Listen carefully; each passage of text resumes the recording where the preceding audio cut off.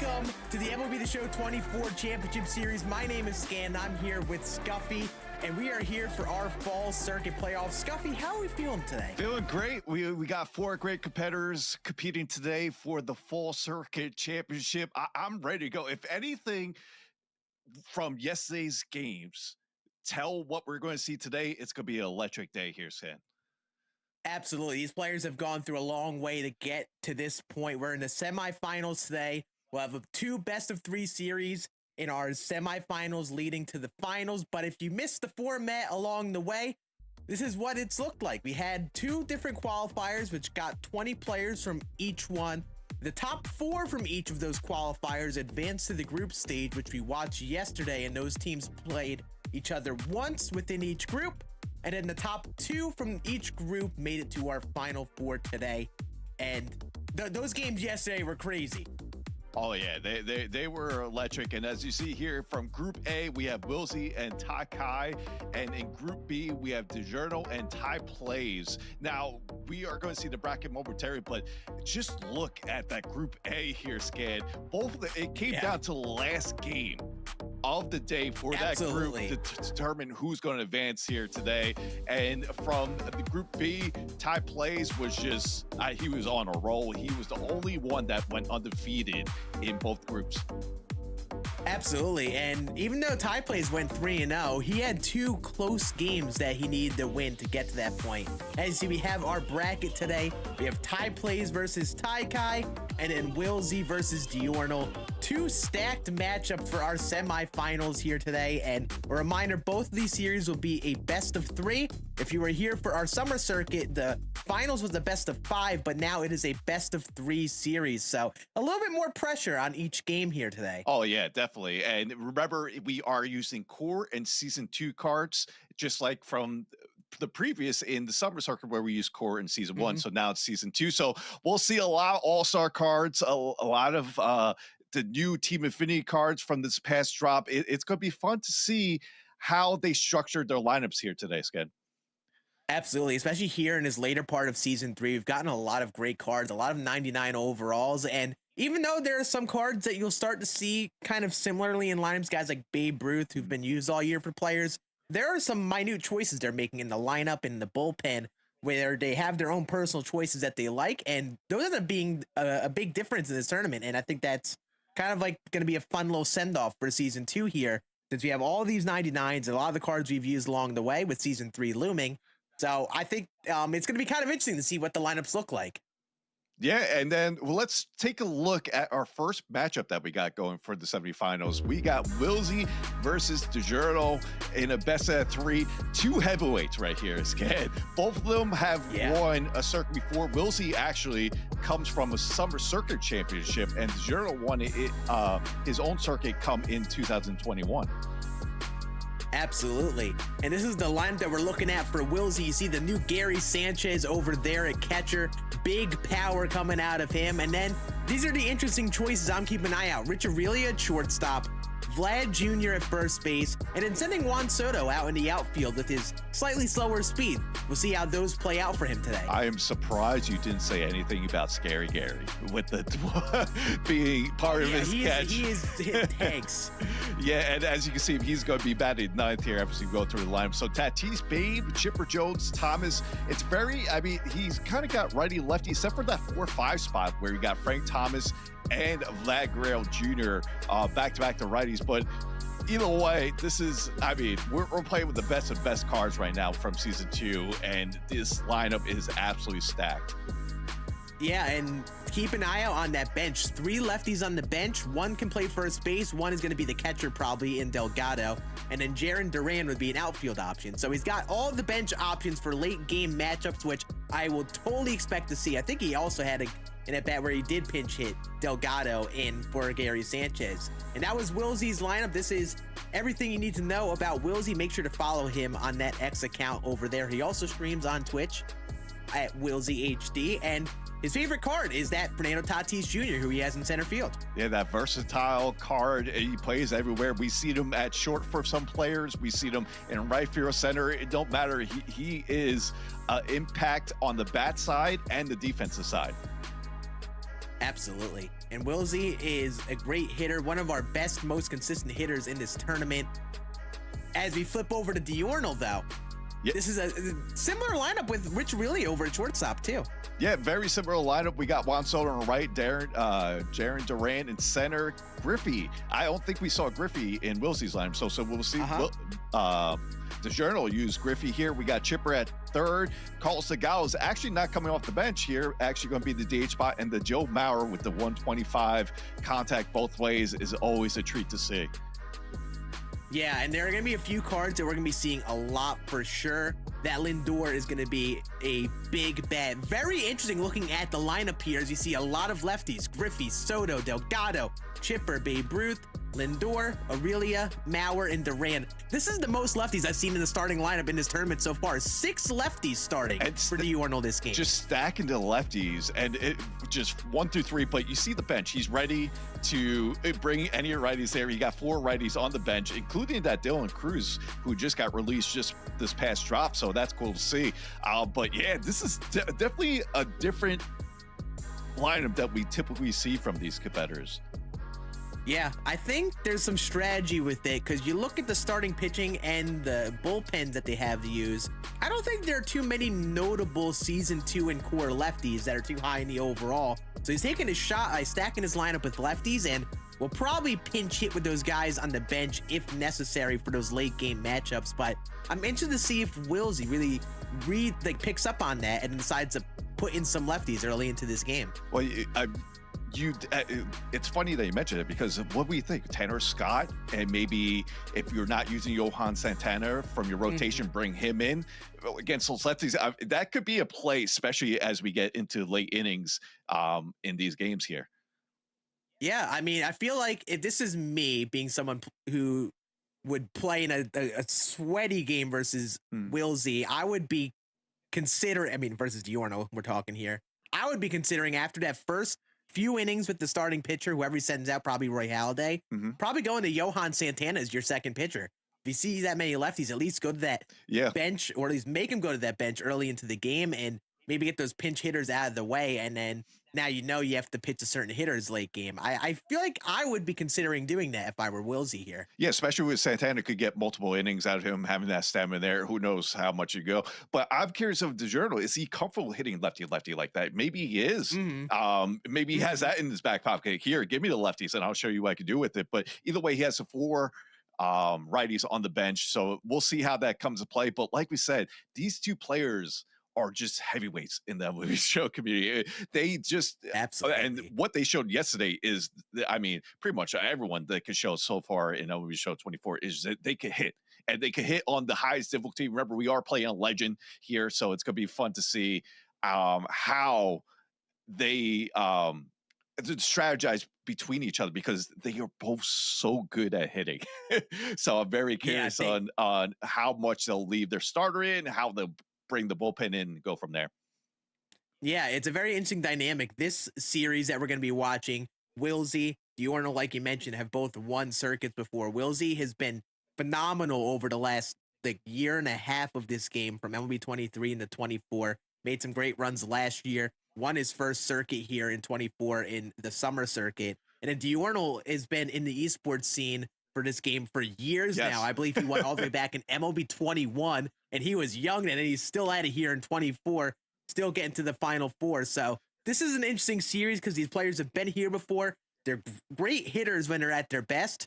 So I'm interested to see how this will play out in comparison to our other series. We have Ty Place and Tai Kai, who have made some deep runs before. Tai Kai actually made it to the Final 4, I believe, in the previous circuit. But this far, having a chance to make the top 2, completely different games here we get today. Yeah, it's going to be fun to see that dynamic before.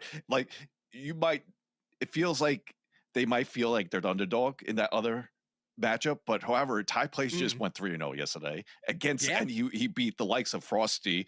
And it's just, he came up and it just surprised me personally. And I'm curious if he takes that momentum here today and see how he does against Tai Kai. Yeah, absolutely. And that's the thing is, we talk about this with the playoffs sometimes too, that when you're going through this circuit, sometimes you just wake up and you have it and you're playing your best baseball and you're locked in, scoring all the runs that you can. And then some days you just don't have it. You got to work a little bit harder than normal to do it.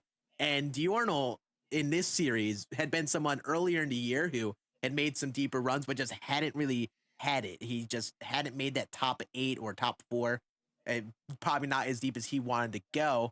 So he's made it to the top 4 here. And I had been watching him since the playoffs, and I was like, wow, he is locked in hitting. I'm interested to see if he has it today.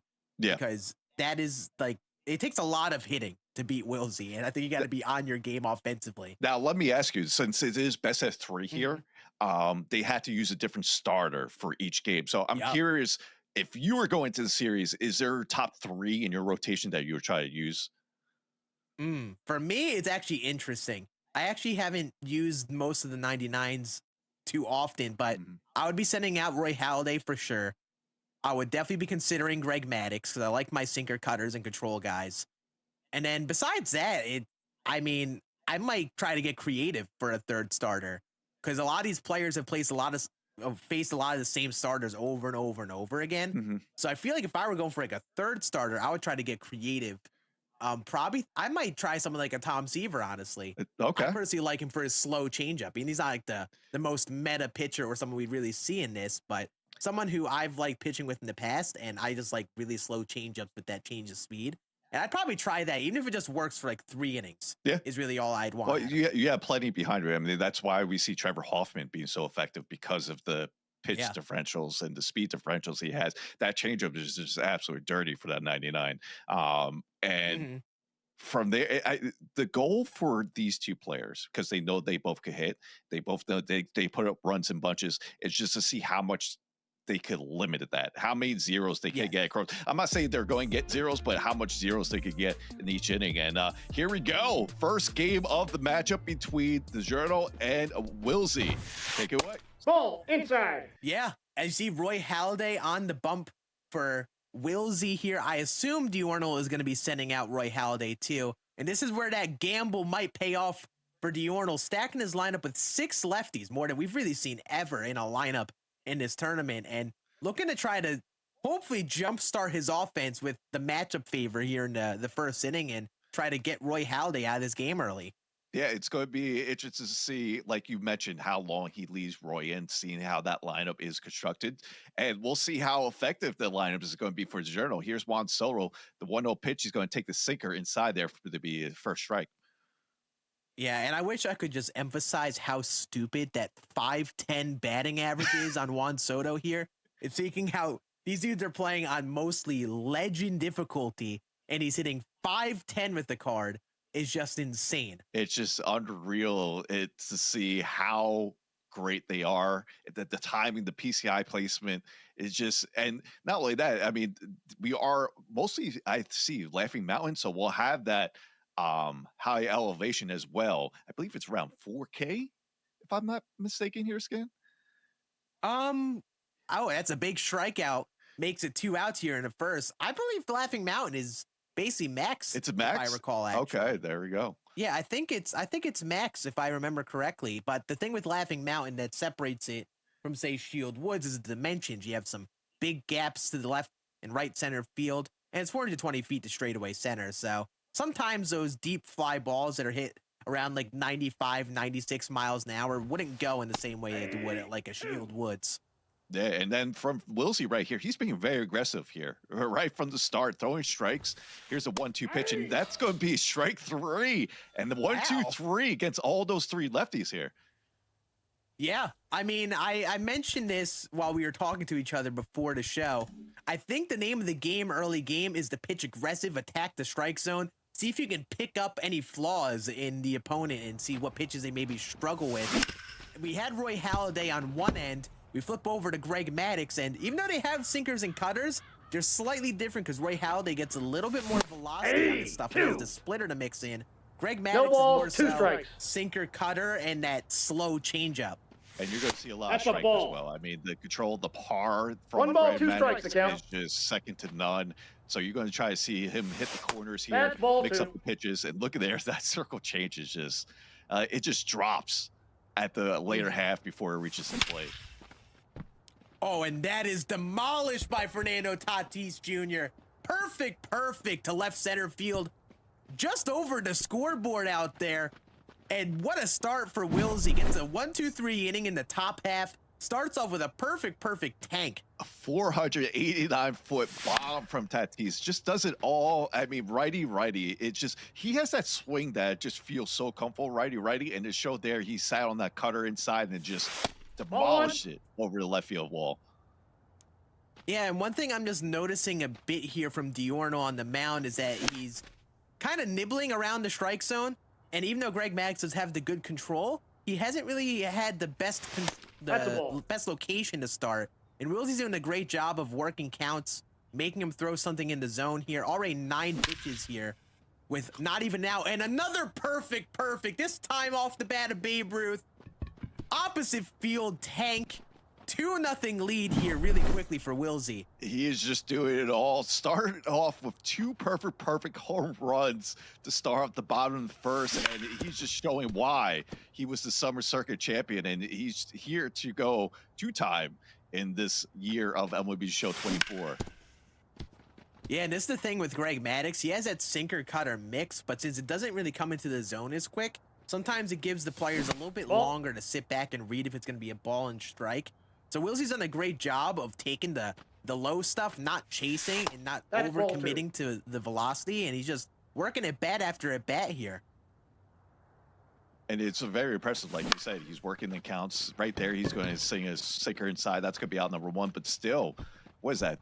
12, 13 pitches already within 3 bats, and that's only the first out of the bottom of the first. Yeah, that's kind of what Wilsey does. When Wilsey's at his best, he kind of just jump starts the offense. He'll just put that pressure on you off the rip to start. And even if Diorno gets out of this inning with only giving up 2, Wilsey's just done a good job of just like setting the pace, looking like he's locked in at the plate, and just at least getting that pitch count up here in the first so we could get to that bullpen early. Yeah, we already got another 2-0 count, hitter's count right here. We'll see what he does with Maddux. He's going to take that. Oh, he's going to foul that off for strike 1. Yeah, one thing that I want to see if he does more is he throws changeups in the zone. I think 2 things that Greg Maddux would be interesting for is mixing in that 4-seam. You get so used to sinker and cutter. That was a beautiful pitch. Right on the corner. Yeah. It's going to be a dot of a strike. That's 2 outs here. And again, that 4-seam, mixing that in sometimes is really effective. And then I think that changeup doesn't always get used enough. It's a very slow, almost like loopy changeup, and you could throw that like away in the zone. Sometimes you could get some rollover ground balls on it. Yeah, and right now I think he only threw it once, and that was the first at bat. It was low for a ball, and that was the only changeup he's doing. Right now it's all sinkers curling, and that's going to be strike 3. But Wilsey takes a 2-0 lead here in the bottom of the first with 2 perfect home runs from Tatis and Babe Ruth. Yeah, that's definitely worth noting. Even though that was a great first inning for Wilsey to put 2 on the board, and he had 2 great swings. If you're Diorno, you're taking note of him being a little off on those down and in sinkers versus both sides. Chipper Jones was a late on a down and in sinker, and then in that at bat, righty, also a little off on those down and in sinkers. So you take note of stuff like that and kind of add that to like a mental tally, and maybe keep an eye out on that for the later part of the game when you need a big pitch. And there's the first hit from Diorno. Maybe that'll get him going, get the first bat, gets it right through the hole. Now we have Babe Ruth, a man on first. Pitch from Holiday. He's going to take that. Look at that cutter. That location is great right there from Wilsey. Yeah, he's just attacking the zone, throwing a lot of pitches right there, even inside. First pitch, just saying, hey, I'm giving you down and in sinker, ready for you to hit it. And I think the difference with Holiday here is that velo can kind of catch up on you. 95 on the cutter. So you got to commit enough to the down and in pitch. And that pitch you got to be careful of when you're committing to the down and in velo. That away pitch, that's going to be another strikeout. Make it 1 out here. We're seeing a lot of strikeouts already between both of them. Yeah. I'm kind of shocked. I mean, it's interesting. And like, they're not even throwing anything too difficult. They're just throwing sinkers low, but they just haven't found the timing on those yet.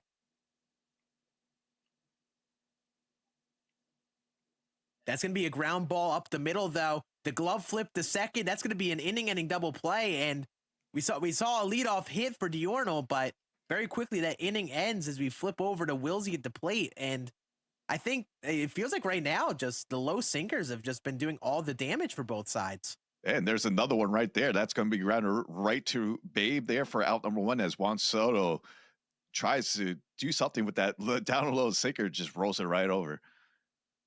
I almost feel like with how these two have played so far, if I'm hitting, I'm honestly considering starting my PCI low and just sitting that PCI like on a corner because they have just been attacking that corner versus both sides. There's going to be 2 quick outs here in a second. Yep. I feel like all the outs so far from Greg Maddux is on that sinker. That was another one. It's just here it comes again. Let's see what he does. He's just going east and west with it currently. Yeah. And it's interesting because sometimes you don't need to overthink pitching too much. Sometimes you just need to attack the zone, try to get some strikes, and just have faith in the pitch. And Greg Maddux, if he has some great break on that sinker, that's going to be blocked by Babe at first. He's going to get up and make the throw. Wow. He does by half a step. Wow. Lindor is out. And we're quickly through 2 innings here. Yeah, I feel like DiGiorno just made the adjustment on the pitching side after giving up the 2 home runs. He kind of just, all right, this is what I need to do, try to get Wilsey out. And so far he's been successful after giving up those 2 home runs. Yeah, I mean, it's just a sinker fest, just all low sinkers basically from both sides. And they're probably just warming up. This is kind of something that'll happen in these esports tournaments. Is it takes a bit for the players to kind of warm up the bats and adjust in the first few innings. As I was looking around in the directory, and Diorno was actually warming up in a warm-up game versus Kreiner beforehand. And he was just getting some swings in, but you kind of have to like shift your mentality and approach to be game ready. And sometimes it takes a couple innings to get those bats going. It's looking like we have one of those games here as we're almost through 3 innings here. That was just what wow. Guess going next. I mean, the thing is, once you see that they're adjusting to the sinkers, you still have his secondaries that you can mix up well. So eventually they'll make adjustments. But right now, if it works, why not just continue attacking that? Yeah, and this is where the lineup decision gets interesting for Diorno because he stacked this lineup with a lot of lefties, 6 lefties in the order. I almost feel like it would have been good to have maybe a righty or 2 in there, not even just, like righty-righty matchups are difficult or anything. I think it's just to change the pitching approach, maybe try to force him to throw something different with a different matchup. But you see, just those low sinkers have just been mostly what we're seeing here. And there's that up and in sinker dotted on the corner. And that's like a big strikeout pitch. Up and in sinkers versus the opposite handed hitter. And that frees him for a quick strikeout. Yeah, and that bat was a little bit different. He started out with 2 cutters, then went back with the sinker, and then come with a high sinker. So he definitely switched up the pitching pattern a little bit there and was able to get him frozen for strike 3. Yeah, and a reminder in case you're just joining us, this is our semifinals for our fall circuit playoffs. We got Diorno versus Wilsey. And while this is going down, we also have Ty Plays versus Ty Kai. Is that driven to deep right field by Gary Sanchez? And he does it again. Wilsey got some offense going yesterday with this Gary Sanchez card, and he gets it there. A sinker that just catches the plate. He sits back on it enough and hits it to right field. That was a line drive from Gary. It was just beautiful PCI placement, went right over the right field wall, and you knew that you're going to see at least a 1 Gary Sanchez home run while you're here in the booth here, Scan. Oh, absolutely. I mean, I saw that Gary Sanchez card, and it might have been the most excited I was for a card in a long time. Him getting a 99 overall is like so exciting to me. Like, I loved his very first 89 overall. Oh yeah. This year, he was like my catcher for the first like 2 months. It felt like so getting a 99 overall. I honestly might just lock him in a catcher for the rest of the year. Use that wild card spot. There you go. Yep. Yeah, he's just gonna lock down a wild card. Helpful. He's just got one of those swings where he gets great launch angle really consistently, and he can hit the velocity inside if you're ready for it. But like what Wilsey showed, he can crush it opposite field. That's another perfect from Tatis. Hard hit over to third baseman. That'll be a double, and I think very quickly here with a home run perfect, and a perfect double, we see why Wilsey says Tatis is his favorite card. Yeah, 2 swings, 2 perfects, and then 2 extra base hits on top of that. It's definitely going to have to be a little bit more reluctant for DiGiorno when pitching to that Tatis.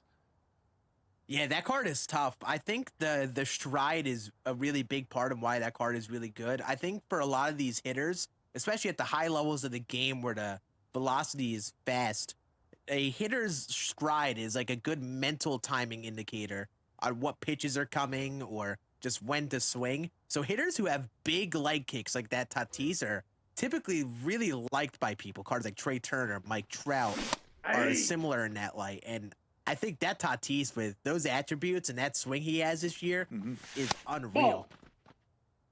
I mean, ever since 21, he's always had that one card. And for this year, that's going to be ripped. That's going to hit the wall to the right field. That's score Tatis easily. He's going to hold up, baby. That's just going to be an RBI single. But there we go. Wilsey attacks one more run here in the bottom of the third. Yeah, it feels like even though we've had a couple slower innings, Wilsey's at least got a good job of adjusting to how Diorno's pitched him. And he's at least forcing him to throw something different here. That low sinker was getting the outs here for the first couple innings, but here in the third, he's at least seeing other stuff. And I think that's probably what you got to do if you're Wilsey here. Just don't give into those low sinkers every time. Try to work some counts, see some other pitches. That's a high, deep fly ball to left center field. The runner on second, or runner on first, moves all the way up to second, but he'll have to go back as that is just on the track. Yeah, I wasn't sure if that had enough to get out, but just missed there. Yeah, the PCI just wasn't center enough. If it had it more center, that would easily have been a two-run shot there from Chipper. Yeah, that pitch is going to be the pitch to keep an eye out on this at bat. Down and in sinker. That is demolished to right center field by Frank Thomas. And Wilsey keeps the momentum going. Another perfect. 6-0 lead for him now here in the third. I swear, those cutters away to Frank Thomas, he just eats them up. It doesn't matter who I face. It just feels like that's what Frank Thomas does. And Wilsey puts that on display right there with the perfect shot to make it 6-0. But yeah, Wilsey is just rolling right now in this game on the pitching side and now on the hitting side as well. Yeah, that's a great swing right there. One thing that is interesting with the approach here for Wilsey is that inside pitches he's not done the best against those. You see Diorno kind of focusing inside here. He's kind of just been not giving into those inside pitches, and Diorno's pitching into that normal sequences. That's going to be what should be a single down the left field line from Vlad Jr. And yeah, what Wilsey's doing at the plate is just kind of staying alive on the inside stuff and just forcing Diorno to throw something away, and he's done a lot of damage on those away cutters, righty. And that's already 53 pitches for Greg Maddux. I'm curious if we're going to see someone in the pen, especially being 6-0 here in the third. And there we go. We got Robert Suarez, the 95, which is powering up to 97 right now for DiGiorno coming in here in the bottom of the third. Once again, has a ton of pitches here, 5 pitches, cutter, sinker, changeup, fastball. You know it. He has it. And that's going to be a ripped foul for strike number 1. Yeah, and some people might see that 8.59 ERA he has and figure he's not been a great reliever for him. That's a ground ball right past Babe Ruth. That is one of those that you will take if you're Wilsey. That's one that could have easily been an inning double play, but it just sneaks by. Now 2 runners on for Rich Aurelia. But like those high ERAs are so common with these players because they're scoring 10, 15 runs on average a game. And these top players on Legend are playing each other very regularly in that upper end part of the game. So yeah, even though Robert Suarez is a high ERA, he's kind of a big reliever for these guys. It's just how the game is. It's definitely an offensive type of game this year where you're just going to see those high scoring Legend games currently. And sometimes, right there, he's going to get there for strike 3. He wanted to hold up, but he went there. But still, it's just that's what we see currently. And we saw it yesterday with the high scoring games here. Wilsey's putting up a good spot already, but it doesn't mean that the Journal could come back just with his own bunch of runs come here in the top of the half. And one thing that's worth noting is that this is a cross-platform game. We have one player, I believe, Diorno on Xbox and Wilsey on PlayStation. And sometimes those games, there's a different feeling with the swing timing. It doesn't always play the same as it would between 2 players on the same console. And that's going to be a ground ball to end the inning. And that might be why these players having a tougher time with those inside sinkers. They might have to feel like they're committing to the higher velocity stuff a little earlier with that feel of the connection. So far, I mean, Wilsey's done more damage with it. That's a ground ball up the middle.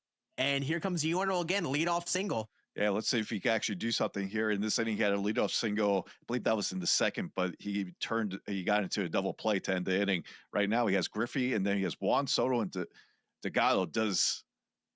No way, with the 6-run lead, does Wilsey try to shut down those No, I lefties think already? Diurnal is Debating. just paused Oh, here okay. to kind of just like mentally reset a little late in that inside Sometimes you cutter. need that breather here.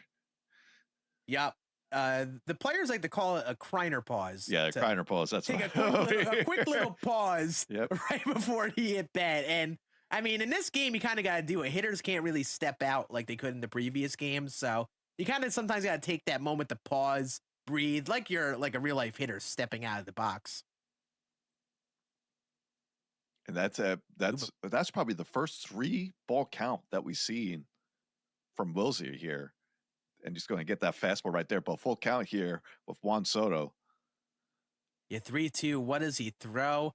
Down and away sinker. It's been the bread and butter of the game and almost gets the outcome he wants to. Very early swing, but just outside the outer PCI, it's going to be a foul ball. Going to keep an eye on Griffey over there at first. Curious if maybe do a hit or hit and run here with a 3-2 count.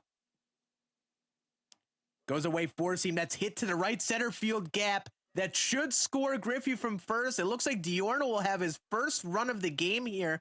A fastball that just kind of catches some plate, catches the barrel of the bat from Soto.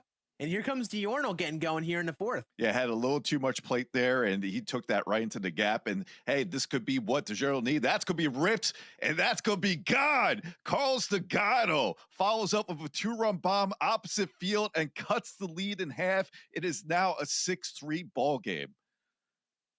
Yeah, he's finally making the adjustment. Sat back enough in that away sinker, but actually was early enough to keep it in play. Quick 3 runs here for Diurnal, and they just might be warming up here as we're getting to the middle part of this game. That's what they do. They score in bunches, and it's just even though it was a 6-0 game, you can't count out these players. And right here, DeGatto, no outs in the inning too. Top 4, and it's 6-3 ball game now. Yeah, I think the key is when you have a stretch like this where you're finding the swings, is just to really maximize on that momentum that you have. Sometimes you have those innings where you're just locked. He got 3 quickly here. So you'd love to keep that going here as you're getting to a 4, 5, 6 in the order.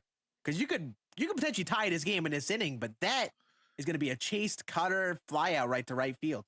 He didn't want to swing that pitch. That cutter was way inside, and you're going to do nothing with that but fly it out to the right fielder.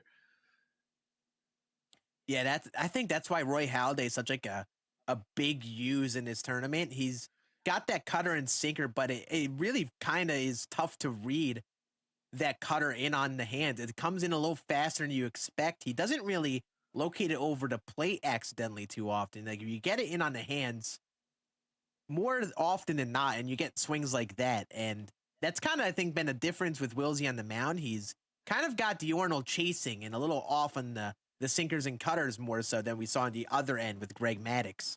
Yeah, and the thing with Roy Halladay, he's one of those pitchers you feel comfortable with no matter what type of hitter you're facing, righty or lefty, because in his arsenal with the repertoire of pitches, he has those mix of pitches that could get either one out and use that effectively, as we saw with the cutter inside, this time with the sinker inside.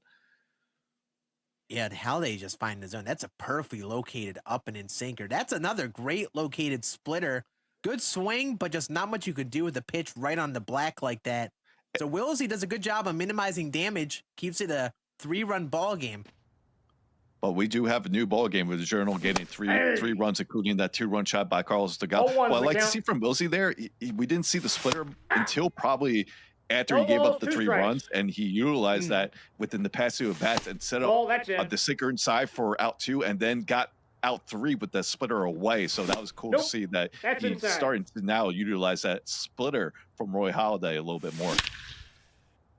Oh, and Gary Sanchez, perfect. That ball is hitting to orbit. That has to be a 500-foot bomb right there.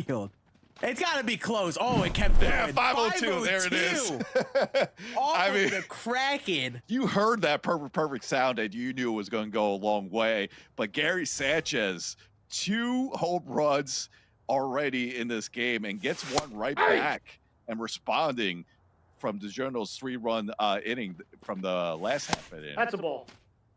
Yeah, and this is why it's so big in these games to set the precedent offensively. You're going through some pitching if you're Diorno here, already onto your second reliever, and that gets big as you move towards the later part of the game. You can't really go to pitchers as often for matchups, and we're very quickly through Robert Suarez here, just the fourth, and now we got 99 Billy Wagner here, I presume, coming in really early into this game. And we have Tatis up right now, who is 2 for 2 with 2 perfect extra base hits so far in this game. Make that 3. That's driven the left field into the corner. His second perfect double of the game. And wow, man, Tatis is just setting the table for this lineup. And Gary Sanchez with 2 homers at the bottom of the order. So those 2 have been that big key for Wilsey here. That 9-1 I mean, even Babe's 2 for 2 here. That 9-1-2 right here has just been deadly for Wilsey.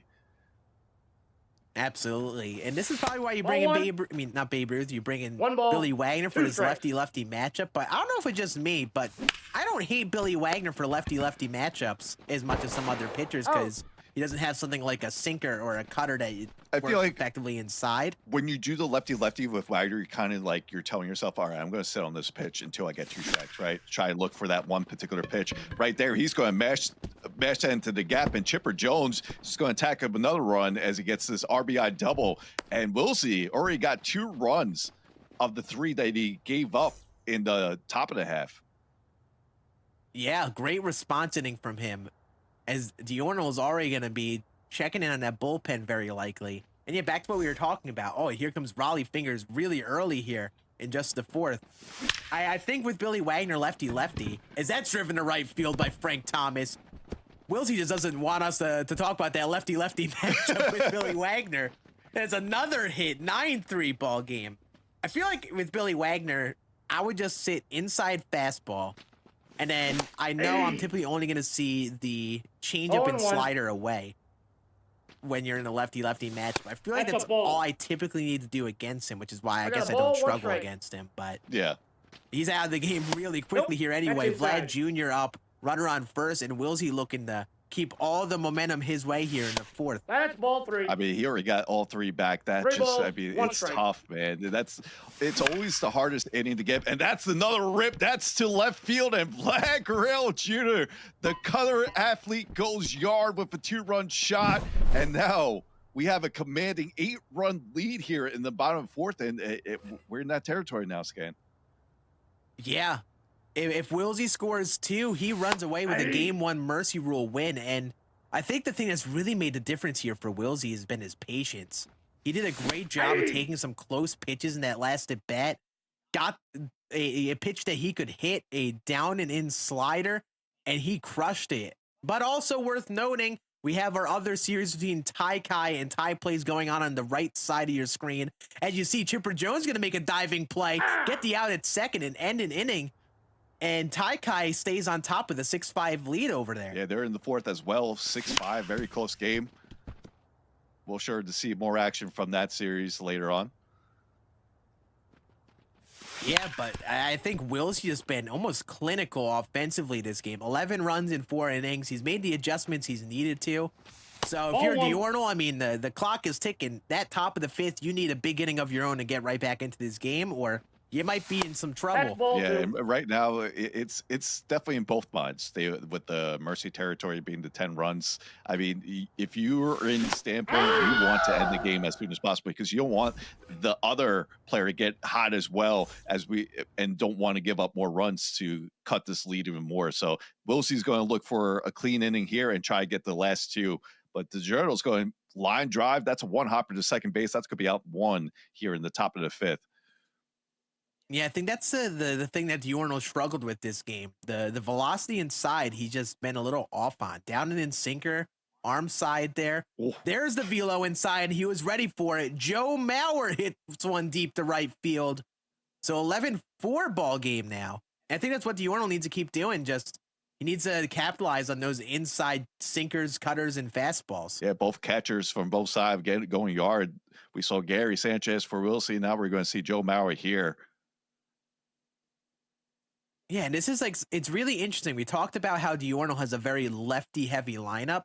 And I think when you're facing Roy Halladay with a lot of lefties, you sign up for a lot of inside sinkers and cutters. He just hasn't punished them as much. But here he goes with Jaron Duran. That's hit to the right center field gap, and that deep gap at Laughing Mountain. They're going to keep him to a double. He's going to play it safe, keep that 99 speed at second base, and Diorno might have found the swing here in the top of the fifth. Hey, he's going to keep Willsie's going to keep Roy Halladay. Now we have the three lefties back to back to back here. So I wasn't sure if even though Roy Halladay was effective, I was curious if he'll try to go to somewhere else, just shut down this inning. But that's going to be out number 2 as Griffey's going to line a cutter right to center field. Yeah, just some you don't see swings like that happen too consistently often with these top players being a hair bit behind on inside cutters like that. And it just worked for Wilsey. Great swing, though, for Diorno. Down and in sinker, slap to the left field gap. Makes it a 11-5 ball game. Yeah, as you said, he was making the adjustments at the showing here in this inning. I mean, just in time, too. That was a beautiful hit right there from Soto. Yeah, I'm interested in how Wilsey keeps pitching him. That down and away sinker is a pitch he's gone to a bit that's gotten him some outs. He's still tunneling down there. He has to throw a bit inside here so he doesn't keep his eyes all outside.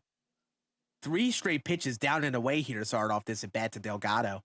Yeah, he's just tunneling over there and upside. I'm sure it comes in. Yep, there's a cutter inside. No, but he falls behind. 3-1 count. This could be a big pitch right here from Roy Halladay. Just misses, and that's going to be ball 4 of man on first and second. Yeah, I was just about to say, keep an eye on that down and sinker. He hasn't gone to in a bit. And this is where the bullpen management gets interesting. Halladay's worked pretty well here through 5, only giving up 5 runs against a great hitter in Diorno. But this is where it could be risky. Do you ride the momentum that's driven to right center field by Chipper Jones? It's over Juan Soto's head. It's going to score at least 1. 47 speed is going home as well. And we talked about how that mercy rule opportunity is huge because Diorno bounces back and it's a 4-run game here really quickly. That's why I was curious if Wilsey would actually want to a lefty with the stack lineup. But then again, with the back against Wolf with Journal, he might have brought in the righties as well. But still, I don't know if that was a move to make there in that top of the inning. I think it just that's hit to the left field line. It's gonna stay fair. That's going to get another run on the board. 11-8. He's going to send him to second, though. And Babe Ruth is going to hustle in there for a double. I think that's just the gamesmanship of the two. I think it was probably fair to stick with Halladay because he hadn't really squared up anything too much that inning. No perfects or anything. Mm-hmm. And he had worked that entire way. So he wanted to ride that momentum of a good starter. That's driven down the left field line again. 11-9 score for Diorno now, only down 2. A 6-run spot here in the top of the head. Yeah, you just gotta give DiGiorno the credit, the composure to get right back in this game, and we got a game once again here going to the bottom of the 5th. Yeah, I think just what Diorno did was like he made the adjustments that he needed to. I mentioned he was off on the inside velocity.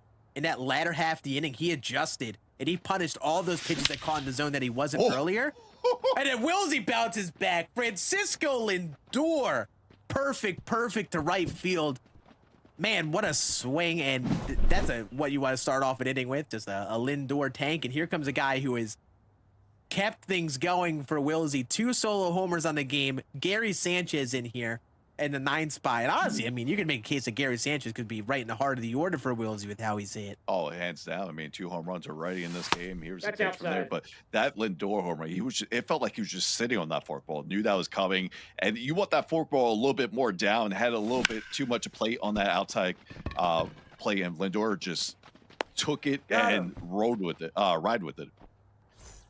But yeah, and here comes the guy who has definitely set the table for the lineup, Fernando Tatis Jr. 3 hits, 3 perfects, and that driven up the middle, and that is going to be a 4th hit for Fernando Tatis Jr., and he's only a triple away from the cycle. It wasn't a perfect way. I guess Tatis. Oh, man. He's human. He's human after all. Tatis. But he is a triple away from the cycle now, if you think of that. He's 4 for 4, 2 doubles, 1 home run, and now a single here.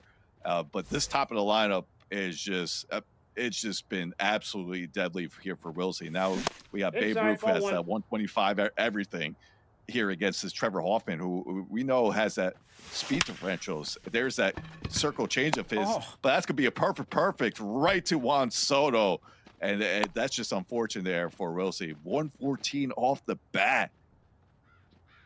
Yeah, that was, I mean, down and changeup. I like the pitch. I mean, this is why you bring in Trevor Hoffman, that almost slow floating circle change. And Wilsey was ready for it. Ball just one, no not the strikes. launch angle. And great play by Juan Soto there and right.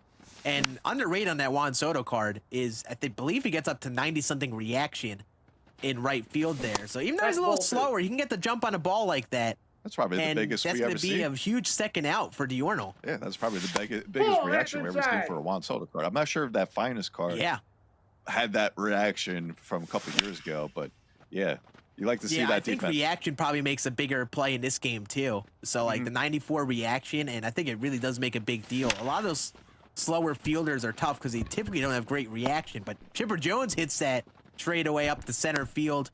And runners are on the corners here. This is a big jam. We talk about it a bit.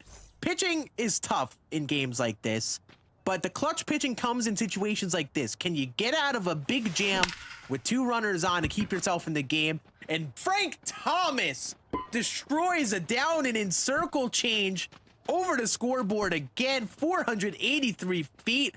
And Wilsey capitalizes here, makes it 15-9. That time he went inside to Frank, and Frank was once again sitting on that. I feel like what Wilsey's been doing, he's been sitting on those off-speed pitches. We saw it with the Lindor, and now we saw it with the Frank.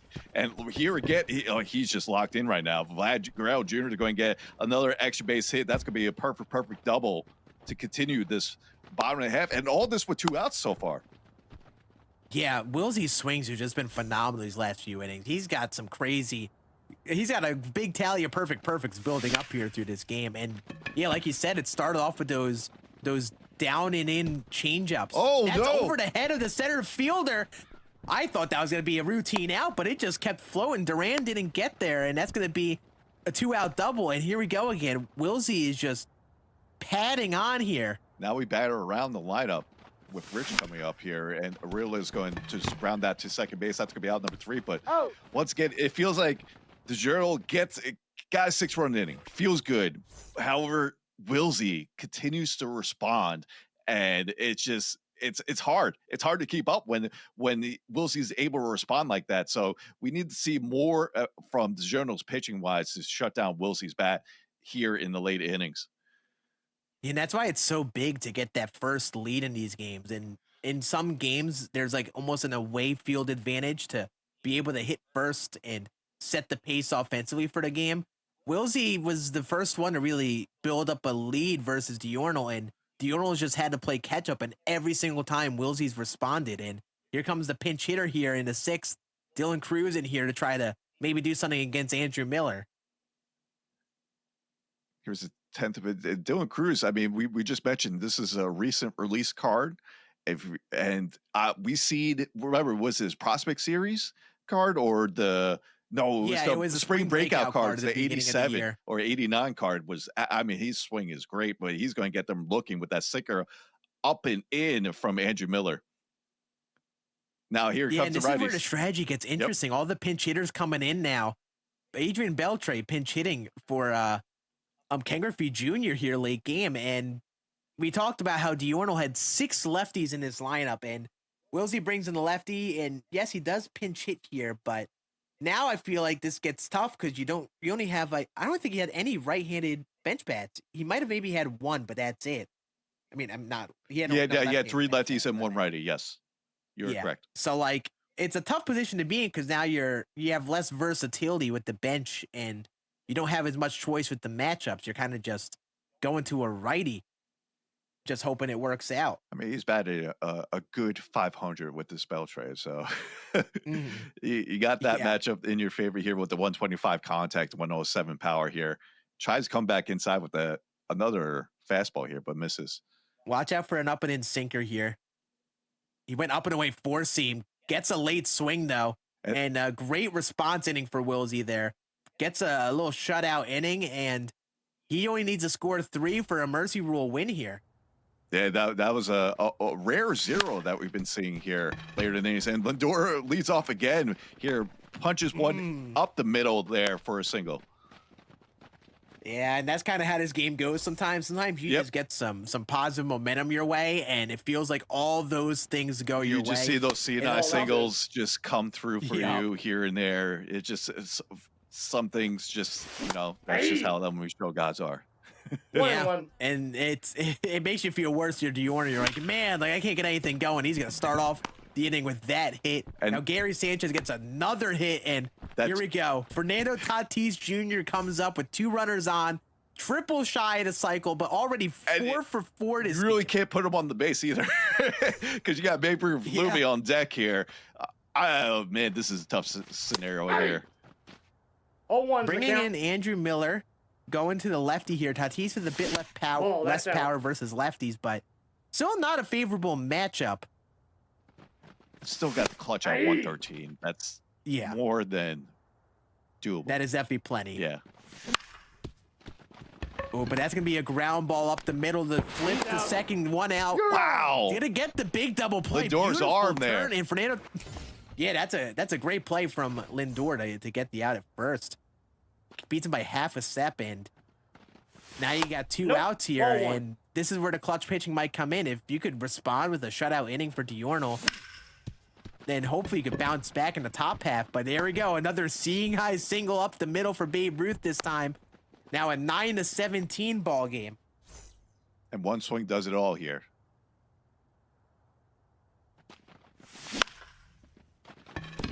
Ooh, just attacks inside. That up and in sinker from Andrew Miller is tough to read as he throws across his body. A couple late swings, and that's going to end the inning, and Diorno stays alive in this game. And Diorno was here before. He was down 8 recently, and he came all the way back and put a 6 spot. Here he starts up the inning just the way he wants it, as Juan Soto takes that sinker away and gets an extra base hit here. Well, again, I think that's the second one. He took a sinker away from Juan Soto, and he was able to get the extra base hit with him.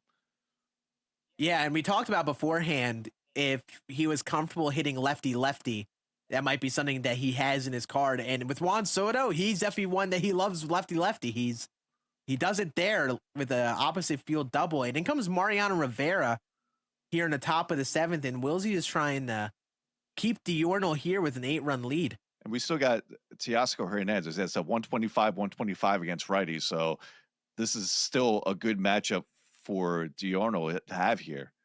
And 3-0 count at boot. Yeah, you love that. You bring in a new pitcher, and then you see him fall behind 3-0. You love to see that just to get that pitch count up, but great pitches to bounce back, make it a 3-2 count here versus Teoscar Hernandez. Here comes the pitch, away cutter. That's definitely a swing you want to look at the timing. He's very early, so that's your indicator that he is dialed up for the velocity. And there goes the down of the way slider. There's the swing and miss that he was looking for. Honestly, good timing on it. It was just underneath the PCI. I didn't expect it in the zone as much as it was. And It's a big first out. We haven't seen the sliders as much. I mean, we are going to see the sliders plenty as we go on, but it's been mostly like the sinker, cutter, splitter, fastball show so far. And then we get our first dose of the slider, and you know how that goes when you throw that away to righties. Yep. There's a backdoor cutter. That Mariano Rivera cutter definitely catches up on you. It's interesting between the different pitchers this game. You see a different mix of, that's a beautiful up and in sinker. That is a pitch that these players have gone to a lot in a 2-strike count, but a lot of times you could only get away with it like about one time before they adjust. And that very first up and in sinker typically comes in a 2-strike count, and it's been a big freeze pitch for these guys. That's going to be a hard ground ball pitch right on the black to Babe Ruth, and great pitching from Wilsey keeps it at a 17-9 ball game. Yeah, after giving up the leadoff double to Soto, he was able to get the next 3 outs. Diorno, I mean, he put great swings on the bat. That last one was squared up just right to the fielder there, and now he has to try to put another 0 here. And Frank Thomas already with 2 home runs here in the first game. Does that have enough? I don't think so. That's carried. No, that's not enough. Only hit 89 miles an hour. I saw like the exit velocity at first. It looked like faster than it originally was, but then it just held up. It was only 89. I don't know why it felt like that was 90 plus there. Speaking of triple shy at a cycle, Vlad Jr. is triple shy at a cycle. That's a high and deep to left center field. Is the center fielder getting there? He does. What a play. Makes it 2 outs. That was one of those fly balls that could have left at some other stadiums, but that is just the big gap to left center field. Keeps it in play here. Well, that's why you mentioned why they chose Laughing Mountain to have that 420 dead center to give it a little bit more room there. Now, very quickly, 0-2 count. I mean, we saw a great inning offensively from Wilsey to make it 9-17. That's a great take. Really difficult sinker to take down and in there, lefty. Makes it a 1-2 count. And I think one thing I've noticed from Wilsey is that's driven to left center field. Is he going to make the play on this one? He's not. That's going to land. That should be a 2-out double for Juan Soto. And that's the swing Wilsey's probably been looking for. I think one thing that Wilsey's done well, in some of those 2-strike counts, he's had some stone cold takes on sinkers really close to the zone that Diorno hasn't really had the same way. He doesn't say that, of course. He just chases that sinker. Usually how it works. Outside of the zone. That's usually how it works. Give it a little broadcaster drinks there. Yup. The commentator jinx is real. I am convinced. Now we have an offer here with Richard Rila here. Is it going to stay that way, or maybe he was waiting for the right time to get that hit? But we got the 1-2 pitch from Andrew Miller. That's gonna be ripped, but that's gonna be ripped foul. Yeah, that's why I say you could only get away with those up and in sinkers so often. You could, he is dialed up for the high velocity here with 2 strikes. I'm throwing a slider down then just outside if I'm him. Try to get him to bite at that because he seems really committed to the inside velo. He's gonna go away with it there though. Goes backdoor slider and there's Richard Really, a perfect up the middle.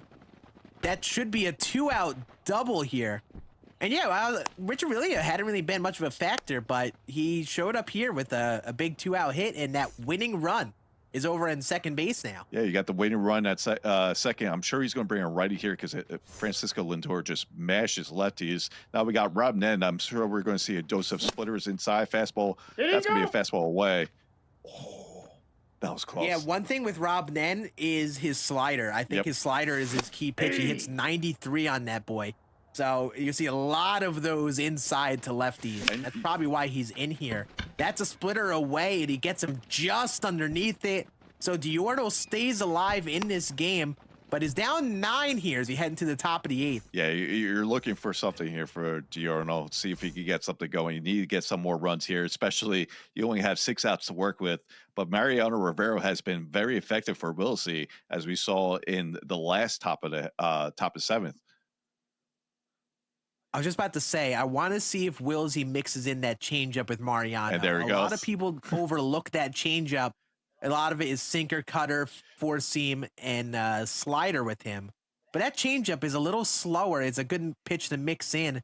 That's going to be a ground ball right to Lindor for a first out. And feels like just Diorno hasn't been able to put up as big of a rally as he did in that middle game to get him right back into this. No, it just kind of flattened off a little bit. But, hey, you never know what happened. We'll see what he does. But going back to you kind of see what like his pitch mix. So you fall in love with the meta pitches, the out pitches there. But it's always like I like your point of bringing up that changeup. Just try to change up the speed a little bit and the direction of the pitch. That's gonna be a ground ball. Richard Really makes a diving play. I think he's gonna get him out. He did get him out. He does. Yep.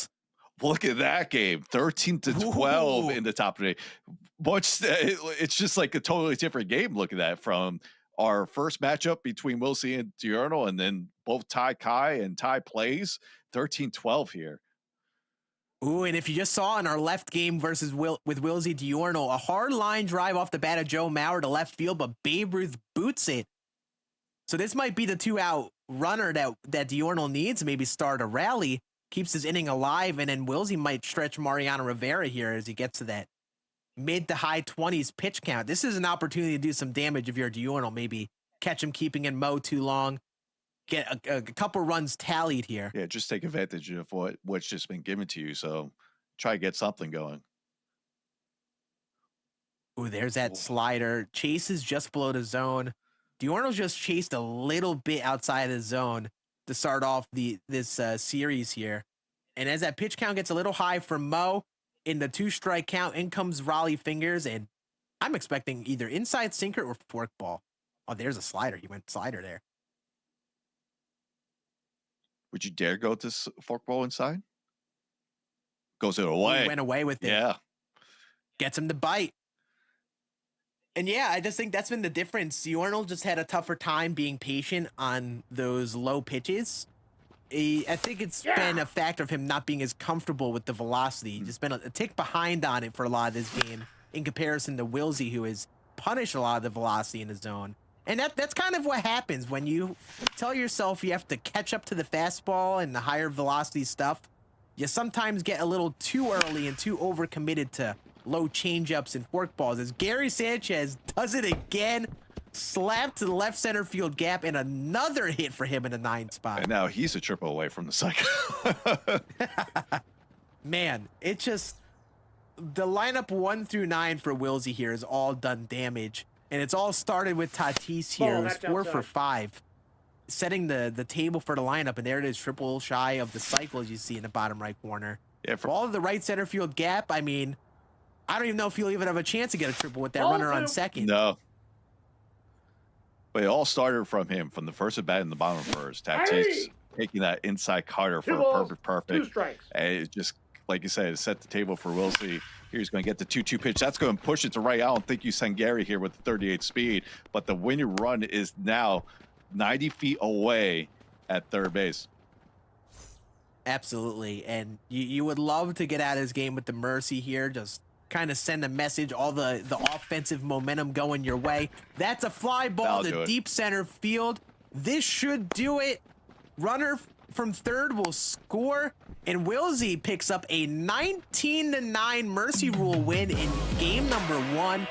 He got all that offensive momentum in that second half of the game. I think the key of this game was that we had a slower game to start. Wilsey was half a step ahead for a lot of that game, but once Diorno came back and made it a couple-run game, Wilsey responded with a 5-run inning of his own, and he was able to run away with that game. Yeah, now we're heading to the next game. That's going to be a double play to end the 8th, and we got a 13-12 game as we head into the top of the 9th. Look at this. Yeah, we have checked into this game throughout that first game, and it's been a back and forth battle between Ty Kai and Ty Plays. Ty Kai currently at the plate, up 13-12 here in the top of the 9th. 1-run game is certainly not enough to be comfortable here with how high scoring it's been. And Ernie Banks going to hit a hard grounder to second base, and there's not Eric Sogard. Okay. Sogard's missed. All right. I'm sorry, I know Scumpy. where this is going. That wasn't my plan, I promise. But Sogard makes the play to get a first out here. But yeah, Nick Sogard, brother of, I believe, Eric Sogard as well. So he's been a known play. But yeah, if you're Ty Kai, you know that you need more runs than one. I mean, even him, look what he did yesterday. He was able to come down from 6 in the 9th against Cafe and eventually win that game. So he knows he needs more assurance here as we head into the bottom of the 9th. But right now, 2 outs, 1-1 count. Robinet's going to push that splitter away in the dirt here. Yeah, Ty Plays went 3-0 in our group play yesterday. It was the only one to do as such. So looking to keep that momentum going into today. And it's just been a battle of a game. 13-12. Great take on a front door slider down and in there. Makes it a 3-2 count here to Brent Doyle. And he goes slider again. Great pitch. I like that. And here we go. I like doubling up and changing up the eye level there with the slider and just able to get that strikeout here. But yeah, here we go. And look who's at the plate here, Skid. Yeah, Fernando Tatis 4 for 4 Jr. too. 4 for 4 this game. But he's in the 9th spot. And 2 lefties coming up right after. Man, unreal. I mean, I love that pitch sequence. That was a big pitch. That's why Rob Nen's great. That slider. And up and in slider, righty with some slower sliders, typically easier to hit. But with a faster slider out of Nen, he gets a late swing and gets a strikeout. But quickly an 0-2 count here to Tatis. That's driven to left center field, though. Is it going to get over the wall? Does it have the legs? It does. Tatis is 5 for 5 this game. And he is going to tie us up here in the bottom of the 9th. 13-13 with nobody out. And there goes Jarren Duran. Slap to the left center field gap. 99 speed is running. Third? Is he going to keep him at second? Yeah. He's going to keep him there. Going to play it safe with nobody out. He's got 99 speed. He doesn't need to do too much to get him in here. But man, this is looking to be a wild finish as we're getting towards the bottom part of the order here. I mean, you can have a better start than that. And now the winner run at second base with the 99 speed, and he got 125, 125 contact. I mean, clutch now with the runner in scoring position with Joe Mauer here. Inside, ball 2. Yeah, 2-1 count here. And yeah, this is a tough spot to be in. I assume you don't have too much pitching left in a crazy 13-13 back and forth game. So you're kind of going to push Mariano Rivera here if you're Tai Kai. And I don't know, you throw. He goes down and in changeup, gets a late swing though. It's it high and deep to left field. It's over to left fielder's head. 99 speed is running. We're going to have a play at the plate. Never mind, it's not even going to be close. And Ty Plays walks us off in the bottom of the 9th without even making an out. What an inning from him to pick up a walk-off win, and he moves to a 1-0 lead in this series versus Tai Kai. What a battle of a game between those two. What a difference between both games that we just watched. We saw the Mercy with Mills and Diurnal, and now we have between both Tai Kai and Ty Plays, it came down to the last inning. I mean, fantastic game right there, and I'm sure that series is going to just be even more electric as we move on to game 2. Absolutely. All of these players are great hitters, and I think the offense was really the key difference that we've seen throughout this today. Whoever set the pace for the offense to start in the Diurnal Wilsey game. And in that last game, pitching a shutout, or I believe a shutout 9th inning there for Ty Plays to keep it at a 1-run deficit, it was huge because all he needed to do was score 2. And sometimes that momentum just feels like it's all your way, and it absolutely was for Ty Plays. Everything went that way in the bottom half of the inning. But here are highlights from game number 1 of these best of 3 series. This is our Wilsey Diurnal matchup. You saw Tatis is really a guy who did so much damage for Wilsey this game. Yeah, and then he followed up with another perfect home run with Babe Ruth. That's how pretty much what set the table there for Wilsey. I mean, he was able to get those 2 perfect home runs, get the scoreless in the top of the half with Roy Halladay, and he got to Halladay into the 5th until Diurnal was able to make adjustments and make the game interesting. There was 2 times where it was a 1-run, 2-run game, but then Wilsey's bat just, it was too much to handle, and he was able to get more runs and get more zeros on the pitching side and be able to get the Mercy in the 8th inning. Absolutely, and that's why it was so big. He got the offense going right away. He went through some pitching for Diurnal. He didn't have as many options late game. Went through some really good relievers early in that matchup just so Diurnal could stay in the game. And right as he got back into the game, we were questioning with Roy Halladay getting extended to like the 4th, 5th inning after giving him a 3-run homer. Was that the right move? He allowed Diurnal to get right back into the game. And it ended up working out well because he had all of those relievers in his pocket still as he got to the later part of the game. And it was an opportunity to slam the door shut, and that's what Wilsey did the rest of that game. Yeah, so we'll be back for more action of the fall circuit in 1 moment. Gaming is defined by moments. It is intense. The joy of victory and the thrill of overcoming challenges. Welcome to our home of competitive gaming, where we can all experience exciting esports moments. The final 1v1 of the game here. And celebrate the pros and the rising stars. I do want to see a female in the NCS. Bringing you guides and deep dives. Horizon can go up, but she can't go up fast. And tournaments where the community competes. Wait! Did he No way! Whether you're in a heated match, Back, let's go. or watching along at the edge of your seat. A duo taking down a trio. Let's create moments from the games you love. Come take it. Join us and subscribe to our channel to follow everything esports on PlayStation. PlayStation.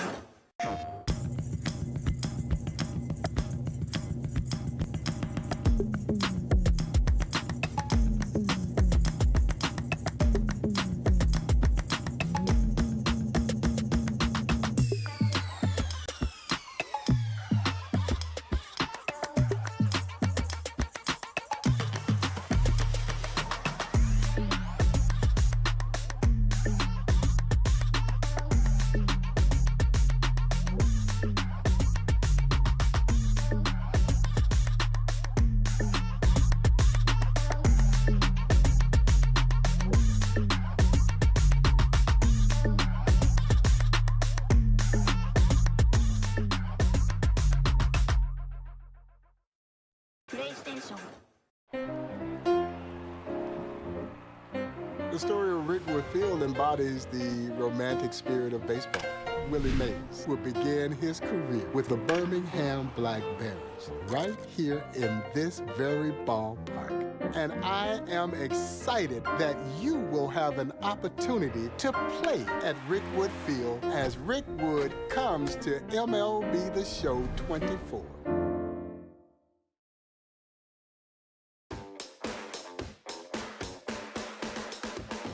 Welcome to Drive to Diamond Express, your one-way ticket to Team Affinity and beyond. We're coasting into sunny San Diego, California to celebrate Mr. Padre himself and the 25th anniversary of his 3,000th hit. And while we're on the Team Affinity Highway, say hello to the brand new action figure card series. And finally, choose your exit wisely because we got too many good things on the horizon. A burrito with French fries. I'm in.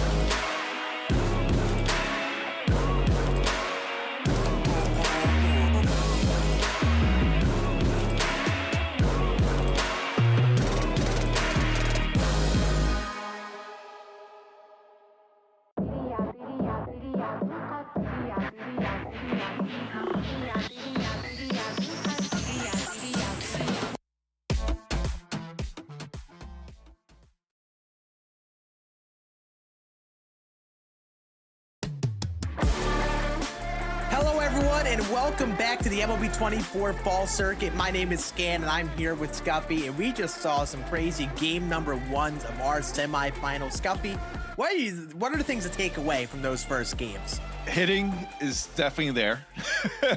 It's definitely there. We've been seeing a lot of good hitting, and we see two different type of games. I mean, even though it was a mercy game between Wilsey and Diurno for game one, it was much closer than that.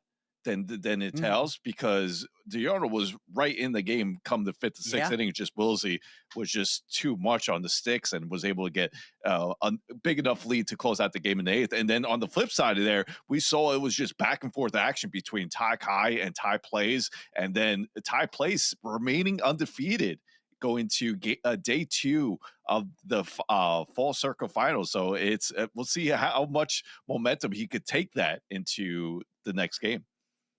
Absolutely. We watched a good bit of that Diorno Willsey game, and we'll be getting into our second game between Ty Kai and Ty Plays. We'll be watching them this time. But before we get into that, we have a couple things we got to talk about, including upcoming Season 3, and that will be the show 24. If you play Diamond Dynasty, you know we've had the seasonal content this year, and on August 29th, we have Season 3. And some changes include some changes to the XP path. There are 2 XP reward paths that we'll be getting. First, we'll have 2 bosses in the XP path, while the second path will have 3 more 99 overall bosses, and those will each be 6 weeks. And there are some head start goals you can complete beforehand, so you can get 60,000 XP on day 1. You can get 3 wild card slots, and then bring that 99 Ernie Banks that is an action figure series with you. And we'll be having new team affinity starting off with 95 overalls. Yeah, it's great to see it starting up with 95 overalls, and they even indicate the power creep will be a little bit more aggressive here in Season 3. So we'll see 99s eventually a little bit quicker than we did on Season 2.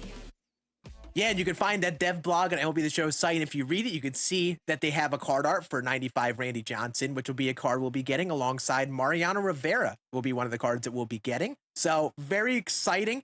Season 3 in store, but we have Season 2 to send off basically with our fall circuit playoffs here. And we have another game to watch between Ty Plays and Ty Kai, and we're going to be diving into their lineups and what they look like beforehand. This is a 1-0 series lead for Ty Plays like we just saw at the finish there. And we have an interesting game number 2 in store. Yeah, it's going to be fun to see how they will attack to go into game 2. Now, Ty Kai will be the home team. Ty Plays will be the away team. Now, let's take a look at Ty Plays. Ty Plays is 18 years old. He's from Texas. You can follow his X account right there at Ty Plays. He also streams on Twitch. And then his favorite card, and we saw a lot of it through both games, is the Frank Thomas Hall of Fame series. And I mean, the big hurt is just one of those great players to have at first base. Or DH. Yeah, almost a little underrated. I don't know if Frank Thomas gets enough love name-wise, but he has been a mainstay in all of these lineups that you see. This is Ty Plays lineup. I think one key that many players may not expect is that Nick Sogard card, like we talked about before, switch hitting second baseman who's been used by a lot of players in the playoffs here. He's got a nice swing on him, kind of similar to like an Adalberto Mondesi, Eugenio Suarez type swing, and he's a switch hitter. And second base is a nice spot to get a switch hitter, so we've seen a lot of him. Definitely worth keeping an eye out on. But yeah, a lot of other guys we've seen a lot of. Tatis, Lindor, Chipper, Frank Thomas, Joe Mauer, Babe Ruth, Juan Soto, and a little bit more of a balanced lineup, but in that 5 through 8 spot, you see we got Soto, Duran, and Joe Mauer, all lefties. So still a little bit more favor towards the lefties here. Yeah, still a bit more favor lefties. You just have 3 righties, including the Dylan Cruz, which we did see last game. But he has Langford, the cycle card, and Teoscar Hernandez, and then Grandal. But go back to Sogard. Sogard is kind of like that Ketel Marte type for Season 2, right? It's just he like you mentioned, he has that swing. It doesn't have the best power, but the contact is there, and it's great to have a switch hitter there as well at second base, like you mentioned. But how about it, Fernando Tatis for Ty Plays, getting the big hit, going 5 for 5 last game, including that solo home run to lead off the bottom of the 9th, and then Joe Mauer eventually gets a single at the Jarren Duran double to win the game. But yeah, so far this lineup's working. Absolutely. As we flip over to Ty Kai, as you see, there's his X account over there. Frank Thomas, yet again, is his favorite card. So Frank Thomas getting the love for both players here today. And yeah, I think, like you talked about with Nick Sogard, I think he's been a big performer. I'm interested to see what the lineup looks like here for Ty Kai. As you see, we got Ernie Banks at shortstop, Dylan Cruz and Brenton Doyle manning the outfield. Actually, basically a completely different outfield for him this time. You got Dylan Cruz, Doyle, and Bernie Williams rather than Juan Soto and Tatis and such that we have seen out there. So I'm interested to see how those individual player choices perform for him. Yeah, a little bit different here. We even see that, like we just mentioned, the core Ernie Banks that you could get right now before season 3. He plugged him at shortstop there. I mean, and then Bernie Williams, just the defense in the outfield itself is just very speed heavy and defensive heavy as well. But they also could swing the bat as you mentioned. So it's going to be fun to see how he constructed this lineup and see how it goes. And here it is. As you can see, Lindor leading off, Babe Ruth, Frank Thomas, Chipper Jones, Cruz batting in the 5th spot there. Bernie Williams, Ernie Banks, Joe Mauer, and then Doyle rounding up the lineup at the 9th spot. Yeah, this feels a lot more like a traditional batting order that we would see in tournaments like this. Nothing really too favored. You do have 4 righties, but a lot of players may lean towards those righty-righty matchups and not have much of a struggle. We saw that we had a bit of a lefty favor for Ty plays, and it worked out for him as he picked up the win in game 1. But we also saw that with Diorno on the other side versus Wilsey, and things didn't work out for him as much. So a little bit more of a balanced lineup here with 3 switch hitters, 4 righties, and only 2 lefties. So I'm interested to see how those matchups and the pinch hitters off the bench are going to kind of play out for him this game. Yeah, especially the way how the last game played, even the bullpen. I mean, it was a 14-13 game, 15-14 game. And I'm curious how much of the bullpen was used and how comfortable they'll be able to see against the opposing pitcher on the mound for these hitters here. So it's going to be fun to see how game 2 goes. And here we go. Game 2 between Ty Plays and Ty Kai. Yeah, and we should see some different starting pitchers for them from game 1 because the players are required to show their starting rotations before a series starts. They can only use 3 different starters. Like each starter is to be unique to each game. And then 2 starters could be starters out of the bullpen, but they kind of has to be exclusively out of the bullpen guys. The other 3 starters have to be unique for each game. And of course, we have Roy Halladay here yet again. Yep. But for game number 2, as that's driven to left center field by Lindor. That should be caught, though, as the outfielder was a bit deep and we have a first out. Yeah, and as you mentioned, if they use a starter out of the bullpen, they can no longer be eligible to start a game. So that's also big. So it's basically just another 2 bullpen pieces, but that's like your wild card factor of having those 2. Absolutely. So there's some choice in the pitchers. That's driven to deep left field by Babe Ruth, and that one is gonna leave. Ty Plays again, gets the offense going here. 1-0 lead for him here in the first. And we talked about how huge it is to get the jump start offensively. It's exactly what you want to do, especially after winning game number 1. Yeah, he sat on that splitter away. You see how many home runs he has with that Babe? 232. That's just unreal. Yeah, it is some crazy numbers you see. So many like 500 batting averages.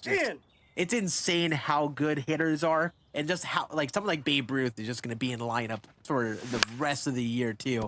I mean, I want to see by the time we get to the championship series if someone has like 500 home runs with the card. I really hope we see it. Try beat the home run record. As you see on the screen there, the first game was 14-13. I mean, that game was just as close going down to the last game. But there's a double from Chipper Jones, getting a 1-out double here in the top of the first. Yeah, and a reminder for anyone just joining us, both of these series are best of 3. All of the series we'll be watching are best of 3, and these are our semifinals. All players have guaranteed at least $2,500 for themselves for making it to the final 4 here. But first place throughout this whole thing will win $10,000. So obviously you want to try to come out with that 10K if you can. So there's some high stakes here in each of these best of 3 series. That's driven to right field. Is that going to stay fair? No, it's going to curve all the way foul. 4.2 just foul there. I mean, it looked at first, it was going, but he went away again, and Frank Thomas was right on that. But that's going to hold Chipper Jones at third, but that's a single to get the runner at third and push Frank to first. I mean, Frank Thomas has been everywhere in both of these series. Yeah, and just doing it again. So it's the way pitches too, just sitting back, slapping the ball the opposite way. I'm always scared of throwing Frank. It's just his swing. It just feels like he kind of hovers over the plate so much. It's just like you feel so comfortable going with the way he pitches there. But then again, you're playing legend, so I won't be able to hit it. But there's Juan Soto with a line drive to left field, and that's going to get another run there for Ty Plays. And he's continuing the momentum from last game here, Scan. Yeah, it's huge to get going first, but it's also big. You got 2 runners in scoring position here, 1 out. You want to play some smart baseball and at least get those 2 runners home. He's taking a 4-0 lead would be huge, and if you're Tai-Kai on the mound, if you're able to minimize just a 2-run inning, that would also be just as huge for you. So this is where you got to be careful. He threw 2 away pitches, trying to get him a little bit early, try to get a rollover here, but it does not get the job done. So 1-2 count here with 1 out. He goes inside, gets him to chase like he probably wanted to, but he's dialed up for the velocity and hits it foul. And back away he goes, and wow, he's adjusting to all the speeds here just to he was 5 for foul 5. these pitches off and stay alive. Last game, so it's showing right now. Yeah, this card is got to be so tough to get out nowadays. It's just, even though you've got a lot of great pitching, this Tatis card is just, it feels like it's difficult to miss with him. Feels like you could be all over everything. He's sitting back and hitting everything the opposite field. He's crushing everything inside. It's just pushing Roy Halladay's pitch count higher and higher here.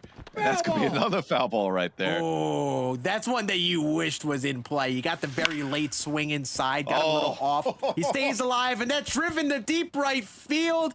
And there's Tatis again, opposite field home run, and a 5-0 lead for Ty Plays, as he's looking to finish up this series here. After that foul ball, you the writing was on the wall there, and Tatis continues 6 straight hits, 2nd straight home run, and puts a 5 spot here in the top first. It's only 2 outs. Yeah, it's sometimes the game is sometimes a difference of just milliseconds, and that swing just going foul for Tatis there just keeps the at bat alive for 1 pitch. And it's tough to respond. Like, what pitch do you throw after that? He goes away splitter, and he's all over it. And sometimes when you see one more pitch, you just force someone to throw that very hittable pitch. And he took advantage of that 5-run first innings for Ty Plays here.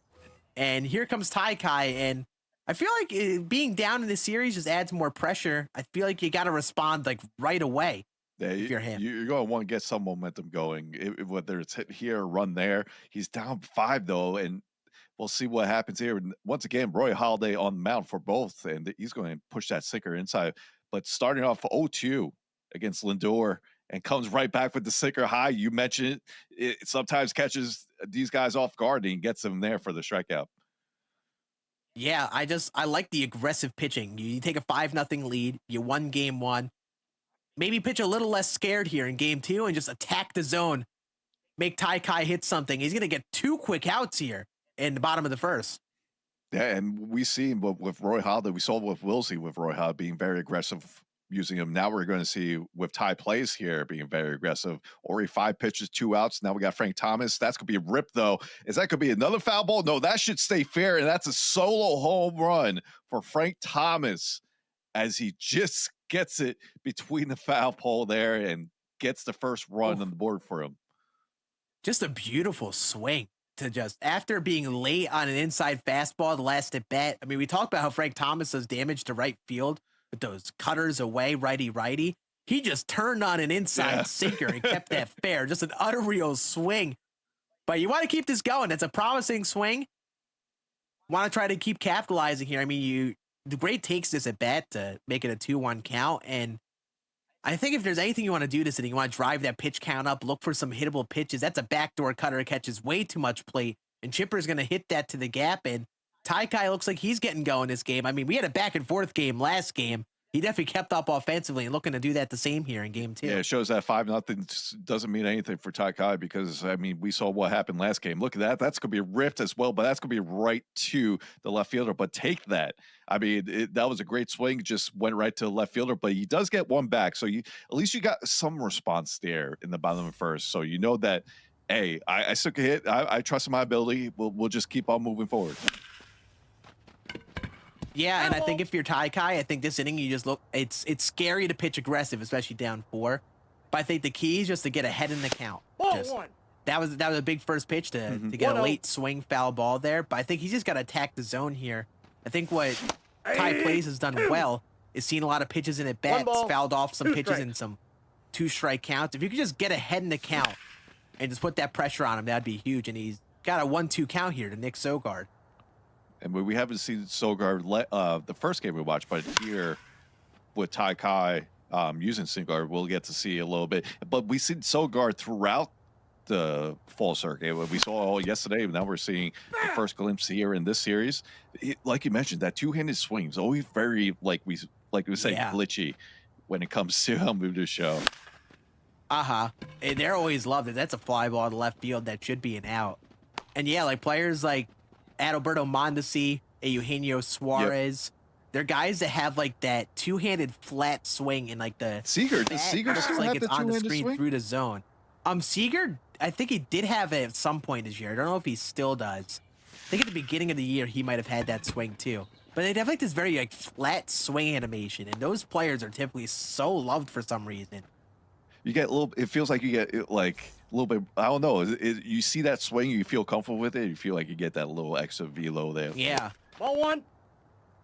There are a lot of factors that go into swings if people like them or not. I mean, you got the swing animation itself, like those guys show. You got the strides with the guys like the Tatises and Trey Turners. You also just have just like I think tendencies like pull hitter, push hitters also get overlooked because that not messes, but it changes what your swing timing feels like based on the hitter. That's going to be a quick walk to Babe Ruth, and Halliday can't find the zone here, and all right through 41 pitches here in the second. That's roped to right field. Do you have a favorite swing? Like the favorite swing for you? That's actually a good question. One favorite swing is tough. But I think if there's like one player who gets a card that I like every time, funny enough, it's Giancarlo Stanton, I think.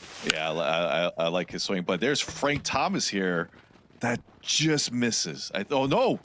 I wasn't sure. It felt like it was just, but that was right at the wall. Stayed up in the air. Yeah. It felt like he missed it based on the contact, but it just stayed floating. You never know here with Laughing Mountain, and it's a big out to get. Keeps it a 5-1 ball game, and I mean, you'd love to tie this game right back here if you're Ty Kai. Yeah, that's a big zero. I mean, we don't see that many zeros being thrown here between all these competitors, but that one right there is definitely big. This is definitely an inning where you want to attack here and try to get more runs. And we're seeing our basically first at bat here with Bernie Williams' new action figure series card in Team Affinity.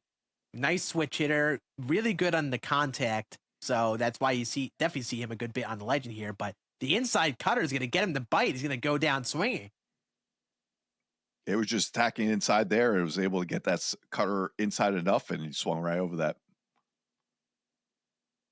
We also have the new Ernie Banks card, and he's one of those guys that has really good contact and power versus righties. So even though this is a righty-righty matchup, I mean, you still probably feel comfortable, but you see a 400 batting average, which for most people, you'd think that's pretty good, but maybe in the case of these players, it might be a little lower than what we've seen with a lot of the 500 batting averages we've seen so far. But Ernie Banks has always been in the lore of Diamond Dynasty, especially for the top players.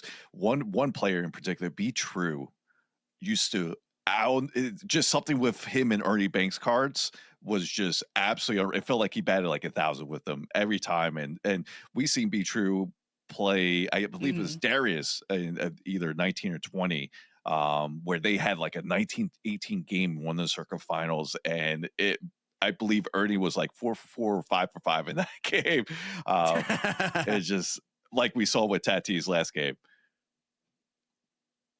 Yeah, that's going to be a double to left field gap. Joe Mauer here going to get a little 2-out hit for Ty Kai, looking to get some momentum offensively as Brenton Doyle comes up. And I mean, we talked about how Ernie Banks has a lot of lore in Diamond Dynasty. I mean, like back in 19, I remember like him and Hannes Wagner, I think, ran that year at shortstop.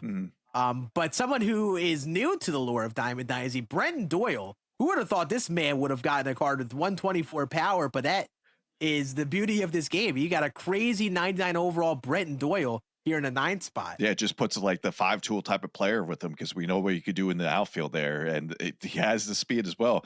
Now has a 3-2 count here to Holiday. Here comes the pitch. That's going to be rolled over. The sinker, just try to pull that sinker away. You're not going to be able to do that, and that's going to be out number 3 here. And we got 2 straight zeros here in the bottom in the second inning. Yeah, that's why Halliday's tough sometimes. You try to get on that pretty fast sinker or cutter, and then you mix in the splitter enough, it just screams rollover pitch. It's a difficult pitch to sit back on, especially when it's away. So Great pitching from Ty Plays to keep it at 5-1 here, and maybe an opportunity to build some separation here. If you paid attention to the playoffs yesterday, Ty Plays also had a close game 1 that he clawed out with the win, and then game 2 he had a mercy rule win where he just dominated the entire game, scored a ton of runs in just the first couple innings. But we have our other game number 2 going on between Wilsey and Diurnal, and Wilsey kept that momentum going. 4-2 lead in his favor over there in the second inning. Yeah, it's a close game in the second, but Wilsey, I mean, you just had to find a way of just negating that at bat. And it looks like we got Greg Maddux pitching for Diurnal. Yep, Greg Maddux, yep. No, Greg Maddux on the bump. No, Diurnal, Wilsey's using Diurnal. I mean, Greg Maddux, my bad. Yeah, Wilsey is using Greg Maddux there, yep. But back to our game here between Ty Plays and Ty Kai. One thing that is definitely worth noting yet again, high pitch count on Roy Halladay here, 52 pitches. And Ty Plays just done a great job of seeing a lot of pitches. Swinging aggressively enough in these 2-strike counts to fight off pitches and at least putting up good enough swings to foul those pitches off. On the other hand, Ty Kai just hasn't really been the same level of comfortable at the plate. And he's kind of getting mowed down, as that's going to be a ground ball through the infield. And Tatis is going to get on here with 1 out for Ty Plays. Yeah, Ty Plays 7 for 7 with this Tatis card here in the semifinal series. Yeah, what do you do to get him out? I don't know. And it feels like he's in the exact spot that he needs to be for Ty Plays, in that 6th spot. It's just and it's interesting because this is another 0-2 count for Ty Kai on the mound. He's attacking the zone this inning, getting ahead in the counts. Just not able to really set Ty Plays down. There's that sinker in the zone. It's going to get a ground ball. Is he going to get the turn? He does. It's sometimes funny. Those up and in sinkers you wouldn't think would be good ground ball pitches, but when you expect an up and in cutter, sometimes you just get that PCI a little up and to the right of the sinker, and he gets the ground ball there and ends the inning. And again, we're in another inning here where Ty Kai is just looking to respond. He's down 4, hasn't really found it offensively here, but he's still in this game. Yeah, it's still plenty of time left. At 4 runs, we know that he could put that in an instance. We saw him put up 6 yesterday in the bottom of the 9th to eventually win the game. There, he's going to lead off with Francisco Lindor getting a single up the middle. And here, you got 2, 3, 4 up now with a man on first. This is where you want to attack, and Babe Ruth right here in the 2nd spot. Yeah, that down away sinker is the pitch that he is going to here, looking for that ground ball like he just got that last at bat. So this is kind of a tough situation. If you know he's attacking you away, how aggressive do you commit to the away pitch if you're Ty Kai? That's a dot of an inside sinker, exactly where you want that to get ahead in the count 1-2. And it's a tough situation to be in. You know you want to elevate the ball.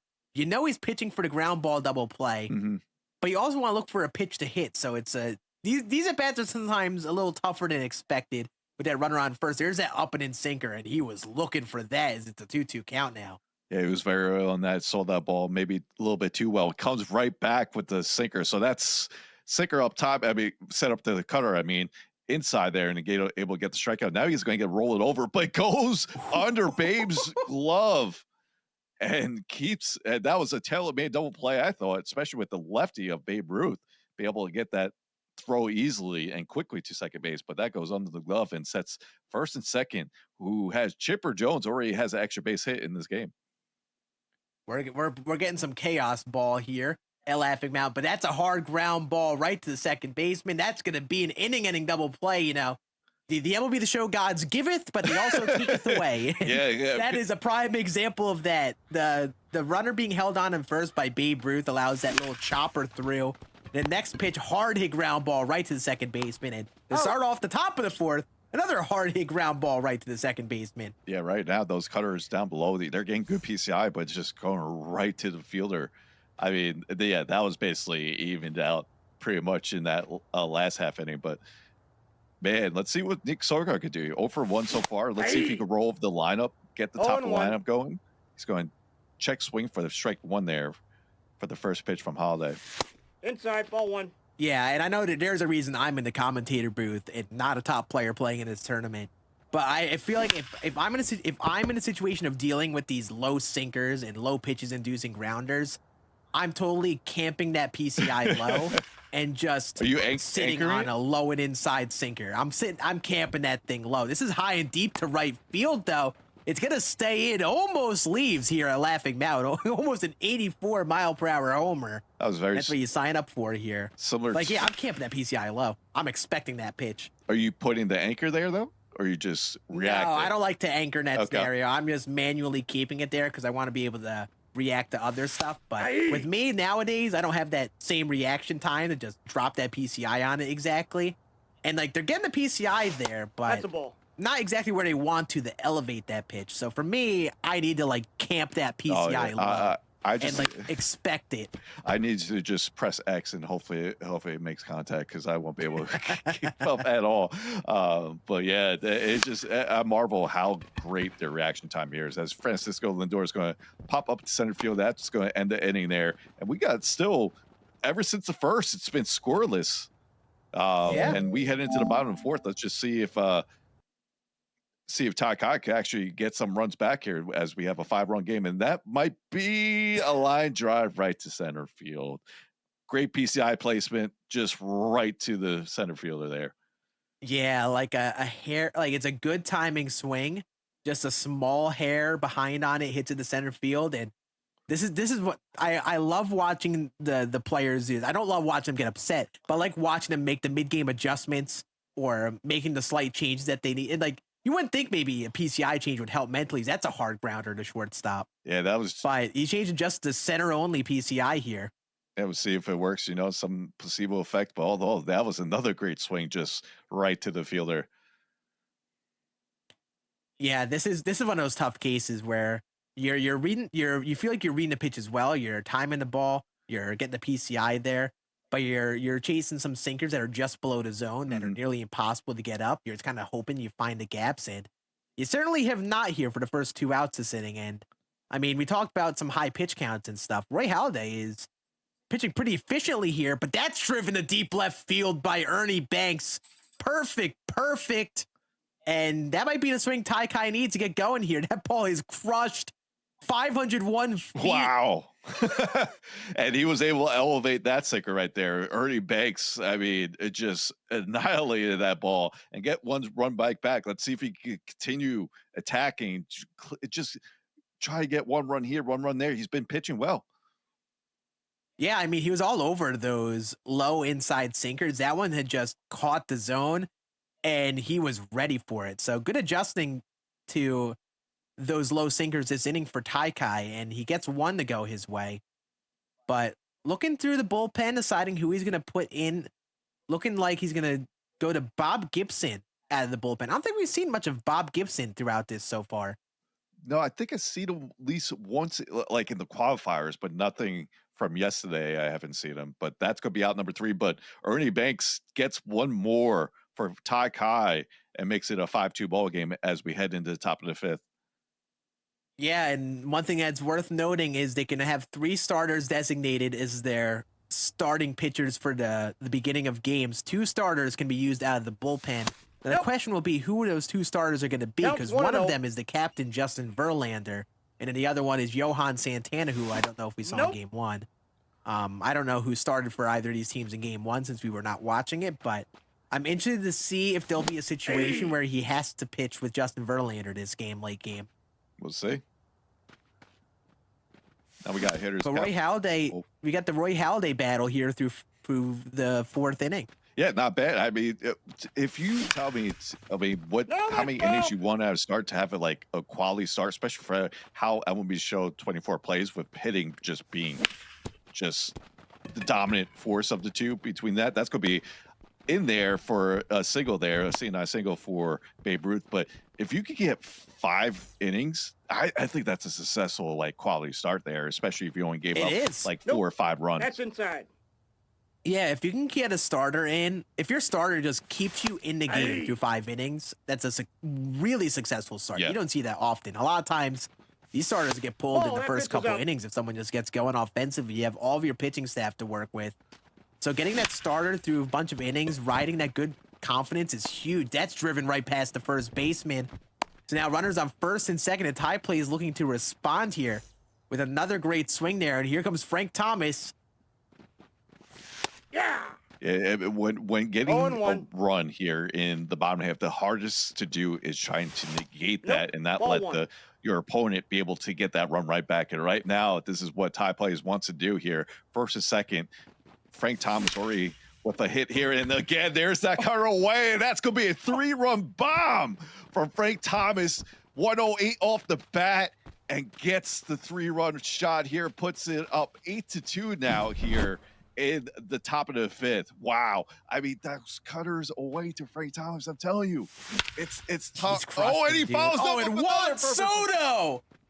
Back to back. Perfect takes. Oh, that ball is launched over the sign by the bullpen there. 487 feet. And man, 2 great swings in a row for Ty Play. And this game is really quickly 9-2. And that's also landing. Tatis again. He can't get out. It's like he gave up the home run to Ernie Banks and kind of just woke him back up. I don't know how to explain it right now. That was just fantastic hitting. And Tatis now. I had to mention 8 for 8. Yeah. And that's just, it's like he gave the homer to Ernie Banks, and he's like, okay, I got to sit up in my seat. I got to lock in like here. That meme. I got to get the offense going just in case he gets scored. We're what just a in the semifinal. We're playing for inside. 10K here. Yeah, and that Frank Thomas at bat was great. He took 2 great pitches away. Felt like he was just going to focus on throwing an away pitch there, and he sat back beautifully in that away cutter. And it was just That's ball 2. Good read at the plate from Ty Plays that at bat. And I mean, it's not that it's super. It probably is a predictable pitch outcome from Ty Kai, but it's just what happens when you fall behind 2-0. You got to throw a strike. You throw an away cutter, and great job from Ty Plays to punish it. There's the first out there, but a late James slider inside, gets to right field. But Maurer, it don't matter what Maurer will hit against lefties no matter what with that 125 contact that he has for him. Yeah, I feel like Maurer's got a beautiful swing to that left center field gap. Those down the way sliders could be good pitches if you're really going to try to get a rollover, but they catch the zone. His swing feels like he sits back beautifully to left field. That driven high and deep to left field, though, doesn't have the legs to go. It does. And as we talked about, Joe Mauer hits an opposite field homer, and it's really quickly 11-2. And Ty Plays could get into mercy rule territory by scoring one more run here in the 5th. I guess it's just the games that we're watching here today. This feels very similar to game 1 between Wilsey and Diurno. And now we have an 11-2 game. That's going to be flown out right to center field as Nick Sogard flies it out there. But now we got the top of the lineup here with Lindor. I don't know if he's going to keep the lefty in. And he does. He's going to keep Tanner Scott in. And we know Lindor has better attributes against lefties with that 112, 125 power. Yeah, if I'm Ty Plays at the plate, I'm kind of just seeing how he approached me this at bat. And I'm saying inside sinker. And there it is. Perfect down to left field. Line for Lindor. Gonna keep it there at a single. It was hit a little too hard. More so up and in sinker. If he got to a 2-strike count, see if he attacks him up and in sinker. But he went down and in sinker. And yeah, Tanner Scott just wearing this. He's got no confidence. He's just sending him out there for the lefty at bat. And that is scary. No confidence. Scary situation, but that's going to be a fly ball left field. And it looks like he gets the job done. I'll tell you what. I would be terrified to send out a pitcher. Oh, yeah, especially zero confidence, especially with Babe Ruth lefty. And not only that, having a 9-run, which could put in mercy territory. But look at the response after giving up the solo home run to Ernie Banks in the bottom of 4th. Responds and gets another 6 runs here in the top of the 5th. But now this is kind of do or die time for Ty Kai. Illumination game for him, down by 9. You can't let it go to the top of 6 here with a 9-run lead. Yeah, and if I'm Ty Plays on the mound here, I am just attacking the zone. I'm not going to give him pitches to hit, every pitch to hit, but I'm just throwing as many strikes as possible. You know, all the pressure is on Ty Kai to score here. That's a beautifully executed down in sinker. And the Derek Jeter throw from Nick Sogard to make it a first out here. I mean, 55 pitches from Holiday, and we're in the bottom of the 5th. I mean, this is just exactly what the doctor ordered. No pun intended. Well, I guess a pun intended. But look on the left over, and Wilsey on the left side, I mean, the right side of the screen was in mercy rule territory, up 12-2 in your other game, was looking to get himself a 2-0 series win with a mercy rule, but Diurnal hits an opposite field home run to stay alive, but still down 12-3 in both these games in very similar positions. The series is potentially at bay here with the winning team getting close to mercy territory on both sides. Yeah, I mean, Diurnal was in that for game one. He was down by 9 at one point, but he was able to make it a 2-run game and eventually a 1-run game. We'll see if he could do it again in game 2, but that's just a lot to ask for, especially just shows you how locked in Wilsey is with the bats right now. And same thing for Ty Plays. Yeah. I mean, we've talked about it a bit, that the mercy territory is so big when you get close to it, they try to take advantage of it. Oh, that ball hits Halliday in the face. He's not going to have to play it second. That's going to be a single. But we're ready to check in on Roy Halladay on the mound, see if he's okay. He's going to stay in the game. That's one of those that you take if you're Ty Kai. You got to take advantage of this. 2 runners on. Swings at the first pitch, cutter, and you hate to see that go that way. You have a chance to maybe one swing, keep you in this game. And then you swing first pitch, roll over. And now all Ty Plays need is 1 run to get the mercy territory here. And Tanner Scott is still in this game. But does he have a little bit more confidence now? We got to see. Yeah, I assume he's building it up. A little bit more. But man, that bar is still so low. I would take him out versus Frank here for sure. Yes. Frank has done some damage. I would not give him this lefty-righty matchup here. And we get Rob Ned. Yeah, here comes Rob Ned. Oh, Frank, driven to deep right field. That's going to be caught, though, just a little bit off on that swing. That's going to be right to the right fielder. Man, I thought for a second Frank did it again. Yeah, both of his outs have been hard. We saw the one right to the wall at that time. It was just a line drive out. But here's Rob Ned against Soto here. Soto already 2 for 3 in this game. He's going to foul that off, but that was good. I mean, split her away. See if he tries to live over there. Ball. Great take on a down and in slider. And if your Ty Plays, I mean, you want to stay composed. You know you have the advantage here. It's a great swing just right to the Lindor. And that's going to end the inning. And we talk about these mercy rule opportunities. It's big to try to take advantage of them. Because even though it's a 9-run game, and for many folk, you look at that and you might mentally count yourself out of the game.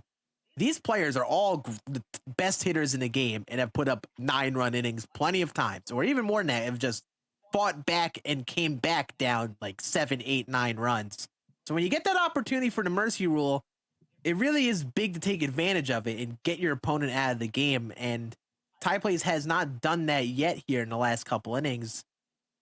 That's going to be a single for Ty Kai, and he's looking to try to get that big inning of his own to fight back into this game. Yeah, we'll see. We're here, but right now I know Ty Play's been having the 11-run game, but the MVP right now, it has to be this Roy Halladay, because it's setting, even if Roy Halladay gives, say, maybe 1 or 2 more runs, it's still setting up his bullpen perfectly in the 7th, 8th, and 9th. You have a lot of options to use, not afraid to go with the matchup when needed, because you only need maybe 9 more outs after that. Yeah, you don't really see this too often in the top-level esports competition. These players are such good hitters, and it's such an offense-first game.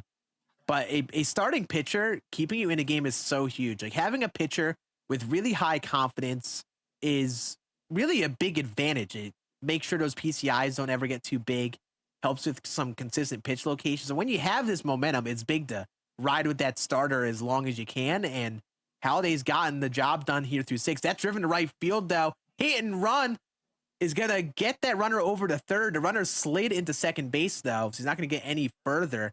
But 2 runners are on here, and this is an opportunity for Ty Kai to try to crawl back into this game. Yeah, you need something right here for sure. That's going to be ripped, but that's going to go foul here. And it feels like right now, Ty just wants to get through the 6 here with Roy, and that tries to get back again with the cutter, but misses there for ball 1. Yeah, and now some good baseball. That's driven to deep right field by Joe Mauer. A splitter catches a little too much of the plate, and this is probably what Ty Kai needed to get that confidence down from the starting pitcher. try to get some mislocation. That's hit 506 feet 506 off the bat of Joe Mauer. It's a 6-run ball game. Those 2 cutters that he threw beforehand kind of sped up his bat with that splitter. That splitter probably wanted that in the dirt, but that had a lot of plate and sped his bat, and he was able to sit on that for being a 506 perfect shot there.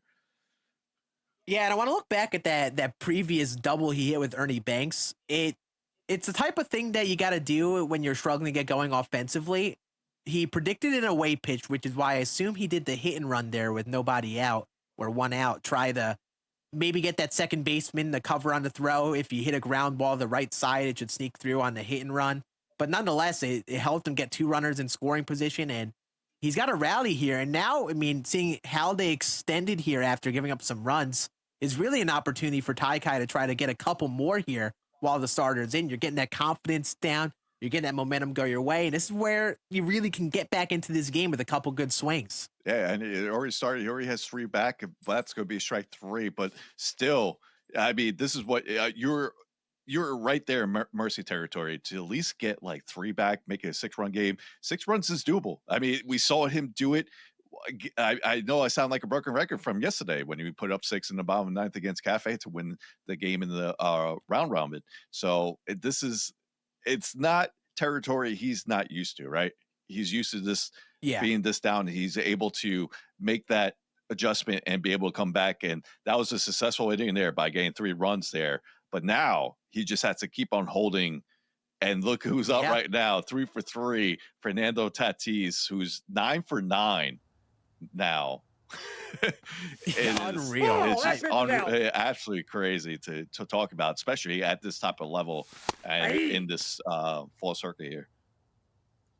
Yeah, this is exactly who you want to see there to lead off an inning. The guy who literally can't get out. And even though you gave up some runs that last inning, you love to get him back. That's driven to left field, and he cannot get out. Tatis has done it again for Ty Plays 12-5 ball game. 10 for 10. That's just what? What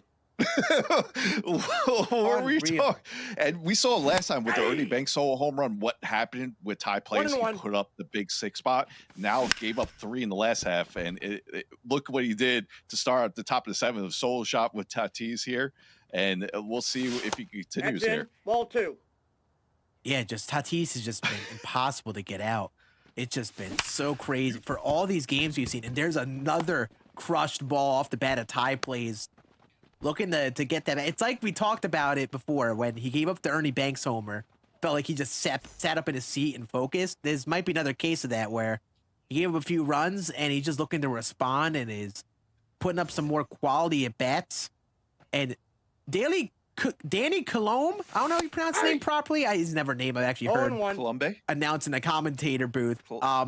Interesting gold reliever in here. Yeah, but you must be up on the inside edge, and he does have that picks mix, but yeah, definitely different than you typically see here. Yes. And that's going to get through once again. Mauer with the way pitches. We saw the 2-run shot before, and now we see that slurve away. Perfect location, by the way, but just look at that PCI. He was able to get that through, and now it looks like we're going to get Nick Sogard out of here. He's trying to see if he can defensive sub anyone, but I don't think he can with Tatis already in the infield. So he's going to have to use Sogard as a bet. But yeah, this is an interesting decision. I mean, definitely a popular early season reliever. That is dribbled just foul. I thought it was fair. I thought that was fair too. I was going to say, wow, we're getting chaos ball here. That's going to be a fly out though off the bat of Sogard for a first out in the inning, and a ground ball could end this inning. If you're Taikai, you're potentially 1 pitch away from keeping this a 1-run inning. And now you got the 125 power with Lindor against lefties here. That's a dominant pitch with the cutter away. You just got to be careful with this card. We saw the sinker in before. Once again, the cutter inside. Look at those pitches. 2 perfectly located cutters to start off the at-bat. Great take on a down and in slurve, but yeah, agree with you. Inside sinker is a scary pitch to throw here. Because that pitch showed how ready he was for an inside sinker. He chased an inside cutter in on the hands. No. So you got to be careful throwing that. Doesn't look like he's giving it to him here. So a 2-2 count. There he goes, 4 seam instead of the sinker. That's a good pitch. Great pitch there. Counts full. There's the up and in sinker. Just misses the spot. Now a 3-2 count. Great at bat from Lindor here to work it full. There's that up and in sinker, just catches the plate this time. Went to it twice in a row, and that is going to hit the gap. Score 2 runs, and Lindor does it again. 14-5 lead for Ty Please. The absolute takes and the foul off pitches on that bat were just absolutely elite. I mean, just to take the pitch before that double there was, I mean, you just got to tip your cap sometimes. Yeah, and that's I mean, like, it's tough. Like, I don't know what you pitch to him in some of these at-bats. He went twice in a row, the up and in sinker. That slap to right field. Is he going to send him home? He is. We're going to have a play at the plate. He's in there. 15-5 ball game, and Ty Please has officially reached Mercy Rule territory here in the top of the 7th. Yeah, every time that Ty Kai was just, he gets some runs back. I mean, like, Ty Please just, it takes it to another level, able to respond. Like I said, it's always sometimes the hardest to do when you're trying to fight back in a game and you get some runs there, you can't let him respond. And Ty Please is able to do that in this game twice now. And now he's in that Mercy territory, like you mentioned. Ooh, ground ball. Diving play by Lindor to flip the second inning. He's going to turn it. Beautiful double play to end that inning, but that's what it took to finally end that rally from Ty Please. A diving play from Lindor. That ends our inning, but Ty Please now only 3 outs away from a Mercy Rule win and also a series win if he can prevent Ty Kai from scoring 1. And look at this. Roy Halladay staying. Hey, if he could just, oh, maybe not. Nope, there it is. Yeah, I wanted to mention this last inning. I think what Ty Please has done well is he's jumped on new pitchers. They've come into the game and he's done damage right away. That is, wow, that's through the infield. Just a big chopper just past Sogard over there. And Babe Ruth is on lead off the inning. And it's funny, he was about to he was see if he could take out Sogard there.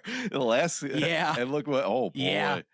I don't think I've seen ever in seen these that late before. games, Sogard has made some like anti-clutch plays defensively late game. There's one game the other day where he bobbled like a game late, a routine grounder late game. I don't know what his defense rating is over there, but he's caused a couple of rough plays over there. And it looks like he decided to hold on the runner on first here.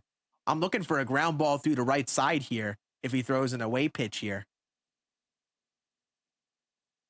But second inside, now a 3-2 count. Big pitch here with Chipper Jones on deck. Goes inside sinker, and that is crushed to left field. And Ty Kai hits a 2-run homer and avoids the Mercy Rule here in the bottom of the 7th, but still nobody out.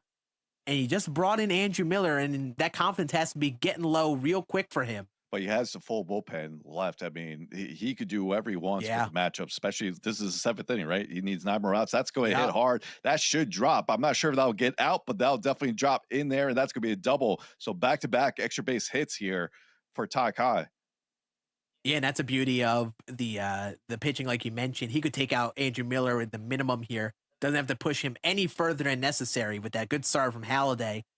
And if a pitcher doesn't have it, he could just face the minimum and pull him out, and you still have an 8-run lead here. And now you get the righty-righty matchup versus Dylan Cruz. And now we get to see Mariano again. We all know about his mix of pitches. He's going to throw that cutter away for strike 1. See what he does here. Just misses that fastball. It makes a hitter's count here, 3-1 here with Dylan Cruz up. I like the patience. It seems like Ty Kai's looked a bit comfortable at the plate. Saying perfect to right field. Great swing off the bat of Dylan Cruz. And I think just Ty Kai's just looked a little bit more comfortable here since Halladay's been out of the game. Hasn't felt like he's overcommitted, but this is a big at bat here. Righty lefty versus the sinker cutter. And that's going to be slapped to left field. Aggressive first pitch swing in a 7-run ball game. Yeah, your back is against the wall right now in the elimination game. I mean, it's just, he knows it's do or die time, and here he goes. He's having a big inning here, and the broadcaster's drinks is just going to happen right there. Is he got a double play? Does he make it through? He was going to send a runner home, but sends him back to third there. But that's going to be a double play there, and you gotta. Now, if you're Ty Please, you want to limit the damage here. You can't let him get more runs. He's going to bring. Oh, look at this! We saw a gold. Now we see a silver. Jose Alvarado, which is pitch mix, straight up sinker cutter guy right here. Sinker cutter fastball. You know what you're getting out of him. One of those 3 pitches. But yeah, it just shows you, I guess, the comfort level of what we have in season 2 for lefty relievers. That's going to be pushed right to the shortstop there. And Lindor is going to throw it over there for out number 3, make it a 15-8 game. Still got the 7-run lead, but still big inning there for Tai Kai to get back in this game and avoid the mercy. And look at this on the right-hand side here, Scan. 13-12 now between Wilsey and Diurno in game 2. It's literally like we flipped scripts on both games from game 1 to game 2.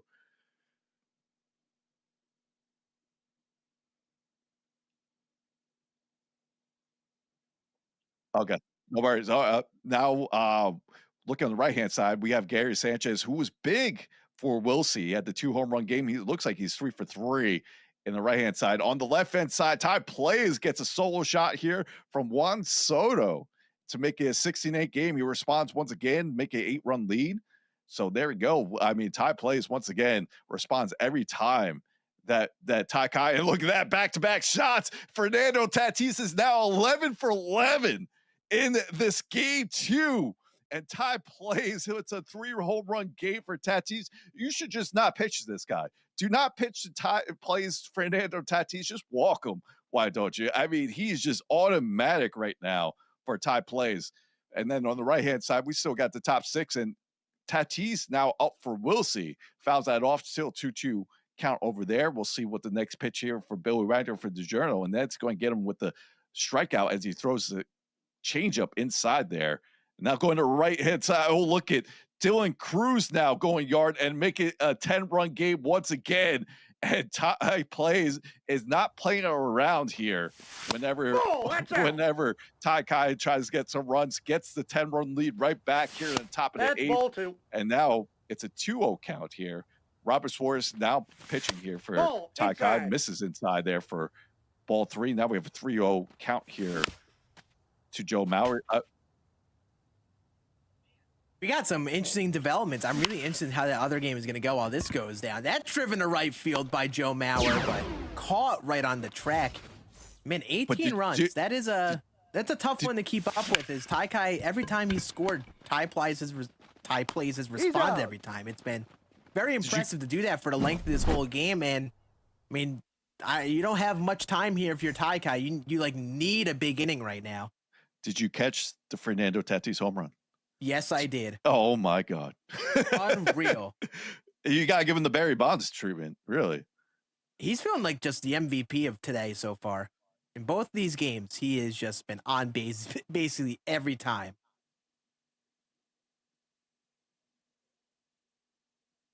Man, I feel like if you have Jose Alvarado here, you really have a chance to do some damage, but he just can't get it done. Another strikeout there. Start off the bottom of the 8th. There's a good swing. Perfect to left field. That should be a 1-out double here for Lindor. And yeah, he finally got a good swing against Alvarado, but I mean, I think he's got to do some damage while he's in the game here. You only got sinker, cutter, fastball to hit with them.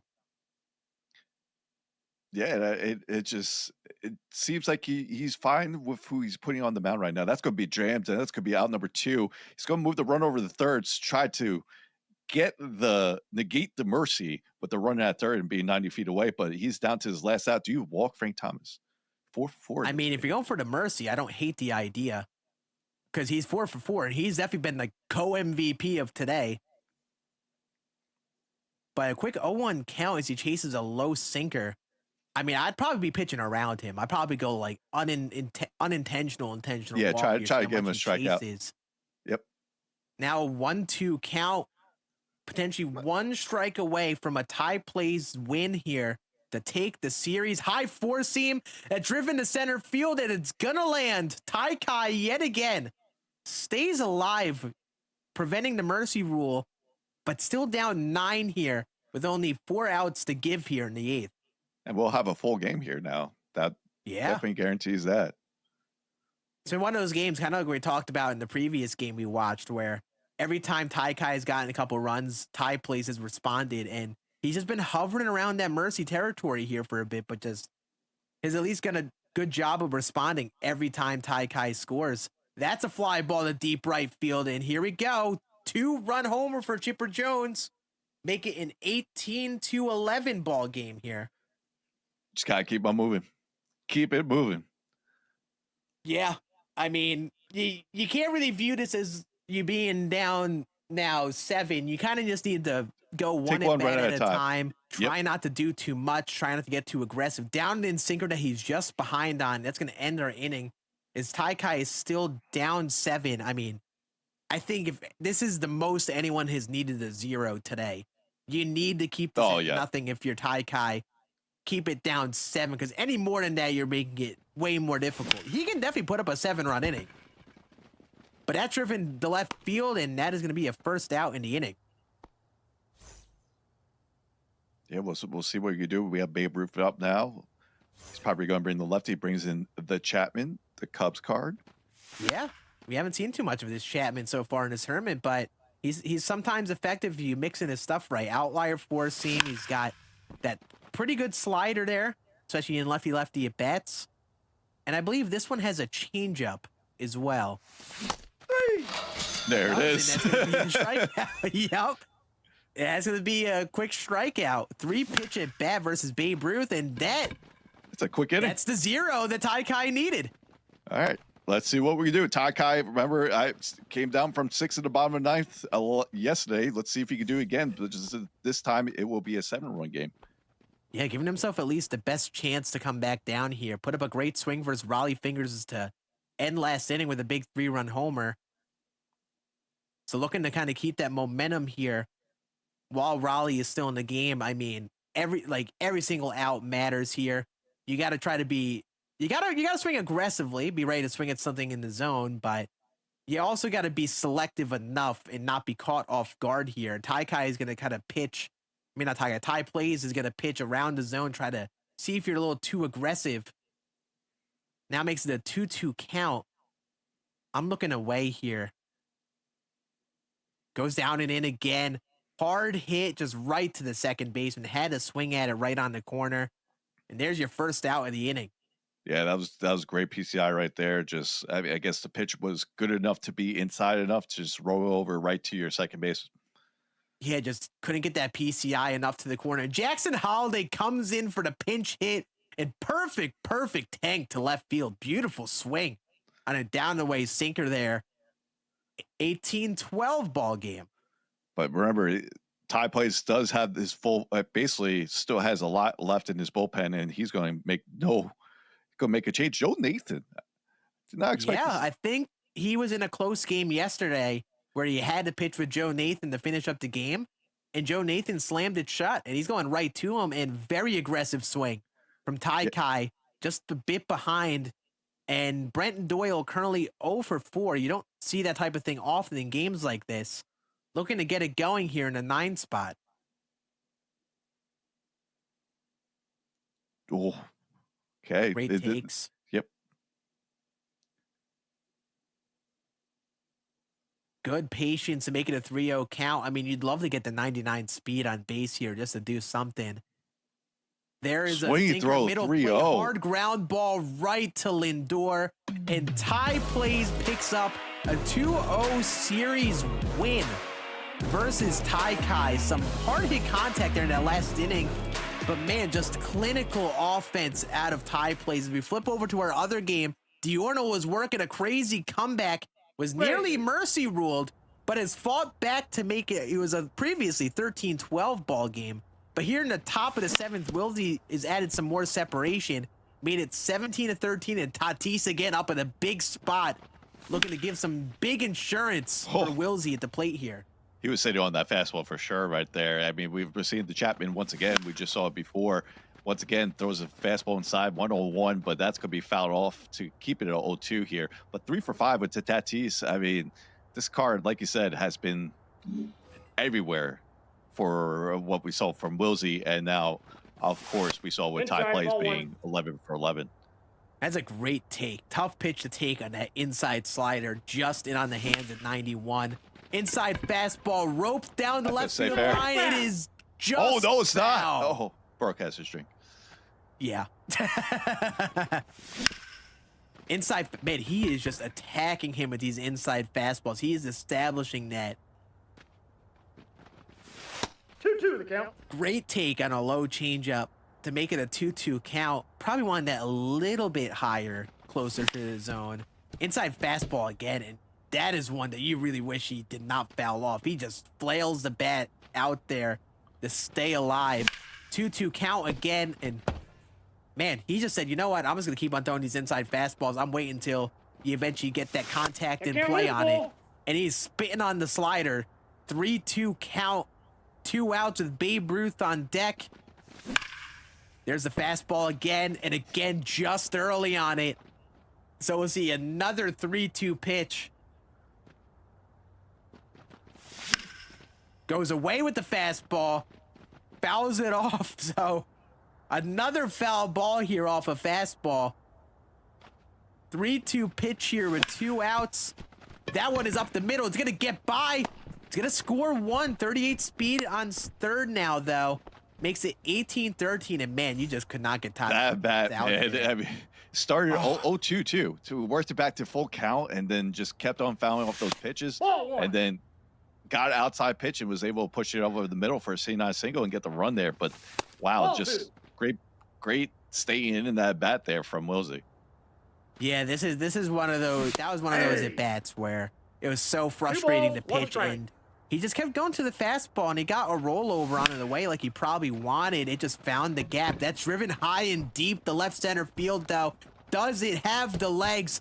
It does. Babe Ruth going to left center field, and very quickly, this inning could have been over on a slightly different outcome on the swings. Instead, it's 21-13, and Wilsey has 27 hits here in the 7th. Just a friendly reminder, we are playing on the highest difficulty, being legend, and he's putting up 27 hits. Not only that, multiple, 10-plus games, even for Diurno. I mean, these guys have been hitting the ball very well, and Wilsey's just been on another level ever since the first game. Ball 1. Yeah. It's some at bats against someone like Wilsey, who's as good of a hitter as he is, are so tough, where he just couldn't get him to hit a ball in play. And he finally did with Tatis there, just slaps it up the middle. And that's kind of how that momentum feels sometimes. It just did not go in the way of Diurno. And then Wilsey did a great job of capitalizing and taking advantage of the opportunity he was given. Makes it an 8-run ball game. And still just seeing a lot of pitches and really making Diurno work for every single one of these outs. That should end our inning, though. Diurno has made one crazy comeback. He's going to need to make another one here, down 8 here in the bottom of the 7th. Yeah, that was a big inning to be able to tack on more. It looked like it was just going to stay at 17-13, and then all of a sudden that Tatis bat kind of changed that whole inning. Yeah, and that's why I think Tatis has just been the MVP. It's just like he's come up in a lot of big scenarios. He's done a lot of damage. He's set the precedent for the inning, setting the table for the hitters. And we're actually getting an appearance of the new Ben Joyce out of the bullpen here for Wilsey. We saw him yesterday in a couple of games. I believe I saw him against Alex Kill game where Alex was able to get the last 3 outs against Wilsey to win one of his games there. But yeah, the Ben Joyce tops now card has the sinker. Of course, we all know about his fastball being an outlier there. Yep. And you don't see him using every bullpen here because these hitters can hit the velo, and that is crushed by Lindor to right field. 21-14. That's how you want to start off the inning if you're Diurno. Yeah, that fastball there. A little too much plate there, and Lindor took a handle of that one. Wow, an impressively low ERA for Ben Joyce for Wilsey. 2.70 ERA. You don't see ERAs too often with these players, below even like 4. So Ben Joyce has gotten the job done for Wilsey, but he's going to take him out here.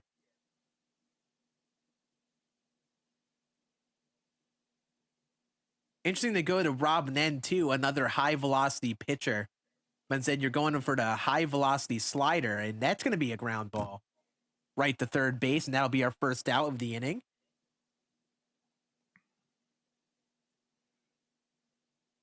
Now we got Bauer up here, 2 for 3 already in this game for Diurno. See if he could get something going here. Let's try to roll over to get to the top of the lineup. That's going to be hit hard. Does that have enough? I think that might just stay in, and it does. Just short.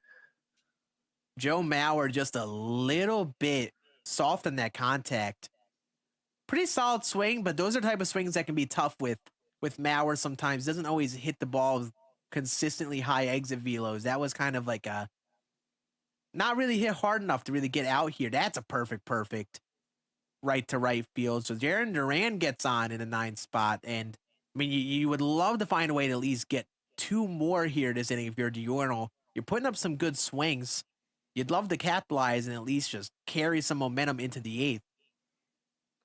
Now we have Beltre, but Beltre's probably came in for a pitch hitting scenario early because we saw what, unless Diurnal changed up his lineup, but we saw what he did last time, stack all those lefties into 1, 2, 3 spot, and then eventually went to Beltre and taking out Griffey. Yeah, it seems like that's what he did. Perfect, and right to the shortstop. Just rough inning if you're Diurnal. You put up some good swings. The swings didn't go your way. That is just how the game goes sometimes. So hard ground out right to shortstop, but you got to try to not get discouraged. I mean, you made one crazy comeback. You know you're down 1-0 in this series. I mean, you showed you could fight back already in one previous inning. Ball 2. You'd love to find a way to pitch a 0 here and continue those good swings in the 8th and hope they go your way. But that's a key part of it. Sometimes, I mean, that's how this game goes. Things always go your way. You have some hard hit outs. It's how it goes. So you got to make sure to not get down on yourself and try to pick things up for the next inning and just give yourself the best chance to come back. Yeah, just have that QB mentality. And let's see what we could do here in the top of the 8th. Like you say, he needs a 0 here. Yeah. Got to try to stay calm and find a way to pitch a 0. Wilsey's just stayed alive in these at bats, fouling off so many pitches that are dots on the zone. You might have to get funky to try to get an out here. That's a fastball that catches some plate and right to the center fielder for the first out of the inning. Yeah, he made it to full count again, but it just line drive right to center field. Here's Vlad, 2 for 5 in this game so far. 0-1. That's going to be rips. That's going to be foul ball, make it 0-2. Little late on those away sinkers and fastballs to start off this at bat. Great pitch to go high fastball just above the zone. It's a high and deep to center field, and that one's going to go. Wow, I thought that was a well-executed pitch too, but Wilsey just adjusted and he managed to just hit that ball in the air enough. I thought that was going to be like a fly out too with where that pitch was located, but Vladdy gets enough of it, hits it out. Had good timing there on top of it, but I feel like Laughing Mountain right there kind of helped that as well.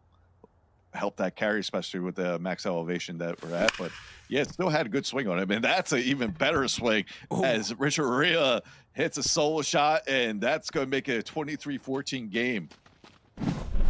Yeah, great swing on that inside sinker. And that's why it's tough to elevate the ball here. Here at Laughing Mountain, it's kind of scary trying to elevate a ball, especially to a good player. They just need to get enough contact on it to hit it out.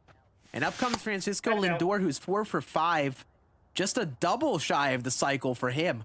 So we're on cycle watch for him. And in comes Andrew Miller.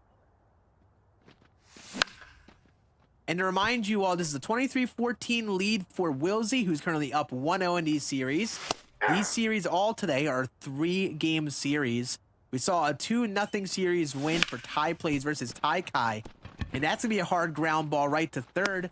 And Wilsey now just needs 6 outs on the mound to try to secure himself a 2-0 series win.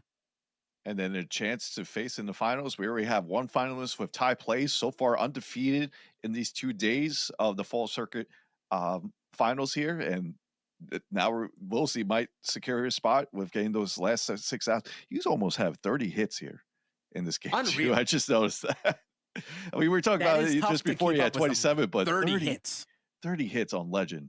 You got to get me through like maybe 10 games, maybe even more than that. I don't know, for me personally.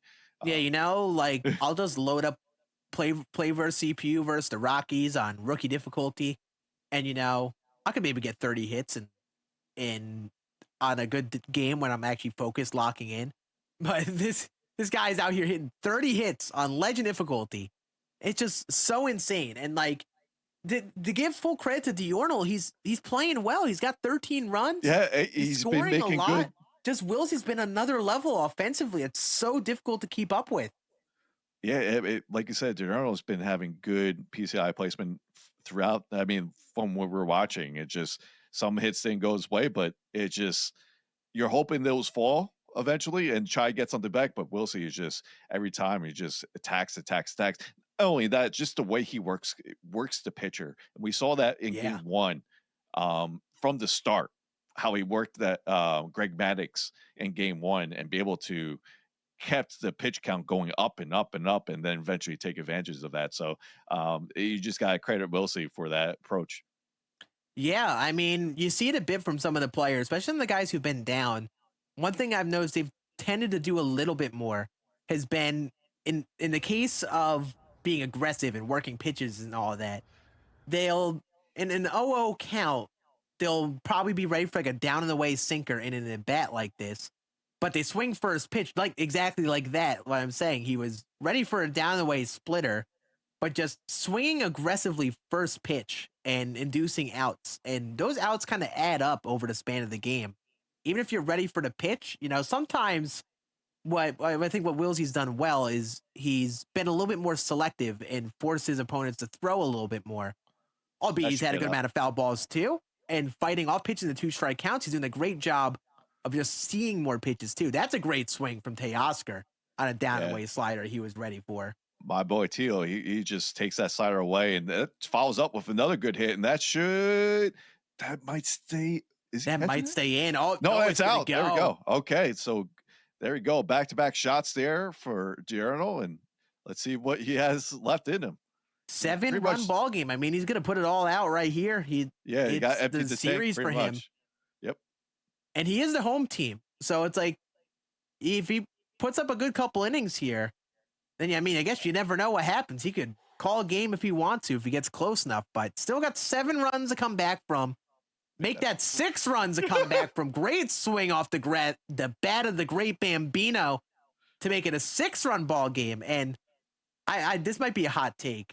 I feel like for Diorno, if Diorno wants to win this game, I think he needs to tie this game this inning, or at least get within 1 or 2. Because Wilsey every inning has responded and scored a couple of his own. So I think he needs to get close enough and then keep Wilsey to like 1 or 2 in the top of the 9th. Because it seems like it's really a game of minimizing Wilsey right now and just staying close enough in this game. And now he's working counts here. He worked at 3-0, and Lindor could easily get a home run here as well for him, get 1-1 back. He's going to swing through that fastball, make it full. But yeah, I mean, 3 great swings so far. You just need more of them. Yeah, big foul ball there to stay alive. Keeps it a 3-2 count. Gonna take a moment, kind of play with the timing at the plate here. Going back down away four seam, and he's ready for it. And Lindor hits up the middle. I mean, Diorno's already made one big comeback this game. And having been someone who's won a circuit previously, who's been in his position before, he totally can do it. Anything can happen here in these last 2 innings. He's putting up some great swings. Lindor is stealing with defensive indifference. He's going to get right to second. Yeah, that was a good notice from there. I mean, we saw even last game in game 1, he was down by 8, and he was able to make it a 2-run game.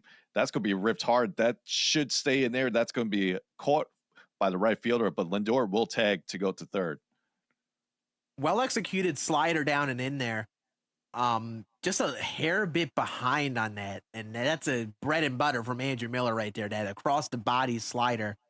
So good pitch there to get it out, but got to be careful here. This is an opportunity to keep chipping away. You'd love to keep this inning alive while you have it going and just put all that pressure on Wilsey. This is a big at bat here with Joe Mauer, and now he's ahead 3-0. Yeah, once again, second 3-0 count there. He's swinging 3-0. Give him the green light there. Yeah, I don't know if he was expecting down the way slider. That's a down the way slider he's expecting, and it hangs, make it a 23-19 game for Wilsey now. Only a 4-run lead, and beautiful at bat. He was expecting down the way slider, read that he hung it and just made him pay for it. And we talked about the lefty-lefty at bats previously with Diorno. That's a beautiful lefty-lefty at bat with Joe Mauer. Yeah, Joe Mauer is known for doing that for him, and it just, you saw the difference between the 3-0 slider to the 3-1 slider, how much more plate that had, and he took full advantage of that and put it over the wall. Hey, he's getting close to what you were asking for. And now it's a 4-run game, trying to get at least 2 more. Now here comes Chapman. We've been seeing Chapman very much, but he's going to go right to a pitch hitter as Trey Turner. I think this is our first time seeing him on the broadcast today. I love this matchup here too. Trey Turner versus the lefty is great. One of my 10 commandments of MLB The Show is to never throw Trey Turner or Mike Trout an inside fastball. And he throws it first pitch to him. They're so tough to get fastballs by. So I love this matchup here. There's an inside fastball. Wow, you know what? He broke one of my 10 commandments, and it worked out. And that's why I'm here, and these guys are there. Great pitching from Wilsey to get out of the trouble there, but now only a 4-run deficit. So this is going to be a big inning on the mound for Diorno. He fought back into this game. Now, if he could somehow minimize Wilsey to just 0, 1, 2 runs, then he has a chance in the bottom of the ninth. Oh, yeah, especially say about the hammer. But how about it? 50 hits between both of them, and it's a 23-19 score. This is like a football type of score here. You just know this is nowhere near close to being done. And look at this, Gary Sanchez, once again, a triple away from the cycle, just like he was in game one. Yeah, and one thing worth noting here in this ninth inning, the lighting getting interesting for Wilsey's game. A little bit more shadows. Yep. This is something that sometimes happens in Play vs. Friends games. So we've seen sometimes in a situation, the hitters have kind of maybe lost the same composure to plate because of the shadow. I'm interested to see how Wilsey reacts here in the top of the ninth with the situation. That he read that fastball all the way through, driven right up the middle, and he's got a leadoff runner in Gary Sanchez. Yeah, pushes the lineup over. That's a big hit. Everything was quite low, so he was just, I guess he was able to sit low there, able to get that fastball up there. There's another one that's low, and he pushes through the hole. 2 back-to-back singles here in the top of the ninth. And we talked about with Wilsey last time. 2 guys have been key, Gary Sanchez and Tatis, and they have set the table for the heart of the order. Babe Ruth up here with 2 runners on. Wilsey looking for that much-needed insurance since Diorno's shown some life. And now he's ahead 2-0 in this at-bat. No strikes. I don't think the shadows are affecting him one bit here, Skin. He's seemingly reading the ball to the zone very well. 2-1 count. See, I just like the patience. He even takes some pitches, like those 2 sinkers down and in. He's just not forcing himself to swing here. Makes it a 2-2 count. Makes it a 3-2 count now. Great take. I'm expecting slider down and away here all day. Yep. There you go. And just fights it off. Stays alive to see another pitch. Nope. Low sinker. High fly ball to left field. And Babe Ruth is going to take one out to left field. Sits back on that sinker. Pokes it over that left field wall. And now it's a 7-run lead with nobody out for Wilsey. That was just the power of Babe. The 125 power there. Able to get that there. It was just... I didn't expect that to go out, and look what it did. It just gets a 3-run shot, and Wilsey once again just responds. It's just, we saw that with tie plays. Now we're seeing here Wilsey. It's just every time they just respond. It's so hard to keep up sometimes.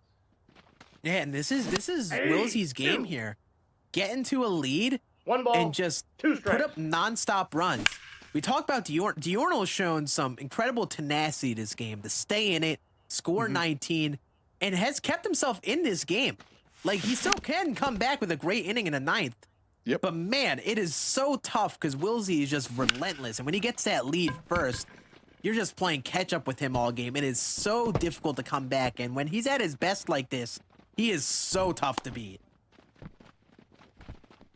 And there's the double from Chipper Jones. Then we had the 4-5 stop. And Frank Thomas did lie. I mean, he's 1 for 6, but he had a great swing last time he was up. He line drive, and there's another great swing. Perfect left field, and Frank Thomas gets another home run in the series, and now makes it 28-19.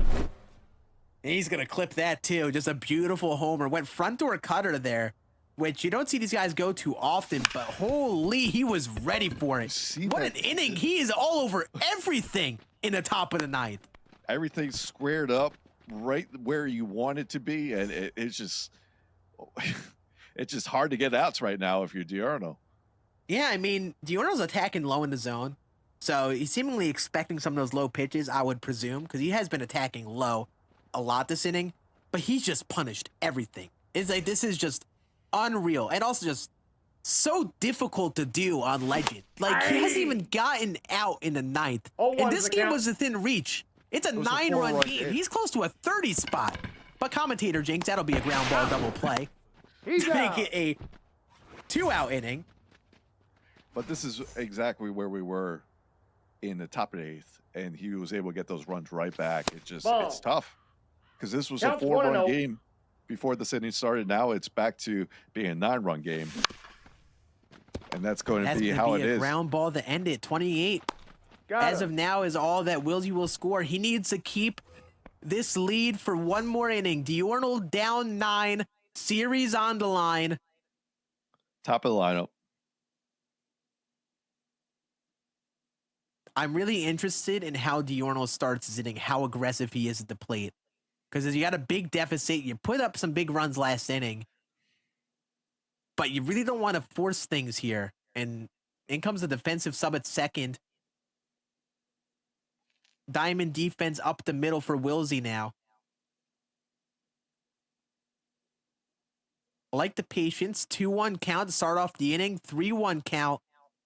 Staying within the strike zone here. And Wilsey, I believe, ended last inning with this Chapman, so he doesn't have to face the 3-batter minimum, and seemingly having the lead advantage, might have some more bullpen to work with here. In comes Max Scherzer in a 3-1 count. Doesn't even want to give him a chance. Bring in Scherzer and try to keep this right here. And down and away cutter. Totally expecting down and away slurve here, which I believe the Scherzer throws. Slurve and slider. He went cutter. He's taken the 2019 Washington Nationals formula, where we saw Scherzer close out some games on that World Series run. Oh, that's driven to right field. Does it stay fair? Just foul by 2.9 feet. You can tell he was ready for that down and away pitch again there. Got it. Just sat back a little too much, and there's the slurve. That is so difficult to sit back even more on after seeing a bunch of cutters.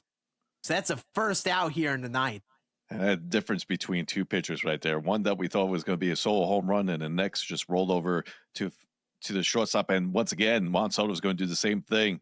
And that's going to be out too. And we are down to our last out where Wilsey could clinch a spot for the finals. And once again, that's one of those swings again where backdoor cutter, he was ready for it. Put up a solid swing, but might have been too aggressive there first pitch of the at-bat, and that is going to do it. Wilsey slams the door shut with a dominant ninth inning. 5 runs in the ninth to negate the 5-run 8th inning that Diurnal put up, and he picks up also a 2-0 series win, and man, 28 runs scored for Wilsey. What an offensive showing for him. It's just unreal. Just great hitting from Wilsey. Diurnal, he played great. Diurnal played great. He did. It's just he really did. It just couldn't keep up with Wilsey's bats. That's pretty much the name of the game from game 1 to game 2. And you got to give credit to Diurnal, be able to come back in both those games and be able to have that composure. But Wilsey was just too much to handle here. Yeah, and as we look back at our highlights, we have our first game we watched between Wilsey and Diurnal. Actually, I believe this is the highlight. Yeah, this is the very first game we saw today, I believe. And you saw Wilsey just set the pace offensively. 5-2 lead as we got to the middle part of the game, but he was getting close to mercy territory. This is actually game number 2 between him and Diurnal, since Wilsey is the away team here. My bad. So you see, he was setting the pace offensively. 9-2 ball game here. Was running away with this game to start. Was in mercy territory here in the 4th, and we saw this perfect opposite field homer from Diurnal.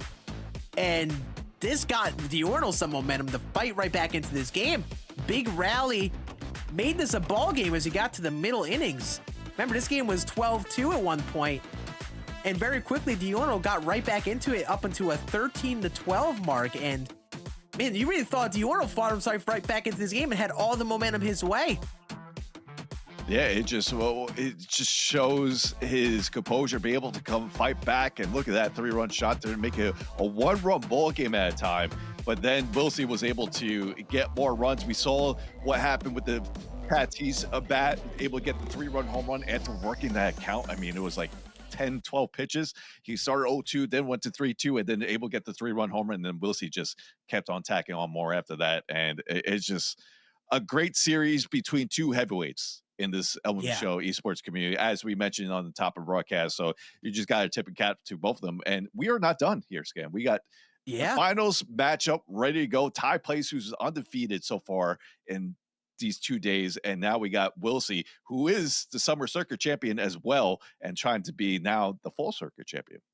Absolutely. Both those dudes definitely played unreal to start off today. I mean, we saw that game 2 with Ty Plays. Ty Plays was able to run away with it offensively and was one step ahead. Wilsey took that to another level with how much ahead he was on Diorno, with how many runs he scored. So we have two great hitters who are on their game today in our finals, and there was no, like, both players, Diorno and Ty Kai, played well, especially to get to this point, but it just shows how well Ty Plays and Wilsey played just to run away with those games. So we'll be seeing more of those two in our finals in just a moment. We're gonna be taking a few minute break in between our games, but we got a best of 3 series in store between our 2 finalists, and I'm expecting some more chaos soon. We'll be back in just a few. Gaming is defined by moments. It is intense. The joy of victory and the thrill of overcoming challenges. Welcome to our home of competitive gaming, where we can all experience exciting esports moments. The final 1v1 of the game here. And celebrate the pros and the rising stars. I do want to see a female in the NCS. Bringing you guides and deep dives. Horizon can go up, but she can't go up fast. And tournaments where the community competes. Wait! Did he No way! Whether you're in a heated match, Back, let's go. or watching along at the edge of your seat. A duo taking down a trio. Let's create moments from the games you love. He'll take it. Join us and subscribe to our channel to follow everything esports on PlayStation. プレイステーション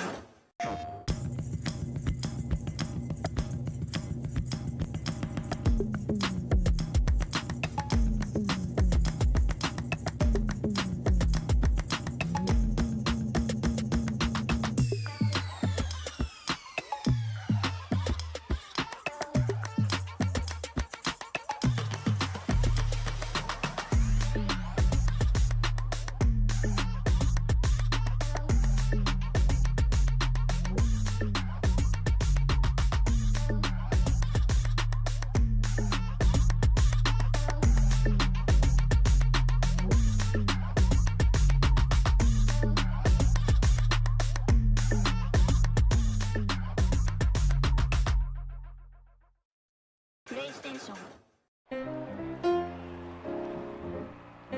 The story of Rickwood Field embodies the romantic spirit of baseball. Willie Mays would begin his career with the Birmingham Black Bears right here in this very ballpark.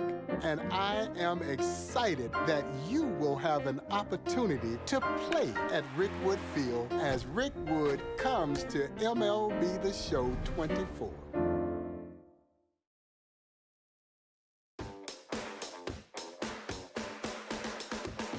Welcome to Drive to Diamond Express, your one-way ticket to Team Affinity and beyond. We're coasting into sunny San Diego, California to celebrate Mr. Padre himself and the 25th anniversary of his 3,000th hit. And while we're on the Team Affinity Highway, say hello to the brand new action figure card series. And finally, choose your exit wisely because we got too many good things on the horizon. A burrito with French fries. I'm in.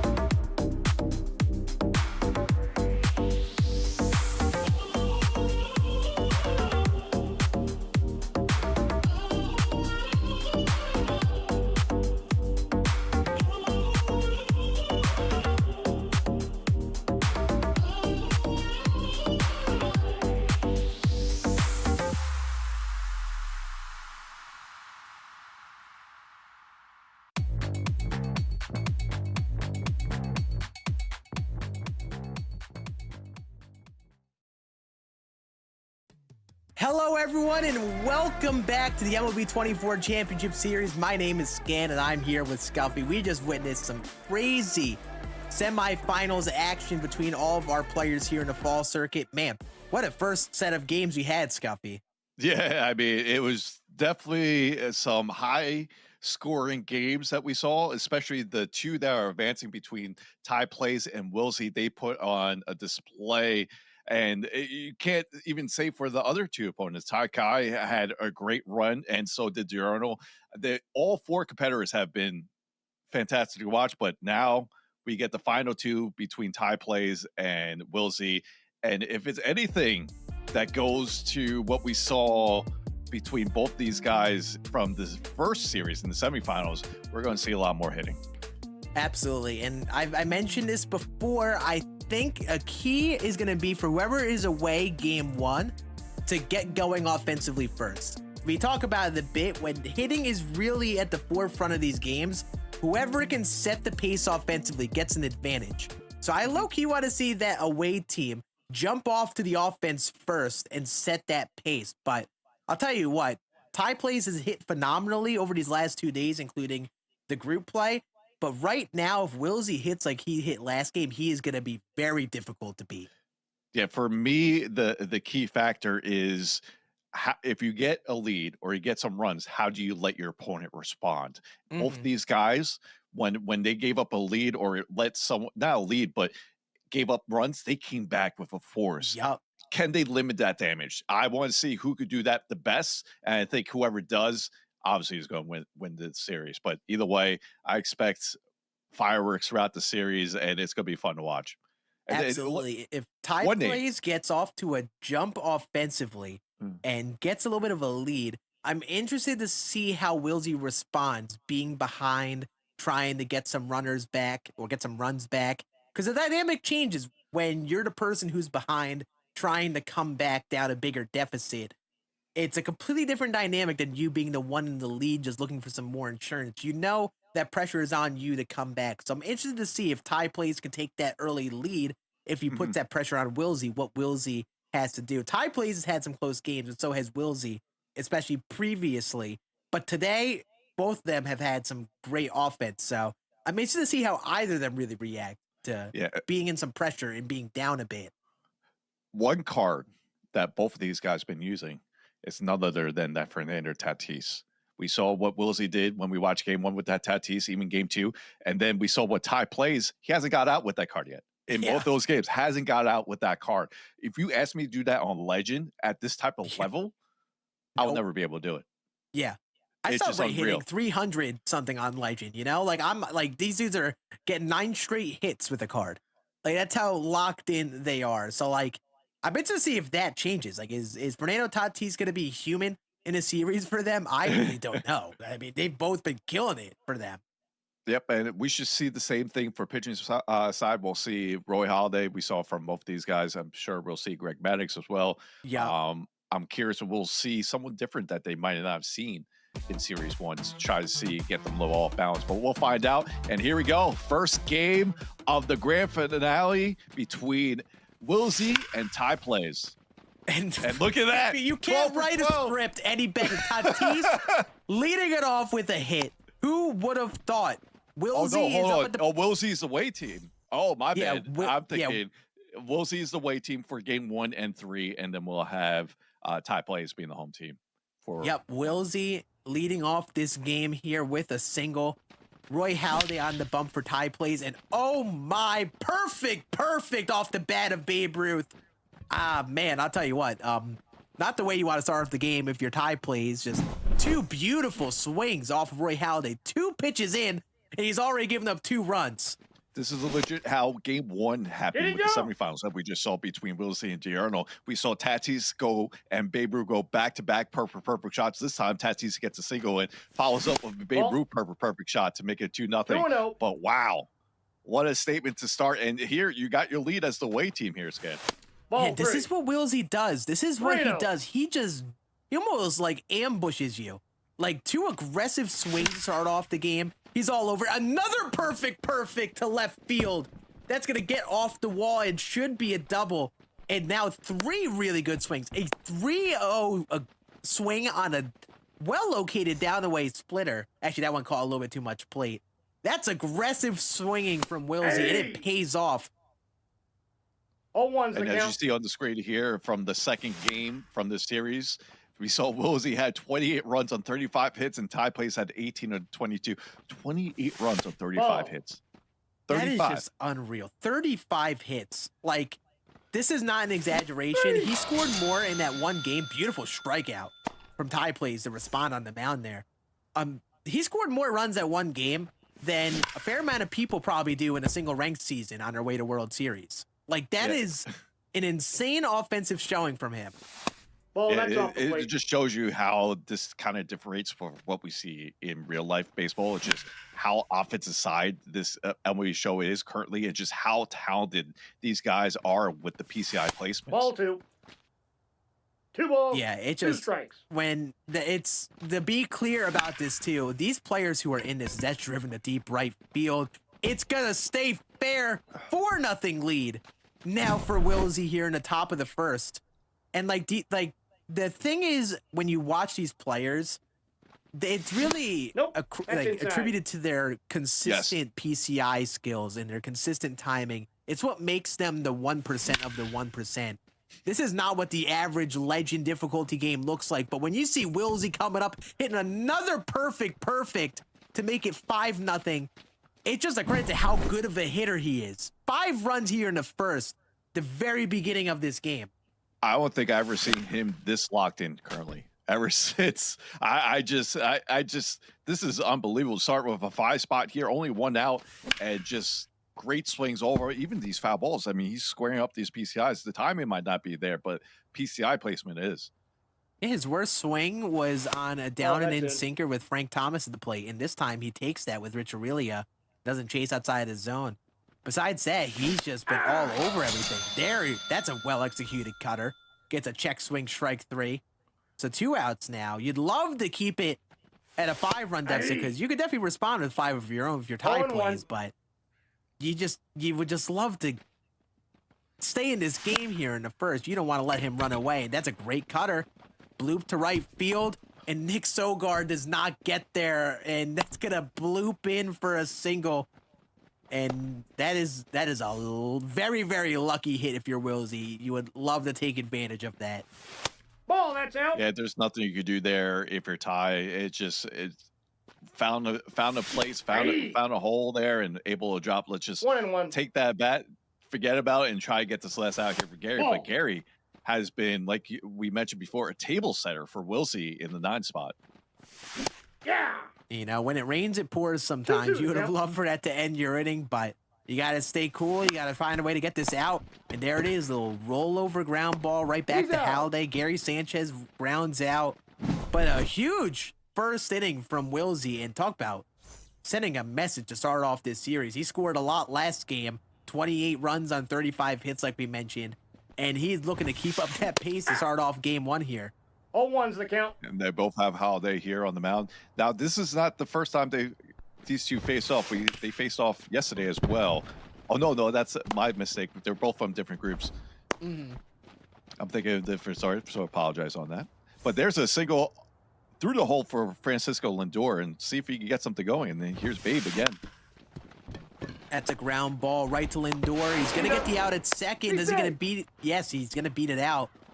So only 1 out on the ground ball there. And you got to be careful if your tie plays here. You've done a good job of hitting this game or today, but you got to make sure you're not too aggressive here. You got to look for your pitch. That's driven down the left field line. Great swing on an up and away 4-seam. Will be a double with Chipper Jones. Runner will stay at third, so good swing there. And Yeah, that was a great opportunity swing. could get right back into this game. That was a great swing there. Go with the pitch there. And so we'll see if he can take second, third. I mean, with 1 man out, Frank Thomas here batting with 500, 4 tie plays. This feels like the first time he's down so far today. So let's see how he responds here. So far, so good. Let's see if he can take advantage here with Frank Thomas up here with men in scoring position. That's going to roll over to second, but that will get a run in. Got him. Yeah, it's big that is a productive out. to get that one, but you'd love to get that second. You don't have the swings every inning, like we've talked about a bit. Sometimes there are a few innings of adjusting and warming up the swings. That's going to be a great play by Vlad Jr. to end the inning. And Wilsey keeps it to a 1-run inning, and that's what you want to do on the mound, minimize damage. Yeah, that was you saw how Wilsey attacked that. Once that was hit, he immediately pressed the dive button, and Vlad was able to hover over that. Absolutely. Some first base defense sometimes gets a little underrated. It's one of those positions where, you know, we used to stick those low-rated fielders out there, even guys like Frank Thomas get the job done with those big bodies over there. But you get even like just silver fielding on it, you know, that first baseman just might get more glove on the ball than normal. And Vladdy makes the play there. It's sometimes underrated if you could find a first base that you can hit well with enough defense. But now a 3-2 count.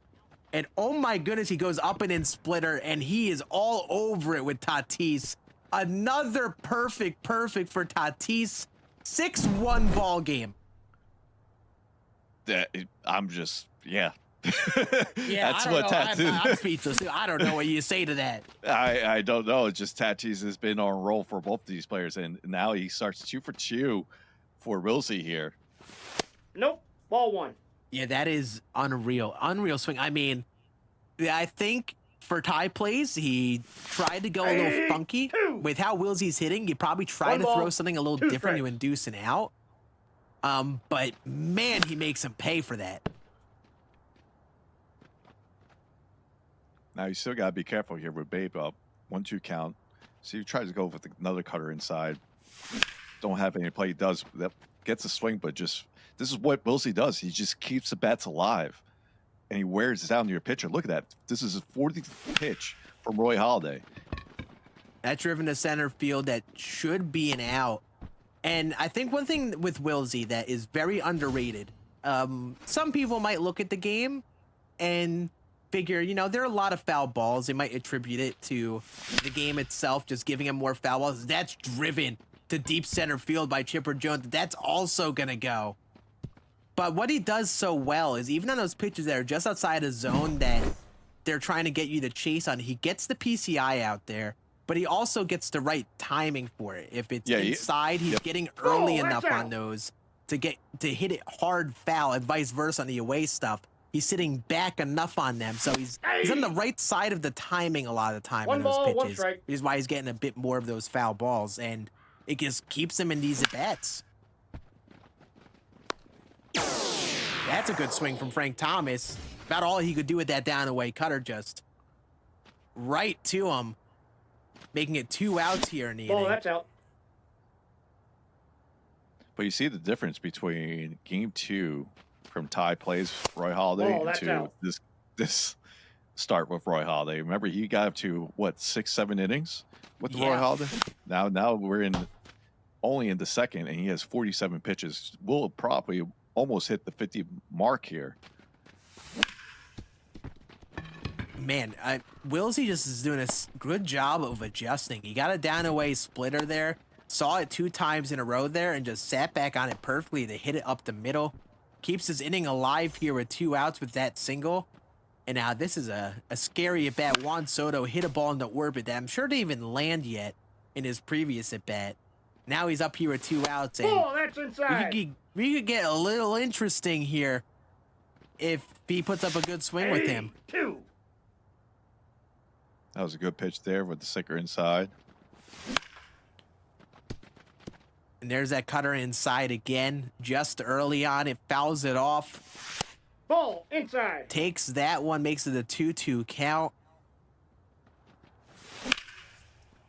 There's a splitter over the plate, but he drops that PCI underneath it, and that's going to get tie plays out of this inning. But not before Wilsey puts 2 more up. So, I mean, as this is what Wilsey does. He gets going offensively first, and even though we're only in the second inning, the clock is kind of ticking for tie plays here to put up a big inning of his own, because we're creeping towards that 4th inning, and Wilsey is creeping towards that 11-run spot to get him into mercy territory. Yep. Now here's the man an hour for tie plays. Keeps him in the 6th spot. So far, 12 for 12 with this, and there it is. The first time he gets out with Tatis today as he check swings, and that's going to be out number 1. Just all cutters away that at bat and just got him to bite. The check swing didn't go his way there as he just gets the called strike 3. But it's just one of those, I think what Wilsey's doing well, he's just not giving him too much to hit. He's kind of just sticking to his repertoire, trying to make him hit something difficult. And that's a good swing from Jarren Duran to hit that up the middle. And looking to go inside here with the sinker, try to attack inside. I mean, that's a pitch that has induced a lot of ground balls today. Ball in. But yeah, looking to just keep attacking inside in this Ball, lefty-righty matchup. Sometimes I actually like looking at these pitcher views, just seeing where a pitcher tries to locate. And then you see Wilsey is just almost spamming those pitches inside there, trying to get him to bite, but he doesn't. Works a 3-1 count, gets a down-and-away splitter, just sits back a little too much on it. Now 3-2 count, inside sinker, and he's ready for it. Joe Mauer crushes a ball to right field, making that a 7-3 ball game for Wilsey, and he gets his runs right back. Made him work there to make it a full count, and then got the pitch that he could handle with the sinker down low, and smacked it for that 2-run shot. 0-1. And Nick Sogard here is someone that we've seen used on a few of the teams, including yesterday in that group play, who hasn't really done the most today, but he's going to get on with a little single here with 1 out, setting it up for the top of the order. And these are the advantages, or the things you need to take advantage of your tie plays. Not your best swing there, but it gets a runner on. You have a chance to make it a 7-5 ball game with a swing, and you literally need to keep up with Wilsey here. That's ball 2. So these opportunities you always have to take advantage of, it feels like, with how clinical Wilsey is offensively right now. Yeah, and we saw how every time that either competitor they give up runs, they were able to respond real quick, and that's going to be hit hard, but diving stop by the shortstop, and that will be enough to get the double play at first. What a play there by Wilsey. Rich Aurelia making the beautiful diving play. Man, it's so funny. I feel like when we've watched all these games, it's like there's been an interesting dynamic for that person who's been behind, where they've put up some good swings, but they've had an opportunity, but just hard outs right to fielders. Yeah. And that's been the case in some of these situations. That one stings a bit, but you at least put 2 right back up that inning, and you're still in this game. You just got to find a way to minimize to Wilsey, which is a very difficult task. That's a perfect from Rich Aurelia. There's a very rare Roy Halladay curveball, and he's just all over it. Yeah, make a dive and stop, and he leads off the Inside, inning ball with a perfect shot to make an extra base hit, and now we have a man in scoring position. Now this is what Wilsey did every time. Ball 2. We sound like a broken record now. Every time he gave up some runs, he came right back and got those runs back or more. Yeah, it's what he does when he's at his best. I will say, if there's anything that's working for Halladay here, it's that splitter. It seems like that's the pitch to go to if your tie plays, if you need an out, and he's going to get one there. And I feel like that's kind of what he's got to keep doing, kind of mixing, like pitch around that splitter. Tries to go curveball there, just misses the spot. Oh, he's all over that front door cutter. That's hit down the line. We saw that ball get crushed. What? That just seemed like a weird desync that went on there. Okay, yeah. That was confusing for a quick moment, but it seemed like in Wilsey's game, it was just desync from what happened. And yeah, that sometimes happens. But it looks like everyone's at the desync. correct, like what it should be, because Gary didn't advance there. He totally threw that right back to the infield. It just Yeah. seemed weird because of it just showed something weird in tie plays. I mean, in Wilsey's game, in comparison to what happened in tie plays. You saw Wilsey crush that front door cutter last game, and I got to say, that's like a tough thing to do, especially since you don't see many front door cutters to be ready for that pitch. But Wilsey has demolished it. So I mean, we saw him. That's smashed right there. I think that's going to stay up though. Yeah, I think it was just a hair bit behind. That's why you throw that front door cutter because you get their eyes on inside sinkers in on the hands off the plate. So you throw front door cutter to get them to think it's a sinker and on the hands, get them a hair behind, and that works with Halliday well. He went to it again there, but he went to it high, which made that work out, I think. So good pitch from Ty Plays there to get a second out. You saw what he did in the last game, where he took that clip of Frank Thomas when he Ball. did That's that. inside. Yep. Yeah, he did that with Frank Thomas, and that ball was launched. So, like, I mean, I think you can get away with that front door cutter to him, but it seems like you can't throw it low in the corner. It seems like you got to throw that a little higher if you're going to try to throw it. Going back door cutter there, 3-1, aggressive swing, but it gets the job done. So still an 8-3 ball game, and I think Ty Plays just looking for that big inning. If he can just get a big inning, he's right back into this game. Yep, just needs that one inning. Now he has 2, 3, 4 up. Let's see what he does here. Here's the first pitch from Wilsey. Go and get the strike there on that check swing. Perfectly located splitter just below the zone, exactly where you want it. Comes back with a sinker, and what a sequence. Sinker right after that splitter. Now going to try to go for an up and in sinker, try to freeze him here. No, inside. Just can't find the spot. That's what happens with that big par on aiming that sinker high. That's going to make it a 1-2 count. Going to go back, cutter inside, and good patience from Ty Plays to stay alive in this at bat. Count's full. 3-2 count now. Good patience here. 3 straight. Pretty good takes. And it comes back in fastball, and oh man, he is ready for that inside velo.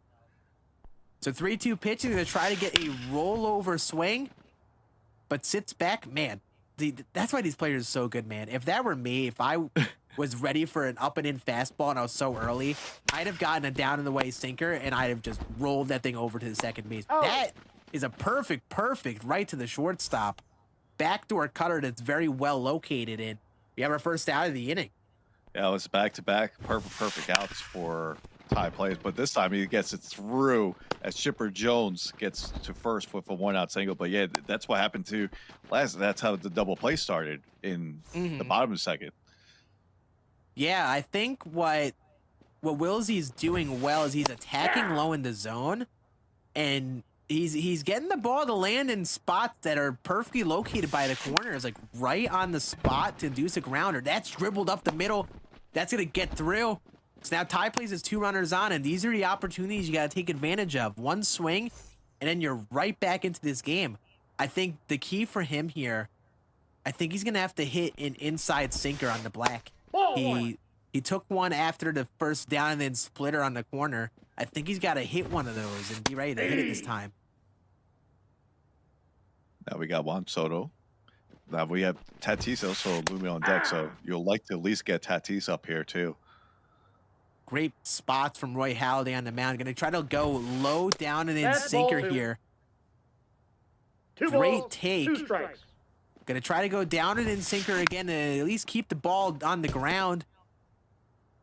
And Soto fights it off. Now going to go even lower with the sinker below the zone. And Ty Plays just fighting to stay alive here, to seeing some pitches, and I think this is what he's got to do to get back into this game. Just work that pitch count and look for something that he can hit. That's right to the first baseman. He's going to get 1, not 2, though. And just chase the cutter in on the hands there for the second out.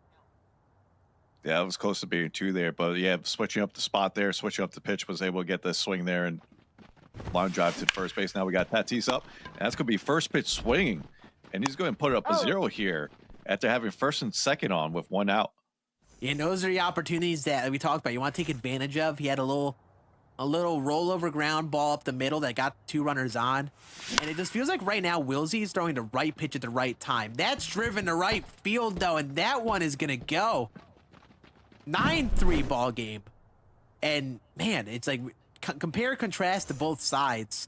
That pitch just gets a little bit too much in the zone where he can get that PCI enough on it. And that's just like the difference between the two sides. Wilsey's just getting those aggressive swings on the mound just outside of the zone. But on the other hand, he's at the plate, is aggressively swinging at it just enough in the zone and crushing them.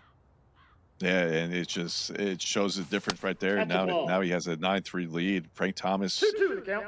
Or he has two. He's over two, but 2 hard outs because he has those cutters away just right to right field. See what it does here now. Ben Joyce on the mound here as well for tie play. So that's how they only going 3 innings, gave up 9 runs. See if the bullpen could do better. There we go. Outside pitch, and Frank Thomas does what Frank Thomas does to outside pitches, and that's going to be a perfect double. Man, that is so difficult to do. He fights off a down and away slider dotted right on the corner. And, you know, against many players, going back to that sinker right after would work out. But, man, Wilsey was ready for that one. It sits back on it, hits it to the opposite field. That's driven down the line. Is he going to send home 50 speed? He is. Nando has a good arm there and left. He's gunned. What a throw by Tatis and left. Aggressive base running with the lead for Wilsey. But that's an out for tie plays on the mound. I'm very surprised he sent him, or if he meant to send him. Very surprised. Especially, like you mentioned, Tatis' arm is one of the best.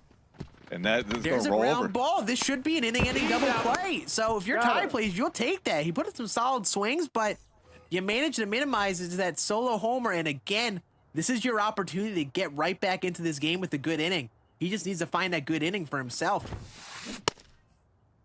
What do you got? I think he just needs to see some pitches. Wilsey's done a great job of locating, especially early in the at-bats. I think he just needs to see some pitches and, like, if a pitch is located right on the black, just try to take it, like, minimize your zone, sit on one type of pitch here early in the at-bat. There's an away splitter that's going to get a fly out off the bat of Jarren Duran.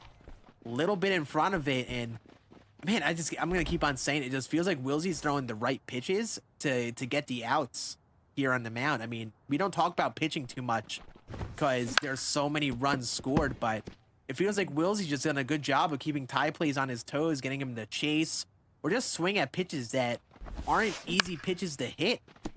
He's definitely mixing up his pitches well, too. We're not seeing the consistent, like, sinkers away there. He's putting everything in a different spot. Here's a sinker upside, and get him to swing through that and get strikeout right there to get out number 2. But, yeah, he's just mixing up everything pretty much very well, being unpredictable with his pitches. And this is what we talked about, that almost like that pressure of being behind in a game. You know, there could be a ton of things that are causing tie plays to look uncomfortable at the plate like he has. But one certainly could be that, you know, Wilsey got off to a hot start, and he's been kind of chasing him this entire way. I mean, sometimes all it takes is being in a deficit to change your mental approach at the plate. And it's the first time today that we've seen tie plays facing the 8-ball here. And that's going to be another, like, unordinary chase outside of the strike zone there, and that's going to end our inning. Yeah, it's just what he did was pretty much throw all sinkers except for that one fastball. That fastball set up the sinker once again and got it that unconventional swing there from Ty. That's inside. And right now, Wilsey's he's sitting tight and he's sitting pretty right now. Outside, that's a ball. Yeah, all momentum's been his way, even though he's had some opportunities like last inning where he could have done more, sent the base runner a little aggressively. He's gotten the job done on the mound. And that is also crushed by Rich Aurelia's second perfect on a down and in sinker this game. And that one is going to go a long way to center field. And man, Wilsey is just punishing these pitches that end up just a bit too far in the zone. Like you're trying to get it's like by centimeters. It feels like that's where he wants those pitches. He wants those pitches right there, but he's just getting a little too much of the plate. And if that's just enough for Wilsey to get the PCI placement that he needs to drive these balls out of the park. One ball. Yeah, I think it comes down to the approach. Wilsey's done a good job of just being patient overall. So when you're facing someone who's patient at the plate, who's taking a lot of close pitches, especially if they can get ahead in the count, it changes that dynamic at the plate. You can be a bit more patient. That's a beautiful splitter down and in. And I think that's what tie plays needs to do more. If he could just find that zone early in the at-bat, early on, then he could at least get ahead in the count and maybe force Wilsey to chase outside the zone like he did there. And I think that's why Wilsey's pitching well on the mound. He's getting ahead in these at-bats, pitching aggressively, and getting tie plays into 2-strike counts pretty early on, so he can pitch just outside the zone. With his patience at the plate he had shown before Nen coming into the game, he was tough to pitch to. Wilsey, that is, at the plate. Yeah. Did he go? But the second you see he like a 2-strike count, I mean, he's check swinging a bit more. He's showing a bit more commitment to those pitches just outside his zone. And I think it just shows what can happen if you get ahead in the count. Tries to get funky with an up and in slider there, just misses the spot.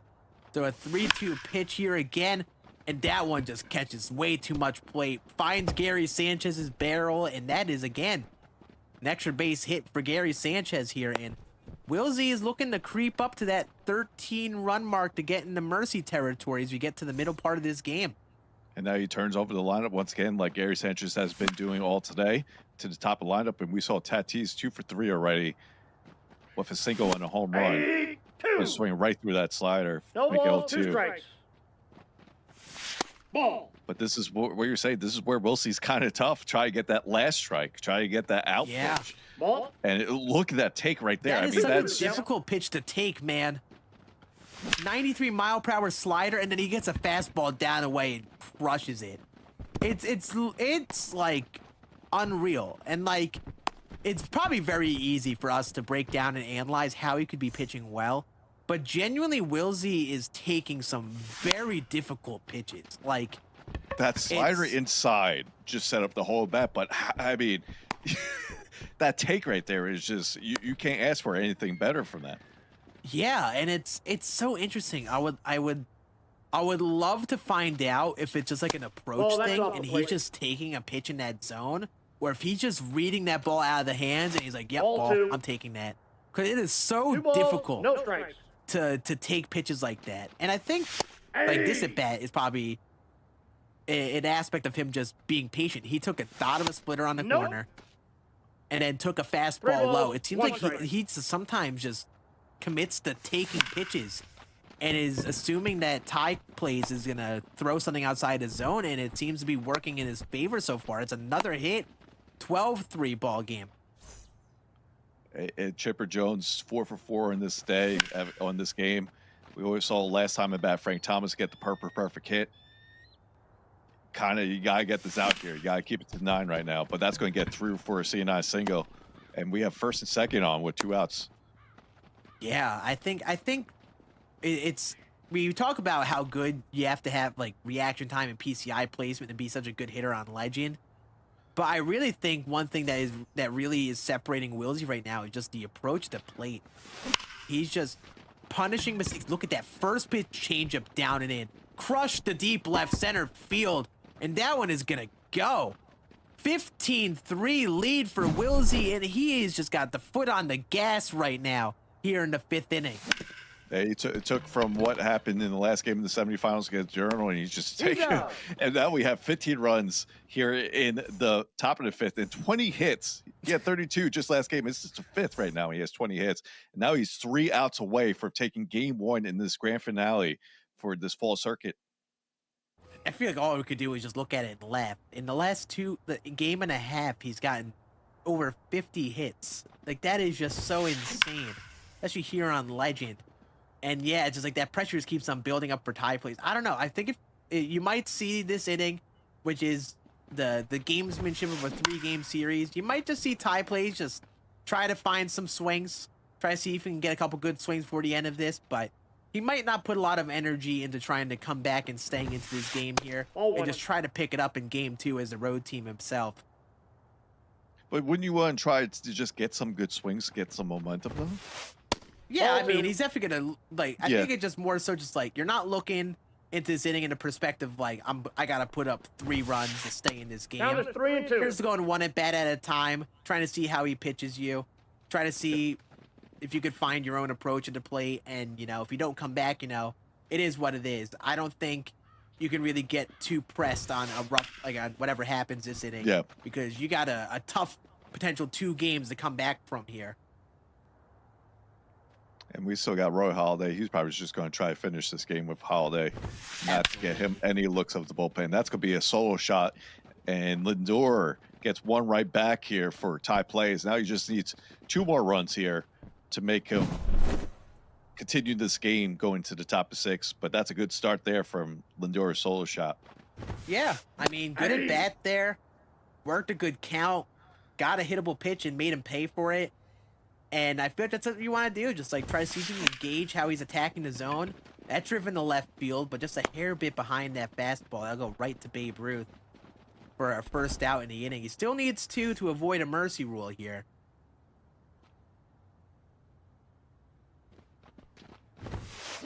Yeah. So yeah, down and in sinker to start off, and like it just didn't. What Wilsey I think has done well early in the at bat. He's hitting the corners, and Ty Place just hasn't been comfortable with the plate to make him pay for even like a sinker like that caught a bit of zone. Ball inside. Feels like Wilsey's made him pay for all of those, but Ty Place kind of check swings at a pitch close to the corner, makes it a 1-2 count. He does fight off that sinker, which is well located. But yeah, Wilsey is just attacking these corners, low and in, low and away with these sinkers. That's a good swing. That'll get right through the infield. So one swing could keep Ty Plays right in his game still. Now here's Frank Thomas here, 1 for 2. Splitter away that time, fouls it off. Yeah, he was going mostly with Chipper Jones, just east-west with that sinker. Now he's changing it up a little That's bit. a ball. Just misses that cutter away. And sometimes you just need to kind of pitch simply. You kind of just, pitching just becomes a game of east-west, like you mentioned. Maybe just mixing up those sinkers and cutters and four seams enough. That's going to be chopped down line. That'll get through. So another one of those hits where Ty Place has some runners on and could maybe do some damage here. I want to see him jump on a first pitch here, I think. He's been a bit more patient. If he gets a pitch he wants to see here, first pitch, I want to see him jump on it. He's been a little hesitant this inning, check swing at some sinkers and such on the corner. If this pitch catches plate, I want to see him ready for it. Just a bit behind. That good enough play too. Yeah, that's one he definitely wants back, and that's going to be another well-located sinker just below the zone. Makes it a 1-2 count. Takes that one, though, so good take to make it a 2-2 count. I feel like what Wilsey's done pretty well here, like you talked about, he changes east-west a bit, but he does a good job of like kind of tunneling in one part of the zone where he'll throw consistent pitches in one part of the zone with different velocities to kind of mess with their timing a bit. Going down the way sinker. That one missed its spot, though, and Ty Plays punishes him for it. It's going to score at least one. Going to play it safely off the wall to prevent that second run from scoring. So still in mercy territory here with one out, but a deep fly ball could be all that Wilsey needs to, all that Ty Plays needs to stay in this game. And in comes Mariano Rivera. Yeah, he wants to close out this game. I mean, that's what Wilsey wants to do. He doesn't want to give him any shot to try to come back in this game. But that's not going to happen here. Score one. Runner is going to stay at third. So Ty Plays does stay alive in this game. 15-6. I mean, we saw in the Diurnal game with Wilsey that Wilsey was up 12-2 towards the middle innings. Diurnal had a great inning or two to make it 13-12. So, I mean, anything can happen. It looks like Ty Plays put up some better swings this inning. I got 1 ball, 1 strike. Or at least some of those swings have gone his way more so this inning. So an opportunity to kind of chip away. That'll be a fly ball. Just misses that one with Jaron Duran. Should score a run. We'll have a play at the plate from Babe. And hit the cutoff. So no. 8-run lead for Wilsey now as we have a 15-7 ball game.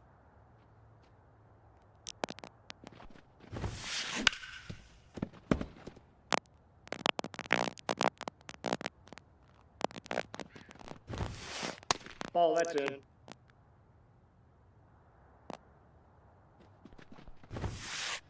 That's in. Ball 2.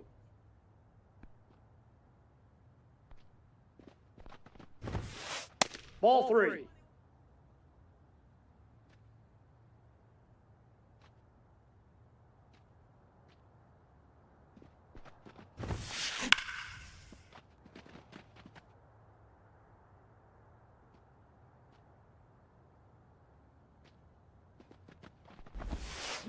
Take your base, ball 4.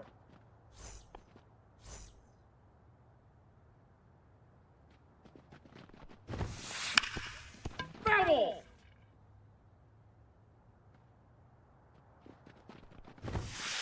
Ball 1. 1-1. Ball.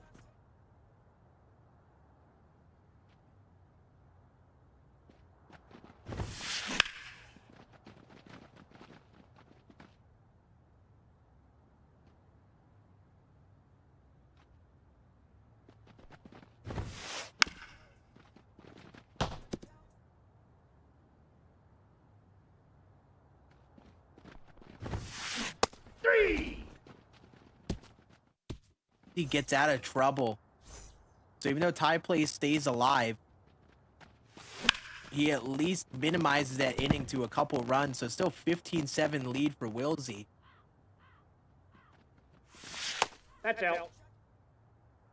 Looking to get some of those runs right back. He's done this all day, responded after his opponent scored some runs. That's driven to right field by Rich Aurelia.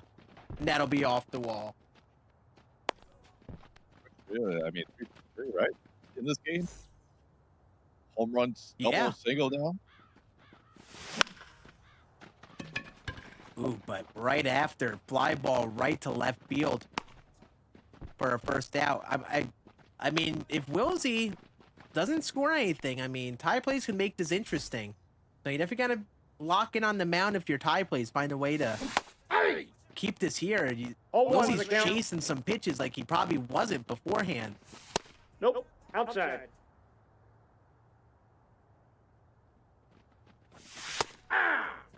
Sure. Now it's One ball, 1-2. two Let's see what strikes. Bo can do here. Gary Sanchez 2 for 3 already, trying to That's turn ball over this two. lineup once again. All right, so 2-2 pitch, inside sinker, just a hair early. Also, thank you all for sticking by through technical difficulties. But now it's a 2-2 count. Wilsey looking to respond after a great inning from tie plays last inning, and there's the response he's looking for. That front door cutter again. Gary Sanchez is all over it. What a swing. Now a 17-7 lead for Wilsey.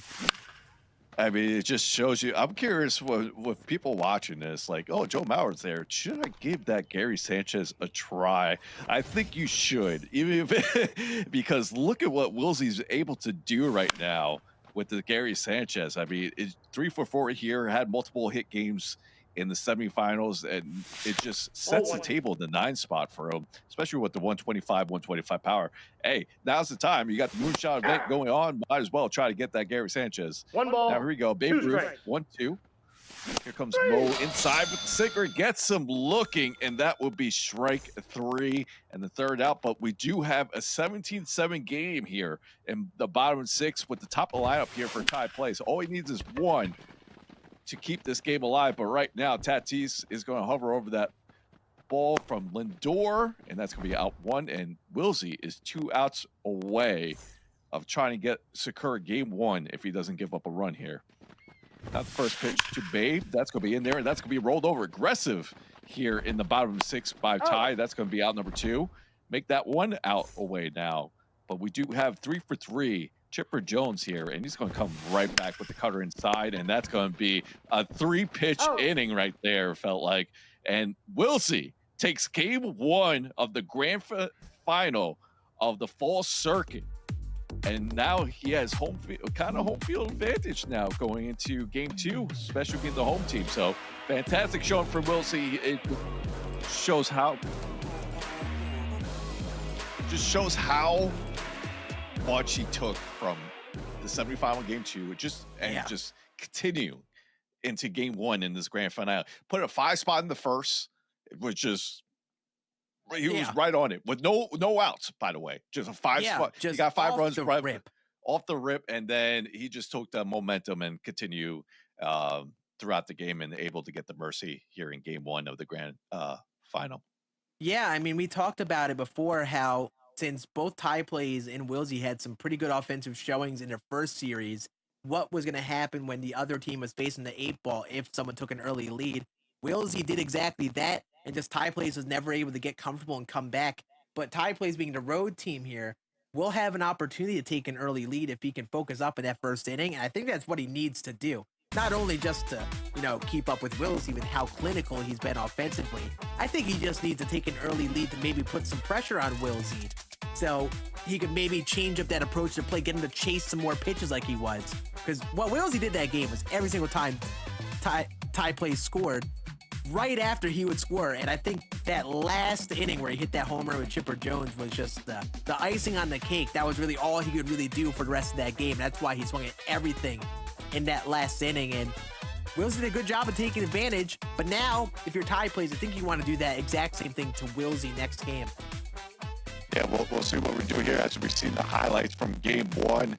It was just too much to handle for Ty here with Wilsey's bats. I mean, he kept on fighting, so you got to give him credit. He got some good swings late, but there's the Gary Sanchez 2-run shot to make it a 10-run game, and then he was able to get the 3 quick outs in the next half inning to secure game one of this grand final. And yeah, I am excited to see how game two goes, but we'll be taking a break momentarily, and we'll get back to the grand final between Wilsey versus Ty Plays.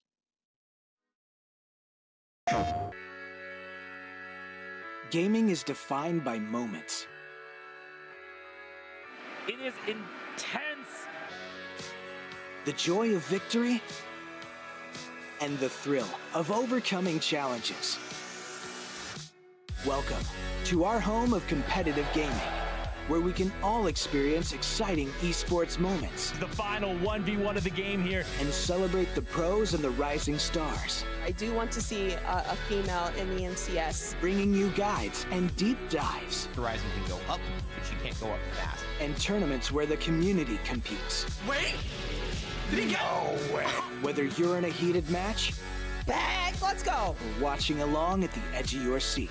A duo taking down a trio. Let's create moments from the games you love. He'll take it. Join us and subscribe to our channel to follow everything esports on PlayStation. PlayStation. PlayStation.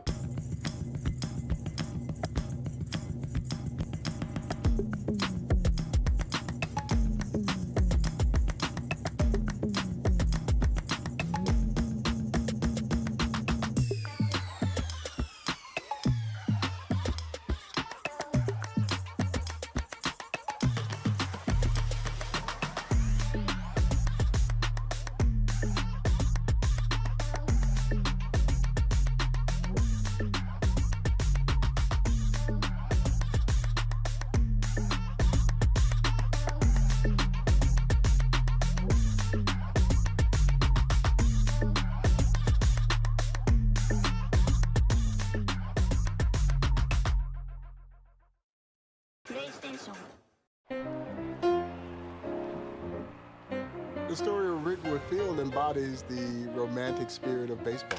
Willie Mays would begin his career with the Birmingham Black Bears right here in this very ballpark. And I am excited that you will have an opportunity to play at Rickwood Field as Rickwood comes to MLB The Show 24.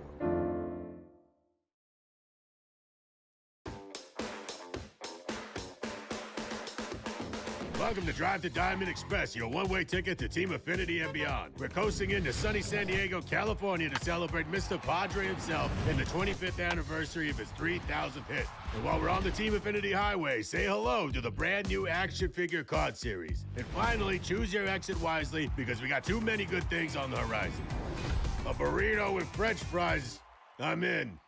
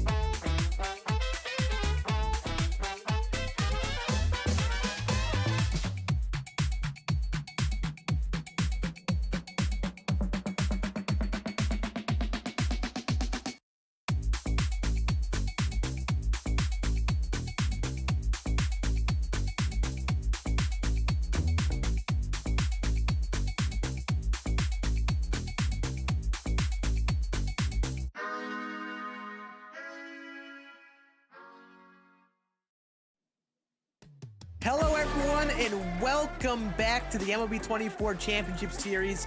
Thank you for waiting through some technical difficulties that we are working out. My name is Scan. I'm here with Scuffy. We just witnessed a crazy game one in our fall circuit finals. Scuffy, how do you feel about that first game? It was all Wilsey. Wilsey's hitting was just it's carrying over from the semifinals into the finals, and it just started like we mentioned right from the start. He was the way team for game one, and he put up a 5 spot without even getting out in an inning, and he just took that and kept running with that and able to get the mercy in the 6th, I believe it was the 5th or 6th inning. One of those innings. So it was we'll get that, and took game one of the grand final. So it's just now he has home field in game two, which I'm sure he likes, but then again, it gives the opportunity for Ty Plays to get ahead early in the game, like you mentioned just before. Yeah, an opportunity to jumpstart the offense and kind of put that pressure on Wilsey. So we are potentially one game away from crowning our fall circuit champion. But one thing that's also drawing to a close is season 2, meaning season 3 is coming soon in MLB 24. As you see, we have some new content coming on August 29th. We have 2 different XP reward paths coming, starting off with the first one for 6 weeks starting on the 29th. We have 299 bosses, while we get 3 more coming 6 weeks later in the second chapter. We also have head start goals that you can get right now to get 60,000 XP on day 1 of that season. And then you can get 3 wildcard spots in the season 3 collection at the start of season 3, along with new team affinity, starting off with 95 overalls to begin season. So we're kind of in the back end of season 2. This tournament is almost like a send-off with all the cards that we've built up through season 2, and soon enough we'll have season 3 and another new start to Diamond Dynasty.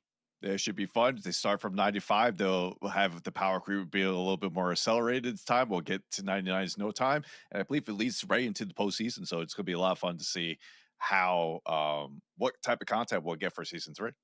Yeah, those postseason cards that we typically get along with finest is always some of the most fun in terms of the cards that we get all year. So that'll be fun to potentially see here soon in season 3. But we got to go back to what's going on today. We have our finals for our fall circuit between Ty Plays and Wilsey. We talked about how both of them beforehand were great offensively, but Wilsey had all the offense. So I'm interested to see here what type of adjustments that we'd see out of Ty Plays, maybe try to come back in this series. Yeah, I expect he's going to keep the lineup the same, but I don't expect anything different there because we've seen today that he can hit and he'll be able to put up runs. It's just that game didn't work out well. And he had a lot of good, hard outs as well. Good PCI placement just didn't work his way. We just need to see, a little bit more results, and we'll see how it goes in game 2. Yeah, from the approach, he might just need to change up something in how he approaches each at bat. He does probably need some more swings to go his way in terms of some good contact. That didn't go all of his way for that game, but that's just how the game goes sometimes, and he has an opportunity to set the pace here for game 2 as he'll be hitting as the road team here. And, he's starting off against Greg Maddux with a 16 ERA, so an opportunity to get going offensively here in the top of the first for Ty Plays. Yeah, I'm sure it's probably most likely Greg Maddux versus Greg Maddux. We'll see here. But here's the first pitch of game 2, and that's going to be rolled over right to Guerrero Jr., and that's going to be the first out on the first pitch of the game here. Aggressive swing, was ready for velocity, but rolls that over very early. And I think that's kind of what Wilsey's done a great job on. He's done a good job of punishing Ty Plays for the aggressive swinging. Throwing pitches right on the corners to start off at bats. Difficult pitches to hit. So I think we're talking about adjustments. I think what I would want to see out of Ty Plays is just ball 2. A little bit more patience. Like maybe that first pitch of the at-bat a little bit more often take. Even though he is pitching similar parts of the zone pretty often, I feel like you just got to drive up that pitch count and look for more mistake pitches to hit. He isn't a 3-1 count here. Gonna get a fastball down and in here from Wilsey. Right on the corner, makes it a 3-2 count. To go to your point, we saw on the opposite side, that's what Wilsey has been doing, extending in bats and be able to get the pitch that he wants and take damage of that. Right there, Wilsey puts a sinker inside, hard hit just right to Guerrero Jr. again, and that's going to be out number 2. Yeah, Wilsey is just executing the pitches when he needs to. He's doing a great job of, like, in those full counts when the at-bats are kind of That's a working a ball. good bit to just throw that Two right balls, pitch. And no I think the one thing with Ty plays is he's not getting many mistakes. Like, genuinely, this has been really good pitching from Wilsey. A lot of pitches right on the corners. That's going to be a dribbler right to the shortstop. And he hasn't gotten many pitches to hit. So, I mean, I don't know what you could do to hope for a mistake out of Greg Maddux, the pitcher with probably the best control out of all the guys. And we got Johan Santana on the mound, actually, for Ty plays this game. Yeah, we're going to see Santana be the first time he's starting a game. We saw him out of the bullpen, I believe, in the semis, but we haven't seen him yet in the finals. But here is his first start that we're seeing today. Already 0-2, and this is what Wilsey does, try to extend the bat, just get something that he can hit here. Hey! Great pitch to get a strikeout to start off this game.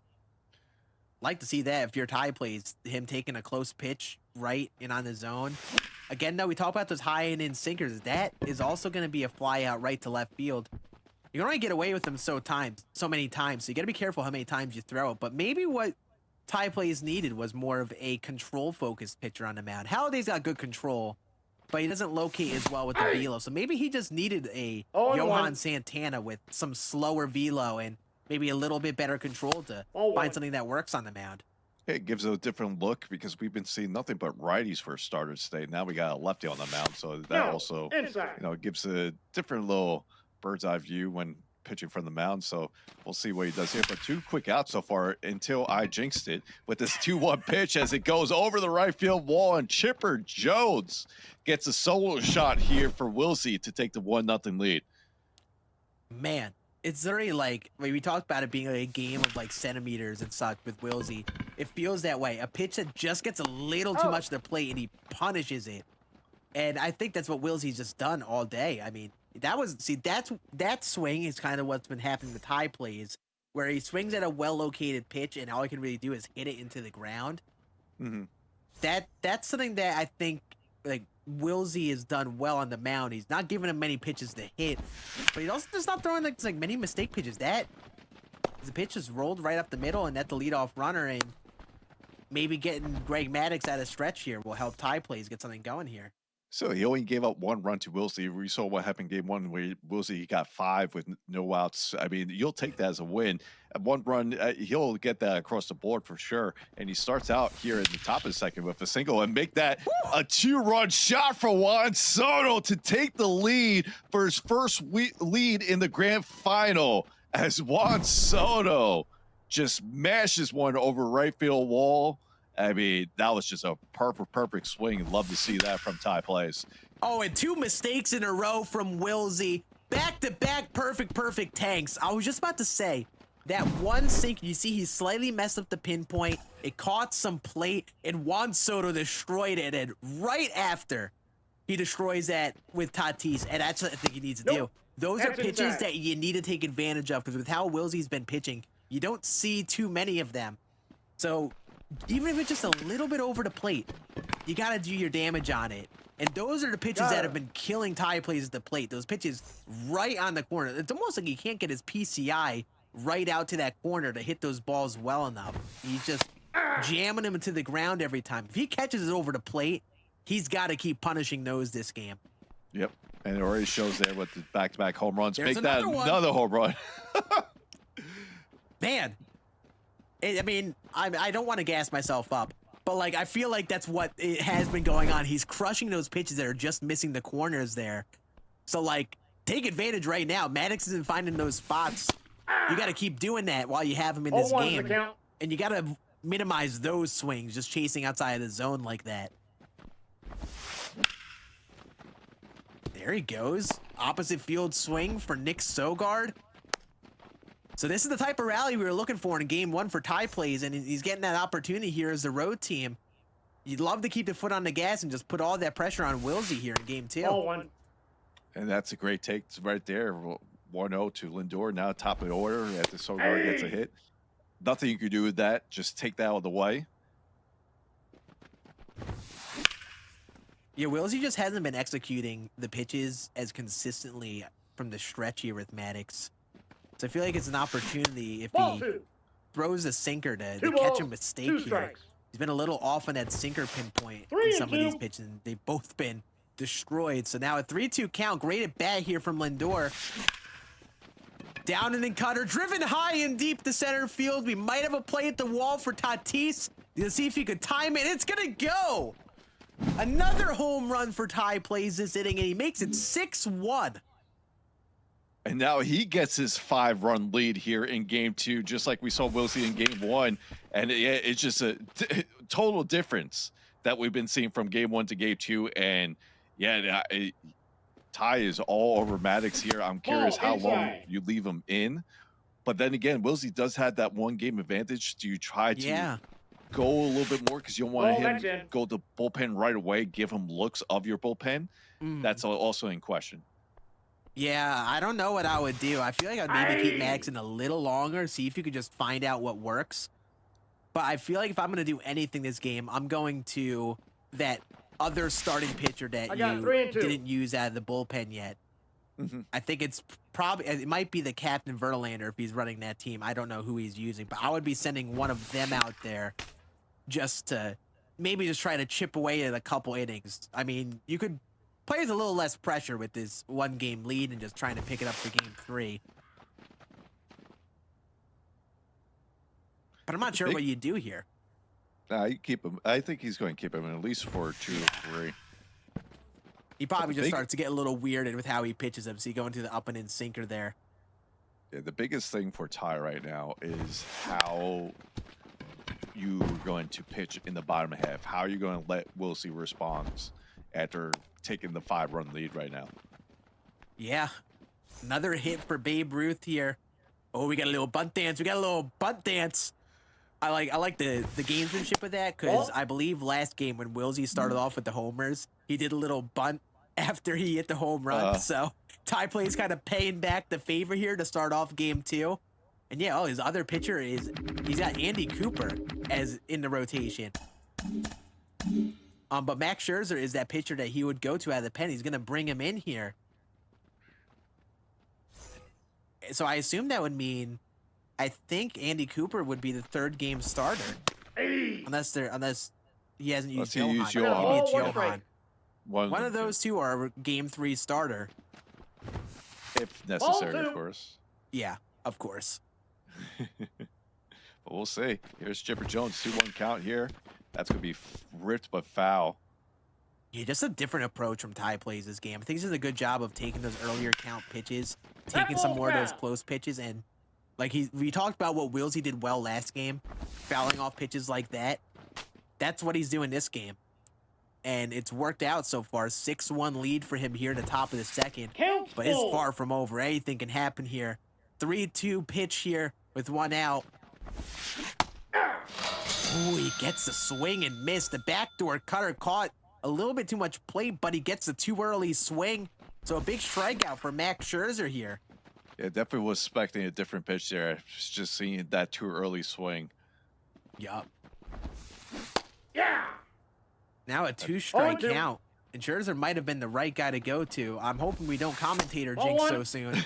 I felt like that was going to be a home run pitch there. I saw the cutter away. I was like, uh-oh. Yeah, oh no. Hard ground ball right to Chipper. And that ends our inning, but a big inning for Ty plays. He needed an inning like that. 6-1 lead for him. Now he just needs to see if he can keep it going on the mound. Yeah, this is, if not just as big half inning here for Ty. And look at that dot to start out the bat here of Vlad. You don't want him to respond here. Yeah. But quickly ahead 0-2 here. Gets in the bite at a low sinker there. 3. Yeah, swing and a miss on an inside cutter. Johan Santana looking pretty solid here to start for Ty plays. Yep, that ball went out. Yeah, just mixed up the pitch as well there. Got him swinging through that cutter. That's hit right up the middle, but right into the shift. He's out. That'll make it 2 outs. And yeah, maybe that's what Ty plays need. I think what Santana has an advantage of over Halladay is a little bit more change of speed between the sinker, fastball, and cutter. You see that cutter there. Did he go? Getting into the 80s. But this fastball can touch up to 97. depending on how he throws it, and that sinker is kind of somewhere in between. So sometimes a change of speed is nice just to kind of mess with someone's timing. It's tough to time up an inside sinker, but also an inside cutter when they're about 7 miles per hour different. And these locations have been great as well. See if he comes back with that. Yeah, I want to see how many times he can get away with that cutter. He's dialed up for inside velo here. 2 straight pulled foul balls. Now if he throws an away pitch, can he execute it? Make that 3 straight. He got a couple pitches to work with. See if he can. I would think low and in changeup. Yup, but that one caught the plate. It's going to go right to center field, though. That's a pitch I would have thrown. I just would have wanted just below the zone. But he hits a swing he wanted to, and that's going to end our inning. 6-1 lead still for Ty plays in. You talked about that being a big zero opportunity. It's huge. He's got all the momentum offensively. He just needs to find the swings versus Scherzer here like he did with Greg Maddux on the mound. Yeah, he has to tack on here to see if he could do that right here. He has 5, 6, 7 up. Ball 1. I like seeing that take. He was not taking that pitch last game, it felt like. It felt like he was swinging at those pitches just outside his zone. Kind of like he did there. 1 ball, 1 strike. Unreal. But, like, yeah, I think if he just starts taking some more pitches like that and then swinging at good pitches to hit like that, he's going to look good at the plate. Make it 7-1 ball game for Ty plays here. Second straight at bat with Juan Soto going yard. This time dead center. Now we have Tatis up. He already has 1 home run here. He took outside pitch and went right with it. Misses. What a take there for the 1-0. And I think it's really the difference of being the person in the lead, setting the pace offensively. You could maybe these guys feel a little bit more comfortable and a little bit more selective in what they're swinging at, and you take an away cutter like that first pitch and look for something better to hit and get ahead in the count. That's a good swing just off the shin of Max Scherzer to being out, but it's again another solid swing. And again, it just feels like Ty is putting up a lot better swings this game. And I think it's because he's just been a bit more patient. He's taking those pitches just outside of the zone and then getting to 2-0 counts and just crushing some good pitches that good pitches to hit. Yeah, and you gotta realize that they are playing for. That's ball 3. This is the finals, so maybe a little nerves at first, a little bit more aggressive. Now he feels a little bit more settled in, as we've seen here. That's right down Broadway, and it comes right where it went, as that's going to go over the batter's eye, as Duran swings on 3-0 with the green light and gets the second home run of the inning, and that might be it for Max Scherzer, and it is. Tanner Scott will come in. What a bounce back game so far for Ty plays here. Just looked like a completely different hitter. It's kind of crazy how it's gone so far for him. And I mean, he's got the approach locked down to play. He's swinging at all the right stuff. I know it sounds it almost sounds very silly to be like, oh, you're swinging at pitches in the zone and taking the pitches that are tough to hit. But, like, he was just expanding that zone a little bit to start off for a lot of that last game, which is resulting in some hard hit outs right to fielders. So I like the selectiveness here. He's punishing the mistakes, and that's driven to right center field by Sogard. That's going to land off the wall. It's going to score 1. 9-1 lead for Ty plays here in the third. You just keep on tacking on. You got the 0 that you needed in the bottom of the second.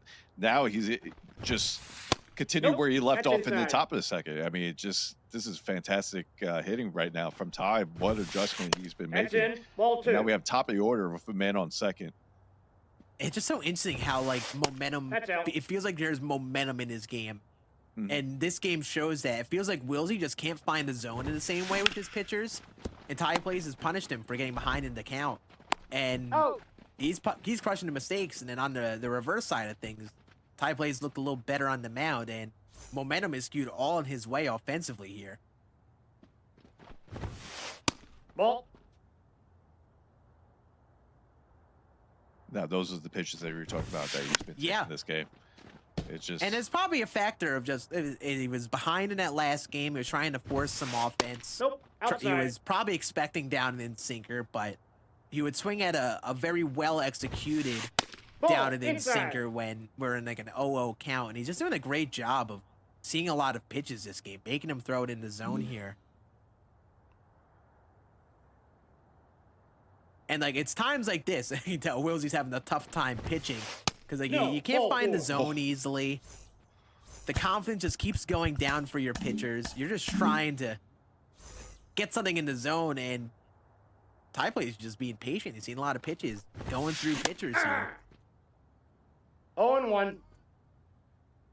That was a great walk by Babe, and now we got Chipper Jones up here. He's 0 for 2 so far, but did get a couple hits in the first game for Ty Plays. Let's see what we can do here. And it feels at least no matter what happens the rest of this game. Obviously, we saw some crazy comebacks along the way. Off the He's done a plate, great ball 1. job of going through pitchers. He's already onto Mariano Rivera in just the 3rd inning. He's used 2 starting pitchers and another reliever.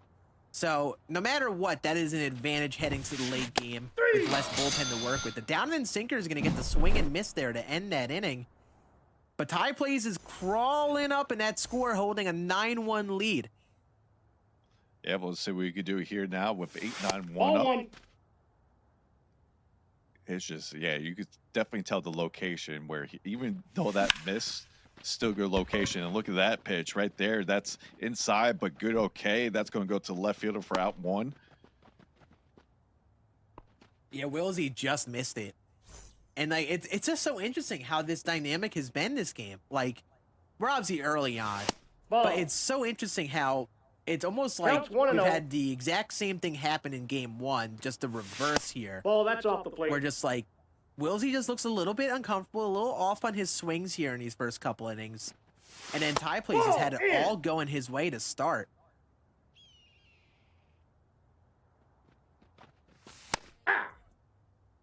That's going to be a strike. And the thing that'll be interesting this game is to see if Willsey makes the adjustments and Take your base. can fight himself back into this game early on. That's a great take on a backdoor cutter that just misses the strike zone.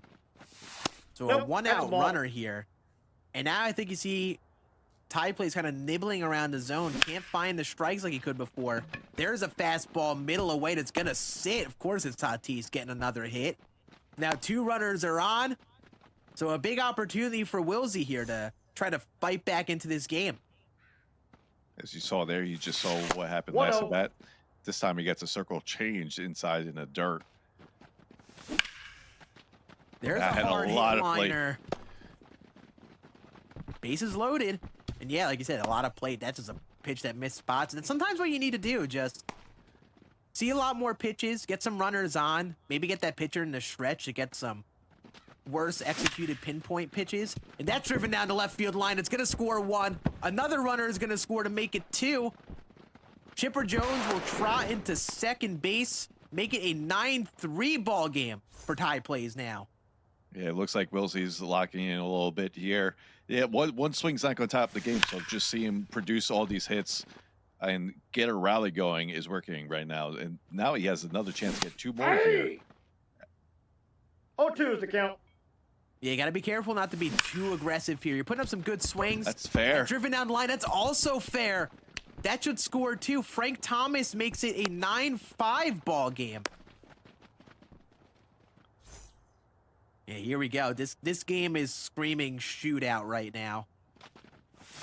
Ball. Just back and forth offense. Now, the key is, can Ty Plays minimize, keep a lead for himself? That's going to be a fly out right to Babe Ruth at first. So he's 1 out away from still preserving a 4-run lead here.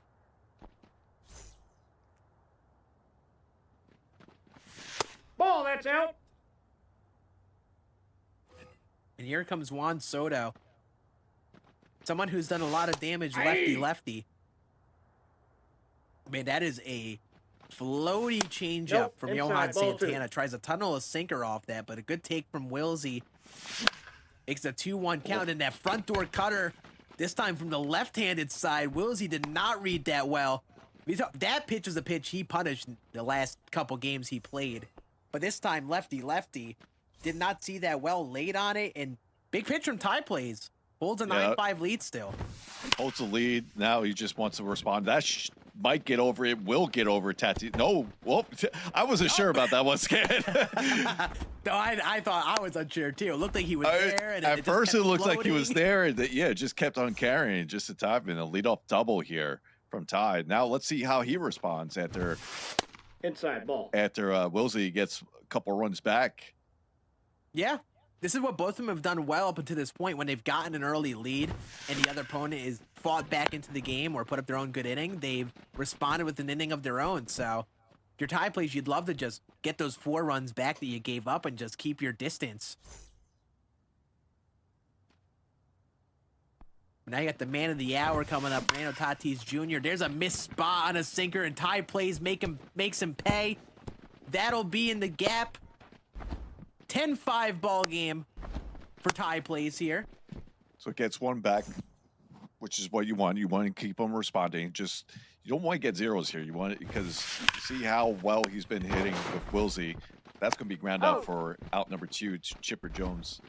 But still, that's the thing. Like once you feel that Wilsey's locked in, you had to it feels like you're not paying catch up because you're in the lead, but you need to keep on tacking on. Yeah, because you it know does add pressure. Feel Inside like ball knowing 1. that he's kind of looming because he's put up some big innings. So it's a difficult position to be in, even with like a 5-run lead. You'd be like, hey, I gotta just keep on tacking on. I can't stop scoring. Just want to win the innings. That's pretty much what you want to do right now. Yeah. Win each inning. So here we go. 2 runners on. This is a big opportunity for tie plays. 2 runners on. Nick Sogard coming. Missed spot fastball. Just a hair behind it. That's what he probably wants back. Just sat back a little bit too much. Now an 0-2 count. And you'd love to at least get another runner here if your tie plays. An opportunity to keep building up that lead.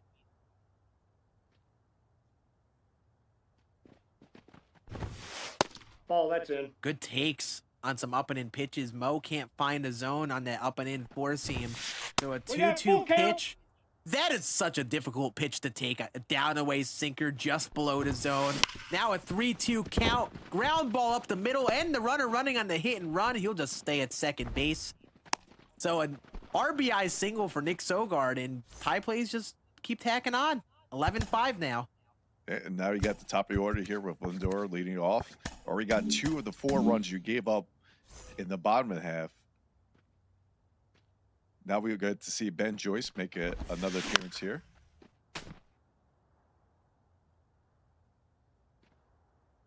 Yeah, Ben Joyce got the outlier 4-seam. He's got that sinker in the mix. Accidental backdoor slider there, but it works out in his favor. Gets a ground ball from Lindor, so tie plays maintains a 6-run lead here. Looking to kind of hopefully keep Wilsey where he's at here. Wilsey's kind of looming offensively, put up some good swings, rallied a bit last inning. Inside. I want to try to find a way to keep him here. Try to keep your distance while you have this lead. That's ball 2. 2 balls, 1 strike.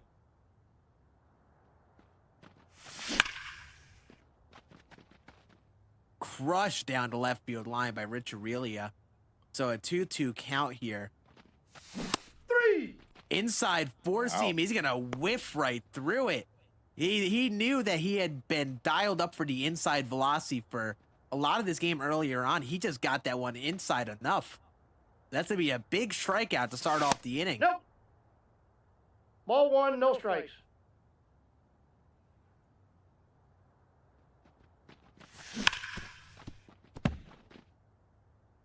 Yeah, it feels like, at least from watching this here, Wilsey is very dialed up for the inside velocity. That's a dot of a sinker. Ball. That's, yeah, 2 there's strikes. nothing you can do. You cannot do anything with that. And he's looking for a sinker or some fastball that catches a little bit of plate inside. But Nope, that's off he's the doing a plate. good job Ball of 2. sitting back and adjusting away when those pitches catch the zone. So tie plays kind of sticking to above the zone. There's that up and in sinker. Beautiful spot from Johan Santana. 2 strikeouts too. Yeah, he's not giving in. He knows he's been all over those away pitches 0-1's after the count. establishing the zone inside. So he's just sticking inside. Up and in sinkers have been locating well with Santana here. Going to the 4-seam above the zone and in on the hands. And he's just sticking with that approach on the mound. So I feel like if there's anything to get out of it, it looks like he's found some sort of approach to pitch Wilsey here to start off this game. And we saw Wilsey just take a little breather there, pause it, just recollect himself. Now he's down 0-2 right here. Let's see what Santana Ball deals. inside. Tries again with the up inside cutter there, but that's going to be there for ball 1. That's ball 2. I love that 2-strike pitch there, going to the up and in cutter. Try to get him to think he's going to go to the sinker. Get a hopefully a swing and miss. Great take from Wilsey. There's the inside four seam again. It's going to get a check swing, strike 3. And Ty Plays pitches a great inning there. Struck out the side right there. Yeah, I mean, you don't see that. It's too much. Yeah. Unreal. And like, he's not doing anything too crazy. Just attacking inside to those righties. Throwing some four seams in on the hands to those righties. And it's working out in his favor. Up 11-5 here. And a chance to really pat on this lead here. Yeah, last time he pitched a 0, I mean, he was able to get 6 runs. Immediately after, we'll see what he could do here. That's going to be a shot. I don't think that's going to Tatis be able to get there. He will. He does. What a play from Nando in center field to get that first out. That was like another in-between. I wasn't sure about that one either. Yeah. And Tatis, it's interesting because he has pretty good speed, but not like 99 like a Brenton Doyle does in center field. So sometimes don't know with those deep fly balls. One strike. Couple, I mean, that play he actually made. The other play he just missed. Ball 3. But some good takes. Makes it a 3-1 count here for Chipper Jones. Hey! That's a dot of a four-seam right on the corner. 103-mile-an-hour paint. So the 3-2 pitch. It's a sinker that catches way too much plate. Crush the deep left field. Make that a 12-5 lead for Ty Plays now. Yeah, that just had a little too much plate like we've been seeing all game, and Ty's been taking advantage of that. And now it has a 12-5 lead, but able to at least get 1 run there after putting up a 0 against Wilsey in the bottom of the 4th. So this is what you need to do. Win the innings. You got to just keep on winning. And right now it's working in his favor. 1 ball, 2 strikes. Dialed up for inside fastball there. Right on the black, bites it off. I like that pitch right after. He doesn't bite on the inside sinker at all. There's a ground ball. Oh man, when it rains, it pours. That's a swing that you will take if your Ty Plays. Single for Frank Thomas, and I mean, you're just chipping away at Wilsey's bullpen right now. Ben Joyce already has 17 pitches. He's got 5 relievers left here, and we're just getting into like the second half of this game.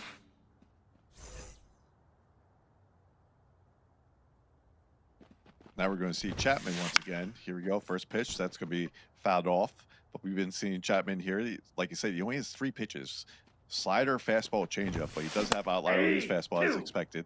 Dotted that there for the strike number 2. Looks like he's going to stay away there. That's outside. Good take on a four-seam just outside. I don't know. I feel like the only pitch you go to is down and away slider. And he's going to fight that one off. Ball, that's out. Good take. He's just seen a lot of pitches, and it feels like every at bat he just full count. Working counts now. A 3-2 count here with Tatis on deck. Gonna try to locate a down away slider here. Catches the plate, but he rolls it over right to Lindor. 2 outs here in the 5th. But a big at bat here for Tatis. Yeah, good thing he had the runner moving, because that would have been a tailor-made double play now. Gives a shot for one of his best hitters in this lineup with Tatis, already 2 for 3 in this game, including a home run. Ball, that's inside. But yeah, he's just going through his bullpen. Ty Plays has been very patient in this game. I probably sound like a broken record at this point, but it has been a bit of a difference from game 1. And if he keeps his approach, I mean, everything has gone his way offensively. Now a 2-2 count and just a dot of a circle change from Chapman. Not much you can do with that one. But that ends our inning. 12-5 game for Ty Plays now, so he does pick up another run there. and we move to the bottom of the 5th, and this is still a 7-run lead for him. There's a fly ball to deep right field. It's hit very high, though. Does it have the legs to go? Wow. It does. I thought that was a fly ball out at I first, did and that too. just kept on carrying. There's left mountain for you, but Tatis able to get it. Who would have thought? Yeah, I know. Who would have thought? But that's a good start. Get that run right back. It's been Tatis all day for Wilsey here. Is it to get only his 6? offense going? 6 hits, 6 solo home runs so far for Wilsey? I don't know. I don't know if they're all homers. I think he had one inning where he got a few hits down the line, if I recall. There's a perfect right up the middle. So 12-6, but Wilsey putting up some good swings here in the bottom of the 5th. And here's Chipper, who's already 2 for 2 this game, who's done some damage. Things could get interesting if he's careful this at bat and puts up a good swing. And you got to remember, Wilsey is the home team here, so if he keeps it anywhere between 7 to Inside, ball 2. 3-run deficit, even late, he could put that up in 1 inning. Yeah. I think if he stays like within 5 runs as we get towards the 7th inning, he has plenty chance. We kind of said the same thing about Ty plays. He needed a 0 after a good inning just to kind of keep it within like 5, so he kind of had a chance. And then Wilsey kept responding. So I think key here is to find a way to keep this minimized. But that is a cutter that catches way too much plate. Chipper Jones crushes that to left field. So here comes Wilsey. Make that a 12-8 ball game for him now. Even my eyes lit up on that cutter. That just had a lot of play. That was right down Broadway, and Chipper Jones knew exactly what to do with it. And now we have a 4-run game here in the bottom of the 5th. So we do have a game here. Ooh, first pitch swinging. That's going to get right to the catcher there for the first out in the bottom of the 5th. Either way, Wilsey able to get Santana out of there as well. Now we'll get to the bullpen, so we'll see how he adjusts there. But still, huge hit there from Chipper Jones. Hey! Yeah, I mean, you'll take 4+ innings out of Johan Santana. Something worked there, and like we mentioned, I think he might have a better approach on how to pitch Wilsey here as we're getting to the later part of this game, but we'll see if any of that even means anything as we get to the bullpen. There's an up and in slider that finds the zone, makes it a 1-2 count here. Ball inside. Great take. I think that what Wilsey's done well in a lot of these 2-strike counts, fighting off the inside stuff, and then seeing in a way like slider, sinker, forkball that just catches too much plate. There's a slider that catches way too much plate, but that is hit high, but not too deep. That was the holy launch angle on that one. And a reminder, if you're just joining us, this is our finals for our fall circuit playoffs here. Wilsey versus Ty plays. Ty plays up 12-8, but Wilsey up 1-0 in the series. This is a best of 3, so the winner of this if Wilsey wins, he moves on, and I mean, he wins the whole thing, wins $10,000. But Ty plays needs to go 2-0 to reverse sweep. Ball 1. Good take on a down and in slider there to keep this at bat alive. 1-2 count. Nope, that's inside. There's that inside fastball, but Wilsey isn't biting this time like he was with Santana on the mound. 3-2. Oh, what a pitch to take. What a take there. Now a 3-2 count, backdoor slider, and oh man, what an at bat from Juan Soto there. That felt like a realistic Juan Soto bat right there. Yeah, I mean, I would have loved to see just like a shuffle after that down and in forkball he took, because that was just such a crazy take. But it ends the inning anyway. But Ty Play still holds on to a 12-8 lead, but Wilsey's crawling back, makes it only a 4-run deficit here. Now we'll see how Ty responds here. We got Duran, Mauer, and then Sogard. He's going to pitch it for Duran and bring in Dylan Cruz, as we've been seeing all today. And this is where that early game really comes into play. Wilsey trying to extend Chapman here because he knows he only has so many relievers. But he's going to get the out despite the matchup advantage in a very quick out. First pitch swinging. Yeah, first pitch swing, that's what you want if you're Wilsey. But right here, 3 for 3, Joe Mauer been having a day for game 2. Not only that, he's able to hit lefty just fine here. Hey! Going to take that circle change inside for strike number 1. Yeah, I mean, we talked about last time Outside. at one point. I think the last game, Mauer was up, lefty at bat. His power can go to left field if you throw something that catches too much plate, and he hit a opposite field homer as we said that. So definitely more than capable in the lefty at bat, and working a great at bat here. 3-2 count here yet again. Take your base, ball 4. And a beautiful at bat from Joe Mauer there to get on base with a little walk. Chapman can't really find the zone here. And here comes Nick Sogard, who's also 3 for 3 this game. His bottom lineup is coming through for him. And that's going to be right to ball. He's out. Double play ends the inning, and I mean some good at bats there, but one swing ends that inning for Ty Place, who's got 17 hits already. But Wilsey is still in his game, only down 4, and that's a big shutout inning for him because now he only needs a couple runs, and he's literally right back in this game. Yeah, now he has a 0 across the board for pitching. Let's see if he can take advantage of that. He has 8-9-1, even though it feels just like the top of the order because all these guys have been doing great. And there's goes Lindor. Does it stay fair? It does not. That's just out of there by 7 feet. Oh, that's roped to right field. Perfect. Man, I feel like in either situation, one thing I've learned today, whether Lindor is hitting lefty or righty, that down and in sinkers to him just does not work. He his hot zone's gotta be down and in versus both sides. He has just done damage versus both sides on those pitches. And like I thought it'd be cool to learn something on how to get Francisco Lindor out, but like his cards literally are impossible for me to get out, and it seems like that's still the same way for this today. I don't know how you get that card out. You got 2 balls, 1 strike. Ball 3. But a 3-1 count here. Great patience from Wilsey to start off this inning. That's a good fastball right on the corner. Makes it a 3-2 count versus Gary Sanchez. I think he's looking down in the way here. That PCI shining there tells me that. But he's got a strikeout, but he sent the runner. Oh, but he sent him back to second. He would have been safe at first. We got a rundown. We got a pickle here. Yeah, on the tag. And he's out at first. If he kept on going back to first, he would have been safe. He would have. But you decided to go back second.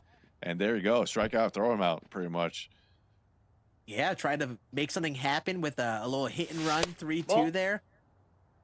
And great job from Ty Plays to get out of that rundown despite some weird stuff happening on the base pads and getting the strikeout.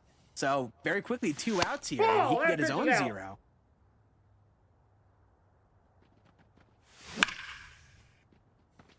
There's that inside fastball, just a little too early on it. So a 3-2 count for Ty Plays on the mound. Down and away slider. It's poked to right center field. That's going to split the gap again. Who else but Tatis for Wilsey? Another ball to the gap. It's going to be a 2-out double here. This card has definitely been the MVP for both guys today. Unreal.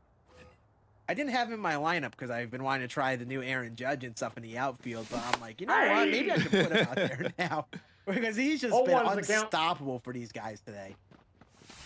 All 1. Babe Ruth has also been big for Wilsey throughout his day today, and an opportunity to get himself right back in the game if he's careful here with 2 outs. That ball went out. Works a 3-1 count versus Mariano Rivera with Chipper Jones on deck. I don't think you want Chipper Jones up in this scenario. And a well-executed down-and-away sinker. So big pitch for Ty Plays. Gets out of that inning with a 0 as well. Still holds on to that 4-run lead. And that comes up with the top of the order with Lindor, Ruth, and then Chipper Jones. Yeah. Good pitching out of Ty Plays to get through that. And again, we're just burning through Wilsey's bullpen here. Only 4 relievers and 1 starter left out of the bullpen. And in comes Raleigh Fingers. So, I mean, the patient approach working for Ty Plays here. Top of the 7th with not too many pitchers left. That's driven to left field, though. I don't know if Babe Ruth is going to get there. I don't think he's going to. It's off the wall. That'll be a leadoff double for Francisco Lindor. Yeah, can't get him out. I don't know how you get him out. Maybe one day I'll learn, but maybe And today another is not that sinker. day. That's just a sinker away too. So inside, outside, don't matter. What do you got? So yeah, tie play is looking good so far here in game number 2. Looking to even up this Ball series 2. after picking up a loss in game 1. Looking to get some insurance here in the top of the 7th since Wilsey has heated up the bats. Ball 3. And that's going to be a 3-1 count here. Gonna see an away forkball here. Just fights it off, makes it a 3-2 count. Yeah, 2 straight forkballs he has not read well out of the hands. Now going to come back with a sinker. And he's staying alive. He's just seeing a lot more pitches. He's fighting off some pretty solid pitches, but that's going to be hit into play for our very first out in the inning.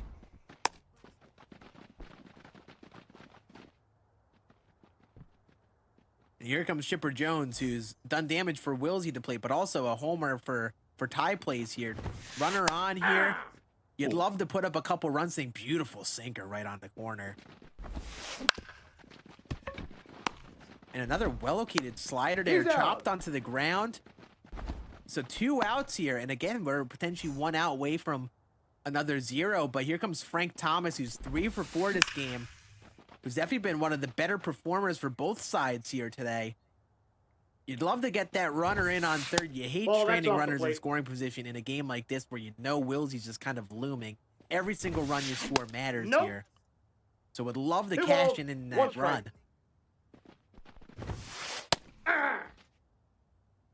2 balls, 2 strikes. Now a 2-2 count. And he fights it off. Stays alive. Trying to go to that up and in slider. And he is ready for that one. So another 2-2 count.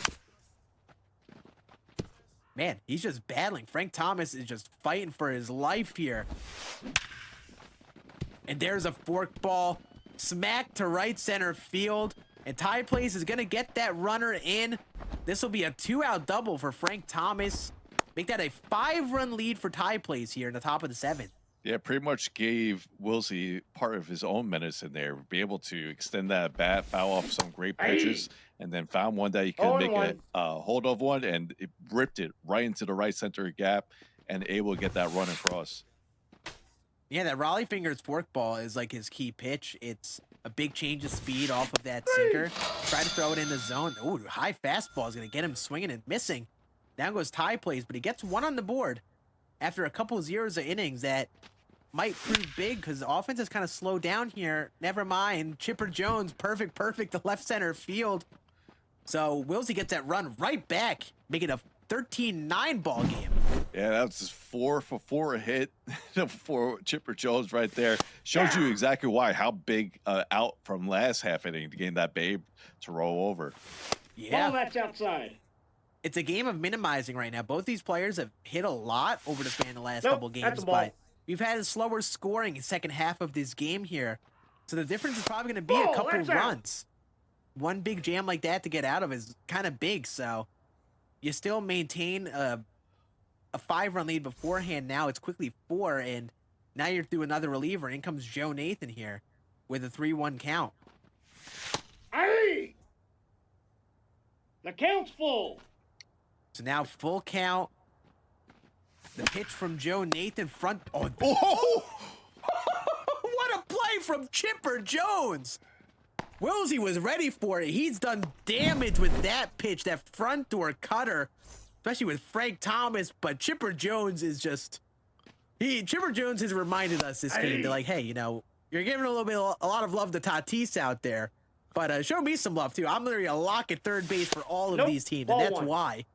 I immediately off the bat, it's like, all right, there's a double there. And then all of a sudden, Chipper Jones gets that diving stop. I mean, Wilsey, there's nothing he could do. Hit it right on the nose there. Yeah.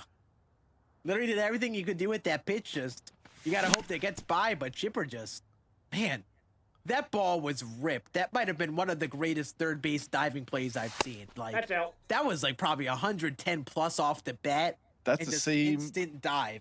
same pitch Frank Thomas hit solo shot for Wilsey, I believe, the game in the first game with that cutter inside. I was surprised we saw another cutter inside to Frank Thomas like that. But there's a fly ball from Vlad, just a little bit underneath that, makes it 2 outs in the inning. So man, this is one of those innings where it feels like Wilsey's been really close to doing some damage, but it just hasn't gone his way. So you'd love to come out with another just 1-run inning if your tie plays on the mound. And that's a dot of a cutter. 0-1's the count.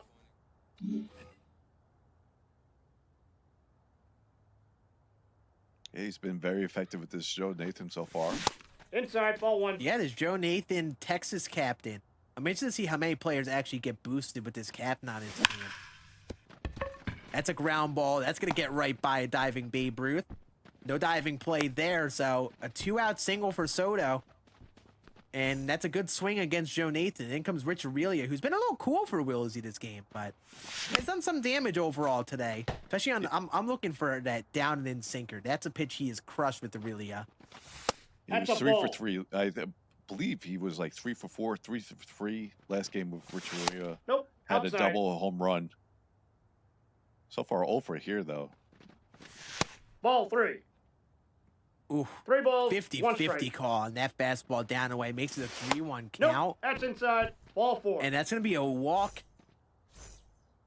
2 runners on for Lindor. And yeah, this is probably where you take out Joe Nathan. Seems like he was just trying to make something work by throwing the 12-6 curveball there. And yeah, Alvarado in. Just going for a different look, I guess. Going for higher velo sinker cutter. Bringing a different look with a lefty. 125 power now for Lindor. And one swing could make it a 1-run ball game. Yeah. At least on like an attribute standpoint, probably not the favorable matchup, but we'll see if it actually plays a factor here. 2-1 count. Beautiful up and in cutter to get a swing and miss there. So a 2-2 count from Alvarado. Yeah, he's looking inside. I think you know what type of pitch he's looking for here. Count is 3-2 pitch. He takes that fastball. He bit at that earlier in this game with Johan Santana on the mound. Late game here, he adjusts and takes it. And there's that down and sinker that he's crushed before earlier this game, but yet again, a 3-2 count. Oh my goodness, he's just attacking him inside, and this is just a battle here from Lindor. Another pitch. That was ball 4. Yeah. But he's looking to do some damage from Lindor. He is committed inside here. I don't know where you throw him here. He's all over everything inside. You know you go some sort of away pitch. Probably ready for it. I feel like if another foul That ball. had a lot of plate right there. I feel like I would just try to go down and away single here. Not a lot of times he's crushed the four seams and the cutters, trying to throw those away from the same-handed hitter. He went down away sinker. He got the rollover. Just found the gap. So Lindor comes up with a big hit. 13-10 game. And now the tying runner is up at the plate in Gary Sanchez. And hitless so far, which is very unconventional for Wilsey with Gary. But there we go. He gets his first hit of the game. That's going to be up the middle. That'll score 1. That'll push the other runner to third. And now it is a 13-11 game here in the bottom 7. And this is the downside of Alvarado. You only have 3 pitches to work with, and all of them are fastballs. He threw 3 straight sinkers away, and he's hit all 3 sinkers away. Tatis, of course, with a 3-run homer, and Wilsey has a lead, 14-13. What a shift that was, and Wilsey fighting all the way back and taking the lead here. First lead of the game for him. Another sinker hit hard. That one's going to be fielded to the Oh, actually. And yeah, I think the key there was that he went to that sinker away once to Lindor. He hit it up the middle, put up a solid swing against it, but maybe had a little luck. Went back to it a second time in a row. Got a better swing on it. And then a third sinker in a row. That time to Tatis, and he crushed it. I think he just kind of went to that same pitch 3 times in a row, and Wills just kind of adjusted between the at-bats. And Now he's got a lead for it. It was still very surprising, bro. Alvarado there in that situation. I just, especially with Lindor there and then Gary right behind it. I mean, it was kind of like, yes, Tatis hits better against righties, but still, that was 2 batters away. So I was very curious on that. Yeah. And now Wilsey takes his first lead since the first inning when he had the 1-0 lead in the bottom of first with the Chipper Jones home run. But Tatis, once again, coming up big with that 3-run shot. Now he just has to put up zeros here, which is going to be a tough task ahead of him. Ball 2. Yeah, but it definitely changed the entire dynamic for tie plays. He had all the momentum this game. He got off the early offensive start, but Wilsey's rebounded. He's done a good job of minimizing tie plays on the mound, and now he's fought all the way back. But we talked about earlier, that bullpen game is big. He got starting pitching out right away, so he's going to go to his starting pitcher. Actually, no, he's going to Trevor Hoffman. I swore. I got tripped up because there are 3 relievers and 3 starters he has, so I thought he was still on the starting pitching screen. So Trevor Hoffman in here. And that's just going to be a hard ground out right to Lindor. Now there are 2 outs in this inning, but here comes Joe Mauer, who has been big in the 8th spot here for tie plays. Yeah, you got the 8 and 9 spot that both have 3 hits or more. With Mauer now, keep the inning alive with a 2-out double here. And I believe Sogard is up now, who already has 3 hits in the game as well. Yep. So you'll take that. Brand new pitcher comes into the game, even though he grounds out to start. You put up a good swing at next at bat. And yet that changeup is difficult to time up. That's why you go to Trevor Hoffman. That's in. Try to get some outs on that circle change and hopefully that cutter. That's crushed past Aurelia short.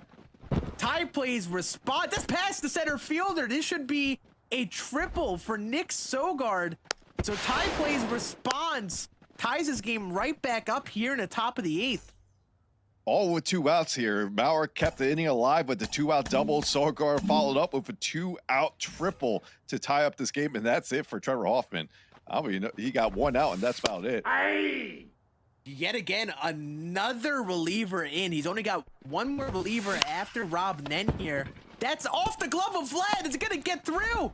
Safe, he's in. Vlad just misses it, and that's a single for Francisco Lindor, and tie plays has the lead. This is the back and forth action we kind of expected here.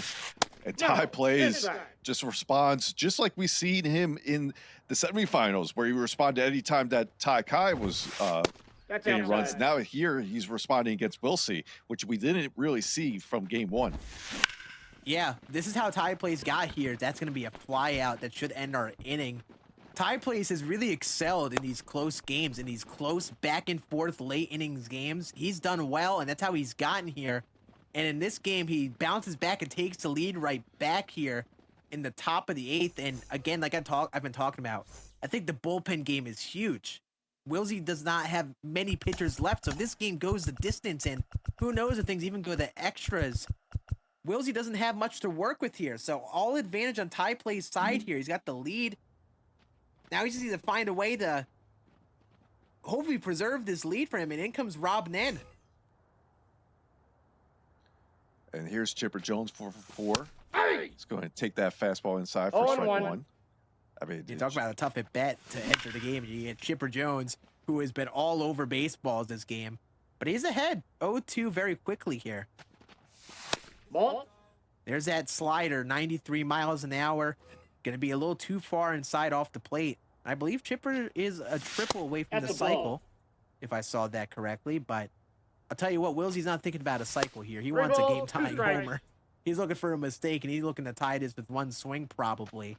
But a 3-2 count, and that is crushed to left field. It's going to land right in front of the left fielder. And another hit for Chipper Jones. 5 for 5 this game for Wilsey. Ball 1. Yeah, we've been seeing a lot of that, like 4-for-4s, 5-for-5s for some of these players that have been using cards. Tatis, Chipper, Joe Mauer. And that's a shot. Frank Thomas. The big hurt does it. Big home run to give him the lead right back. I mean, took a good slider down and then got ahead in the count, but was ready for that splitter. And yeah, that's what Frank Thomas been doing all day. That is on his front foot from Vlad Jr. that's going to be caught. For a moment, I thought that was just going to keep floating. He was on his front foot in that swing. I was That like, was a very early good swing. Imagine that went out. Wow. So first out for Wilsey, I mean, for Ty Plays on the mound. I mean, big thing here is that is demolished to center field by Juan Soto. That splitter goes right down the middle. So now a 17-15 game for Wilsey. I think a key thing in this game is that Wilsey's got home field here. We're in a close battle, and even though he doesn't have much bullpen, he's got home field. And now that he has the lead, I mean, Ty Plays not only has to score 2 to tie in the top of the ninth, I mean, he's probably going to look to get some more to try to win this game in the ninth. I mean, Wilsey's been on his game. One run might not be enough in the bottom of the ninth to hold him off. And since Wilsey's a home team, he could end his game on his call. That's crushed to right field. Does it have the legs? It does. A laser from Francisco Lindor. It's now 18-15 for Wilsey, and he's just gotten some big late game offense here. Yeah, he wants to attack as many runs as he could get here coming the top of the ninth. Gary Sanchez is going to swing over that slider away, but yeah, just fantastic hit so far, especially, I mean, you give that, perfect to the left field corner. That should be a double. No, you might stay there with the 38 speed as Gary Sanchez retreats back to first. But now you got Tatis up here, who last time up got the 3-run shot. Yeah, Tatis has done a lot of damage today. So big at bat here to try to like slam this game shut here. You have a few run lead here. Ty Plays battle last inning to take that lead right back in his hand. As that is crushed to deep right field. And here goes Nando again. Homers in back-to-back innings. Makes it a 20-15 game for Wilsey here. And he is potentially 3 outs away here from finishing up this series and being your fall circuit champion. Yeah, I mean, that's the third home run with Tatis in this game alone. 2 big home runs there, and now he has 3 outs remaining, and let's see what he could do. Top 9, here we go. 2015 ball game. Here, game 2 in the grand final between Wilsey and Ty Plays. Ty Plays down to his last 3 outs to keep the series alive with 3-4-5 up. Absolutely. Worth noting, like we've talked about, Wilsey does not have much bullpen left. So if Ty Plays puts up a rally, Wilsey's going to be in a tough spot, but that is going to be a ground out to start off our inning. Swings at a low splitter just outside of the zone, and Wilsey's looking at defensive subs. He's going to bring someone else out there, get some better defense. Yeah, took that Soto, bring in Duran, get some more speed out there. Absolutely, especially when you have a lead like this. Last thing you want is a ball that could be caught to land in a gap, because that could just give him the life. And oh my, that ball is crushed by Frank Thomas. Perfect over the batter's eye in center field. So Ty Plays has some life, makes it a 16-20 game here. Is he going to go to the last guy in the bullpen, or is he going to go with Santana? His last guy is Santana, and then the one reliever, and then whoever uses here can't be in game 3. Can't be your game 3 starter. He's pretty much eliminated for game 3. So I'm curious. He's going to just try to shut it down now. It looks like he is. So here we go. Santana coming out here to try it, close out this game. And his last 2 pitchers are lefties, Johan Santana and Andrew Miller in the bullpen. So he could have all these matchups for the rest of this game here. So Wyatt Langford with max contact and power versus lefties off the bench here, looking to keep this inning going. Ball, that's inside. Even though there's a 4-run lead, and Wilsey's been great offensively, if every single pitch, every single at-bat matters here. Ty Plays is within reach. That's crushed to left center field. 99 speed will be running. That should be a 1-out double for Wyatt Langford here. Another good swing for Ty Plays and 2 straight at-bats, and I don't know, he's putting up some good at-bats here, and he's still got to keep Santana in here. That's also crushed to left field. right in front of Jarren Duran. 2 runners on here. And here comes Dylan Cruz, who he pinch hit just a couple innings ago. Again, matchup advantage here for Ty Plays at the Ball plate. 1, no strikes. Hey. What a Good dot. four seam. Exactly where you want that located. Hey. Got to be careful here. Got to try to elevate a ball here. Willsy knows if he's a little too aggressive and jams the ball into the ground, it could be game over. Gets the high pitch, though. That's hit to the gap by Dylan Cruz. It's going to score 1. 97 speed. Should score from first, too. To make this a 20-18 game. The tying run is up at the plate for Ty Plays, and Joe Mauer comes up, who is 4 for 4 on the game. He has the bottom of the lineup, but which have been absolutely table setters for him. Now we got, like you said, Mauer here. Here's the 0-1 pitch, just misses there. But man, what a fight Ty Place is putting on here in the top of the ninth. That's ball 2. Yeah, he's just looked different in these Mauer at bats. He's been so patient, swinging at good pitches. You can tell he just looks comfortable. I mean, even like, that's a tough pitch to hit. He takes that, fights off, down and away cutter. So another 2-2 pitch. Man, fighting here. Late game, tying run at the plate. Series on the line for Ty Plays here. He's going to keep fighting off those away pitches. So still 2-2 count versus Joe Mauer. He's just staying alive. This is a battle of an at-bat from Joe Mauer, driving up that pitch count from Johan Santana. Another foul ball.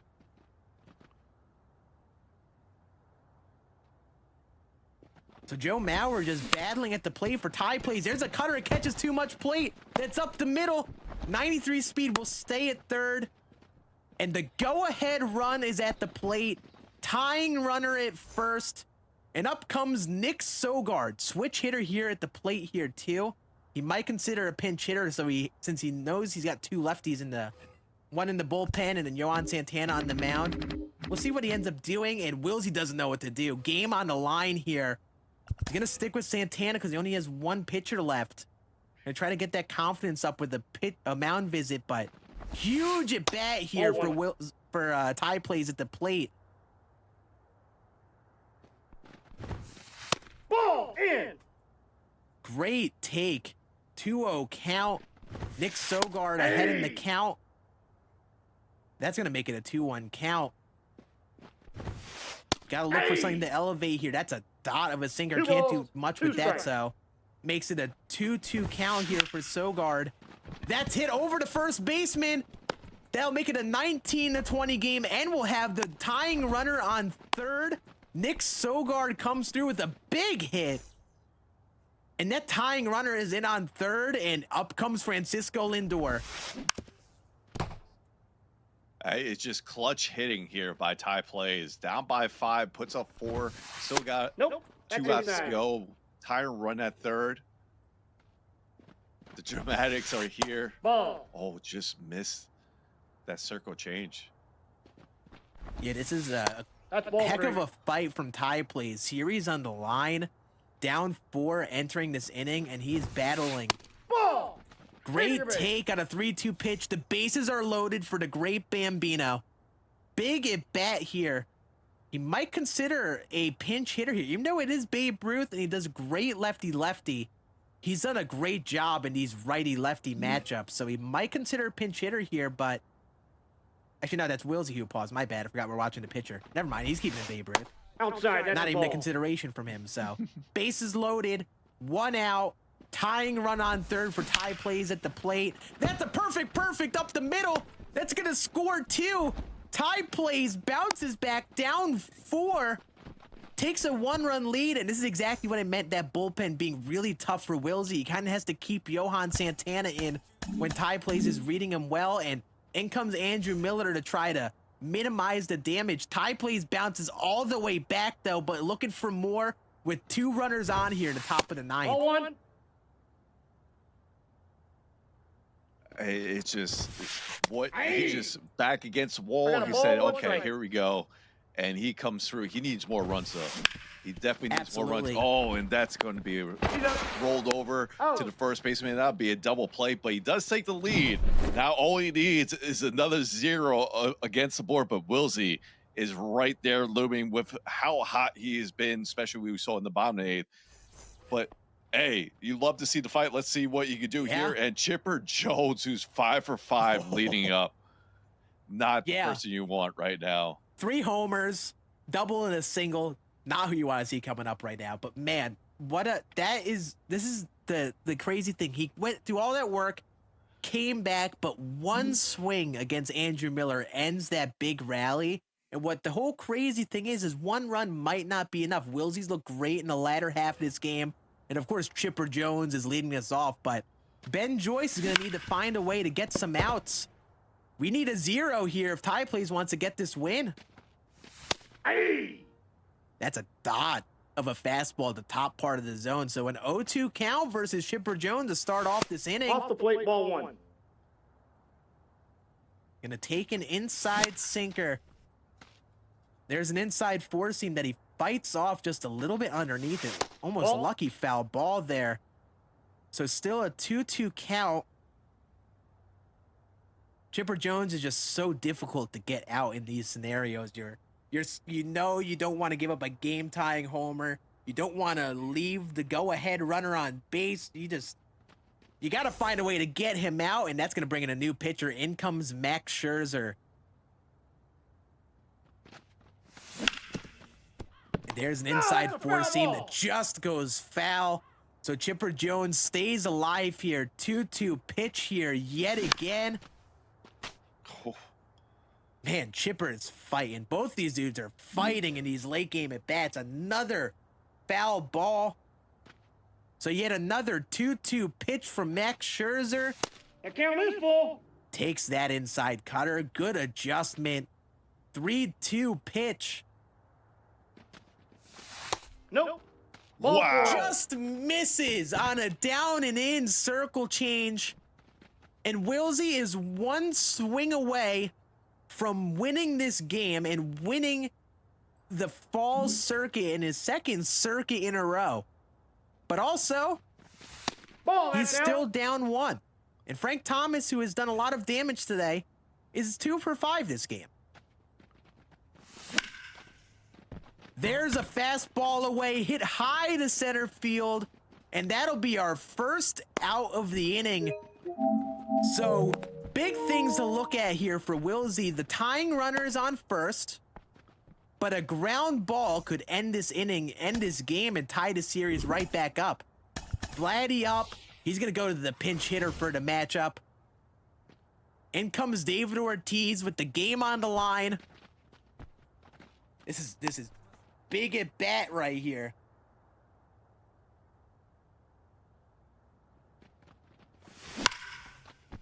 There's a fly ball, deep left center field, and David Ortiz walks it off for Wilsey. Wilsey, after giving up the lead in the top of the 9th, bounces back with 2 runs of his own and sends us home.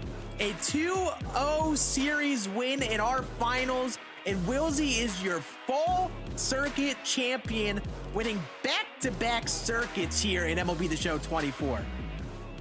It just, the hitting display that he put on today has just been, it's like Aaron Judge. Like, what do you, is there another level that you have to go to? That's what it feels like right now.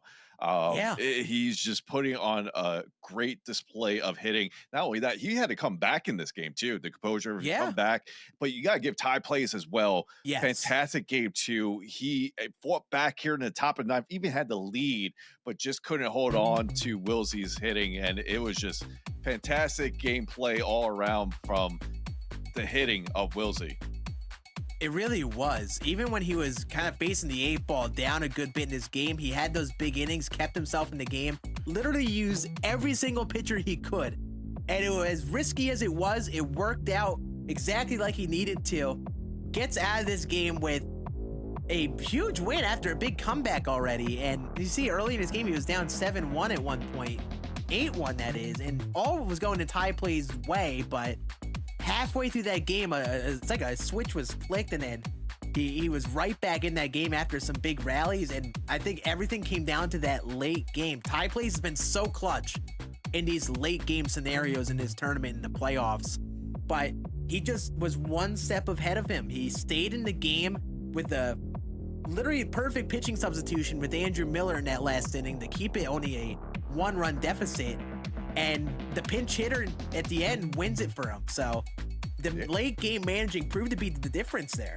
Yeah, that was probably the only at bat we've seen from David Ortiz today from Wilsey, and it came no better timing than in the bottom of the ninth to get that 2-run shot. But how about Chipper Jones goes 5 for 5 for Wilsey in game 2? Not only that, Fernando Tatis Jr. gets 3 home runs for Wilsey in game 2. And then, of course, that David Ortiz 2-run shot, as we just saw, captures Wilsey to be the fall circuit champion. And like you mentioned, the second in a row circuit winner right there is Wilsey.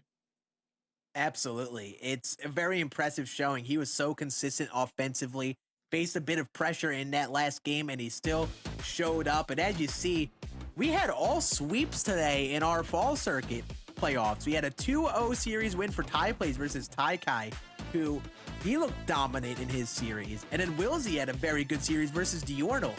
And in our finals, we saw a crazy game number 1 from Wilsey as he picked up a dominant showing offensively. But we felt like things skewed back Ty Plays' way to start off game 2. And right as that got his way, Wilsey bounced back. It took the game over and came all the way back. So, I mean, very impressive offensive showing from him today. He has been unstoppable at the plate, it feels like. And that's what's won him all of his games. He's just been so tough to out-hit offensively. It's so hard to just keep in line, like be able to match up 1v1 with his hitting. It just, when he gets on those type of rolls and be able to get in bunches, it's just hard to fight back sometimes. But even though if you look at the playoff bracket right here, yes, they're all 2-0, but we had very close games here today, especially in the semis and the finals. Yeah, even though we had even some mercy rules and stuff, there were points where like there was like halfway through the game was in reach, and the game could have kept going in the other person's direction if certain things happened. But I think the one thing we noticed, which Wilsey did and which Ty Plays did very well to this point, was that whenever the opponent scored and it got into the game, they took advantage and kept building that lead. In this situation, though, for Ty Plays, he had done it for most of the game up until those last couple innings where Wilsey just fought back and he just managed to come out on top. He just out-hit him in the latter part of the game, but unreal performance from both these players. Ty Plays crushed it today, and then Wilsey also just was one step ahead offensively, and that was really the difference today. Yeah, it was just great to see. And then as you see on the screen here, he wins another $10,000. Now, we'll get to see who's the last qualifier players. Chance qualifier with Weeds with the 90 points. Diurnal with 90, Wavy Turtle 85, Cafe with 85. And then you look on the right hand, Ty Plays, Clutch, Popular Jojo, and then Darius, the real Tap Scott. Absolutely. We'll be back with the last chance qualifier, I believe later in September, as we get towards that grand finals. The grand finals have some big money in store. So to make the last chance qualifier is huge here for these players. There's a $50,000 prize pool for those grand finals. We also have our top 6 players who have made it. And as you see here, Wilsey, Alex K, Frosty, Alex Gakil, Ty Kai, and Kreiner end up making it to this top 6 for our grand finalists for the championship series. But we have the wild card coming in store here soon. Again, later in September, we have that wild card, and players are going to be fighting for those last 2 spots in that wild card. And it is gonna be a crazy week of games when we get to that point. Yeah, it's good, especially like you said, they're playing for a chance of a $51,000 cash prize. So we'll see how that goes. And the wild card dates will be next month. I believe it's on September 13th and 15th, where the grand final dates are September 21st, 22nd, and then the following weekend at the 28th and 29th. Yeah, and those top 6 players secured spots to those grand finals, so they're guaranteed to be there while the rest of those players in the LCQ bunch are going to be playing for those final wild card spots. So those are going to be some crazy games. All the stakes at that point, biggest prize pool, the best of the best players who've made their way through are going to be in there. But of course, we just witnessed a crazy performance out of Wilsey, who's gone back to back here from the summer circuit to the fall here, and just very impressive showing from him. We don't see this type of thing I'm really at curious all. if he's the first one that went back to back with summer and fall Yeah, circuit champion. I personally don't know if he's done that before. I know there have been I some know people Weeds who've was won close. two in I a wasn't year. sure if Weeds did it back to back. Yeah, I'm not sure if it was back to back, but still, this is something that we have not seen much of in our MLB The Show esports. But man, I mean, shout out to all of these players who have played in this tournament. Any players we've watched over the last couple of days, they're all the best of the best in the world. So they all deserve all the credit in the world to get to where they're at. It is so difficult to do. So all these players who have played in the qualifiers, who've got to the playoffs, or anyone who's just taken part in this tournament are really some of the best players in the game. So watching you all has been really fun. And that is just today, I'll tell you what, was some elite baseball. Even though we had a bunch of 2-0 series, we had some really good games that we saw. Yeah, and it's a good, like we said before, a good send off for season 2 for all these cards that we've seen, from what the Fernando Tatis cards, the Bernie Williams, the Durans. It was fun to see, and the Joe Mauer. I mean, Joe Mauer shown so much for tie plays in the last game, being 5 for 5, continued the inning, get the tie and run across. And then, of course, the new card that just dropped on Friday with the Moonshot event, Gary Sanchez. We'll see. Definitely showed you why you should try that Gary Sanchez out. Absolutely. He did some damage in the 9th spot. I feel like for Wilsey, the keys were Frank Thomas, Chipper Jones that last game, especially Tatis, and then Gary Sanchez. Those were like the big 4, I feel like, for him, who just kind of came up in each game that he played when he needed to. So we're actually going to talk to Wilsey. Well, Wilsey, we meet again for the second circuit in a row. How are we feeling after winning our second circuit in a row? I feel amazing. You know, I faced a great opponent. Ty Plays was amazing that game, and yeah, I feel great. You know, feel great. So let me ask you, when Ty Plays went up, I believe it was round 9-1 at a time, you just kept on fighting and be able to attack. Was there just a mindset, just take one inning at a time when the hits, and just gather hits going and get more runs to catch up to that deficit? Yeah, I kind of just like set like a minimum amount of runs for myself in my head, and just try to get that every single time, and just, you know, keep fighting my way through and actually have good. Because at first I was like swinging at fastballs that almost hit me. I don't know what I was doing, but yeah, I just kept like trying to crawl my way back and then make some decent pitches. I actually have a quick question about that last game too. You obviously probably noticed that you were going through your bullpen quick in that later half of the game. What was your thought process in that last inning when you went to Andrew Miller for that final out in the 9th inning, knowing he was your last reliever you had for the rest of this game? Yeah, I know. I kind of made a stupid decision pitching Santana, because then I would have to pitch I don't even know the dude's name that I have in my 5th rotation, but I had to pitch him at the game 3. So then I was like, I was always tempted to bring in Andrew Miller, but then I knew I couldn't pitch anybody else, and then Santana was just getting lit up, so I felt like I had to. And I should have brought in Miller earlier. I shouldn't have even brought in Santana, but yeah. Yeah, if that went extra innings, that would have been interesting, because Miller was like your only guy, and then you would have had to pitch with Andy Cooper in game number 3. So I was interested to see if there was like anything with that, and interesting to note that you realize after effect that you wish you had gone the other way and gone Miller first, because yeah, if that would have gone extras, that could have been crazy with Andrew Miller being your last pitcher. Now, yeah, David. Oh, I'm sorry, Wills. No, I was just agreeing. Yeah, you're good. Yeah, I was just gonna say. So David Ortiz, probably the only bat that you got today, right? And he comes up big with the walk off with the 2-1 shot, and was the cutter away. I feel like you and the cutter pitches today were just on it. We seen Frank Thomas when you were trying to get inside cutter. Just you read that so well than most other players. Is that a pitch that you're like seeking out, or you're just the reaction is just there for it when you're seeing cutter come inside like that? Well, I knew Max Scherzer. I was like, if you threw any other pitch besides like a fastball and a cutter, I could probably like just see it coming, and I'd either be on it and be early, or be on it and then, you know, be good swing timing, obviously. But with Scherzer, I was just kind of expecting a cutter. It was his best pitch. And then, yeah, throughout the day, I mainly just focus on sinkers and cutters. That's why four seams a little bit trip me up, because I'm mainly sitting on or I try and focus on the sinker, and then I get under a four seam. But yeah. Mm. And let me ask you this, and because Scuffy and I have talked about this a bit, if you were to pick one player in your lineup who you would vote as your MVP for today, who do you think it would have been that you think came up the most consistently for you? Today, definitely Tatis. He hit the bomb to hit the bomb to hit the lead. First time plays versus Dane. I don't like versus Dane. I think he had like over 10 RBIs. Every single time he walked up, I got a hit with him pretty much. So yeah, I definitely say Tatis.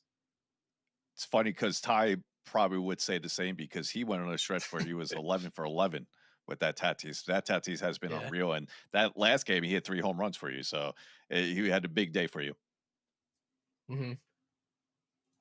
And before we send you off on your way to celebrate, let me ask you, since we're near the grand finals soon, how do you feel knowing that you won these 2 tournaments beforehand with your approach heading into the grand finals? Are you going to do anything differently? Are you going to do anything over this next month to prepare for those grand finals? I mean, I don't really think I should change anything, because, you know, I think today was the best day I've ever hit the ball in my life, to be honest. I was seeing beach balls, you know. But yeah, I think I'm pretty much ready for grands. I know the new set's gonna come out, so I just got to get those cards and I should be good. Absolutely. Thank you for hopping in and chatting with us. Congratulations again on winning the fall circuit. It was fun watching you and all the players compete today, and we appreciate you hopping on and talking with us.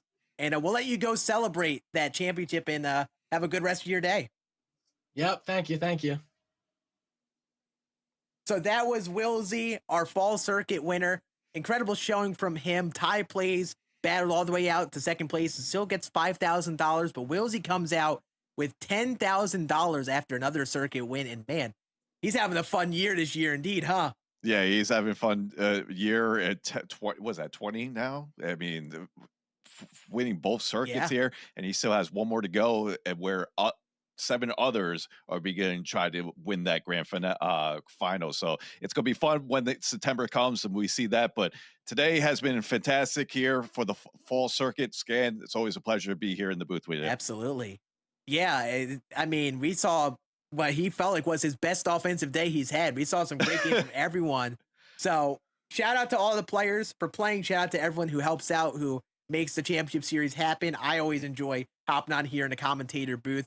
Thank you for joining me, Scuffy, all of you guys in the chat who hung out and watched today. We appreciate you all. We hope you all enjoyed this fall circuit. We'll be seeing you back here again soon for our grand finals with the biggest prize pool and the biggest stakes here in just about a month. So thank you all for hanging out with us. We hope you have a great rest of your Sunday.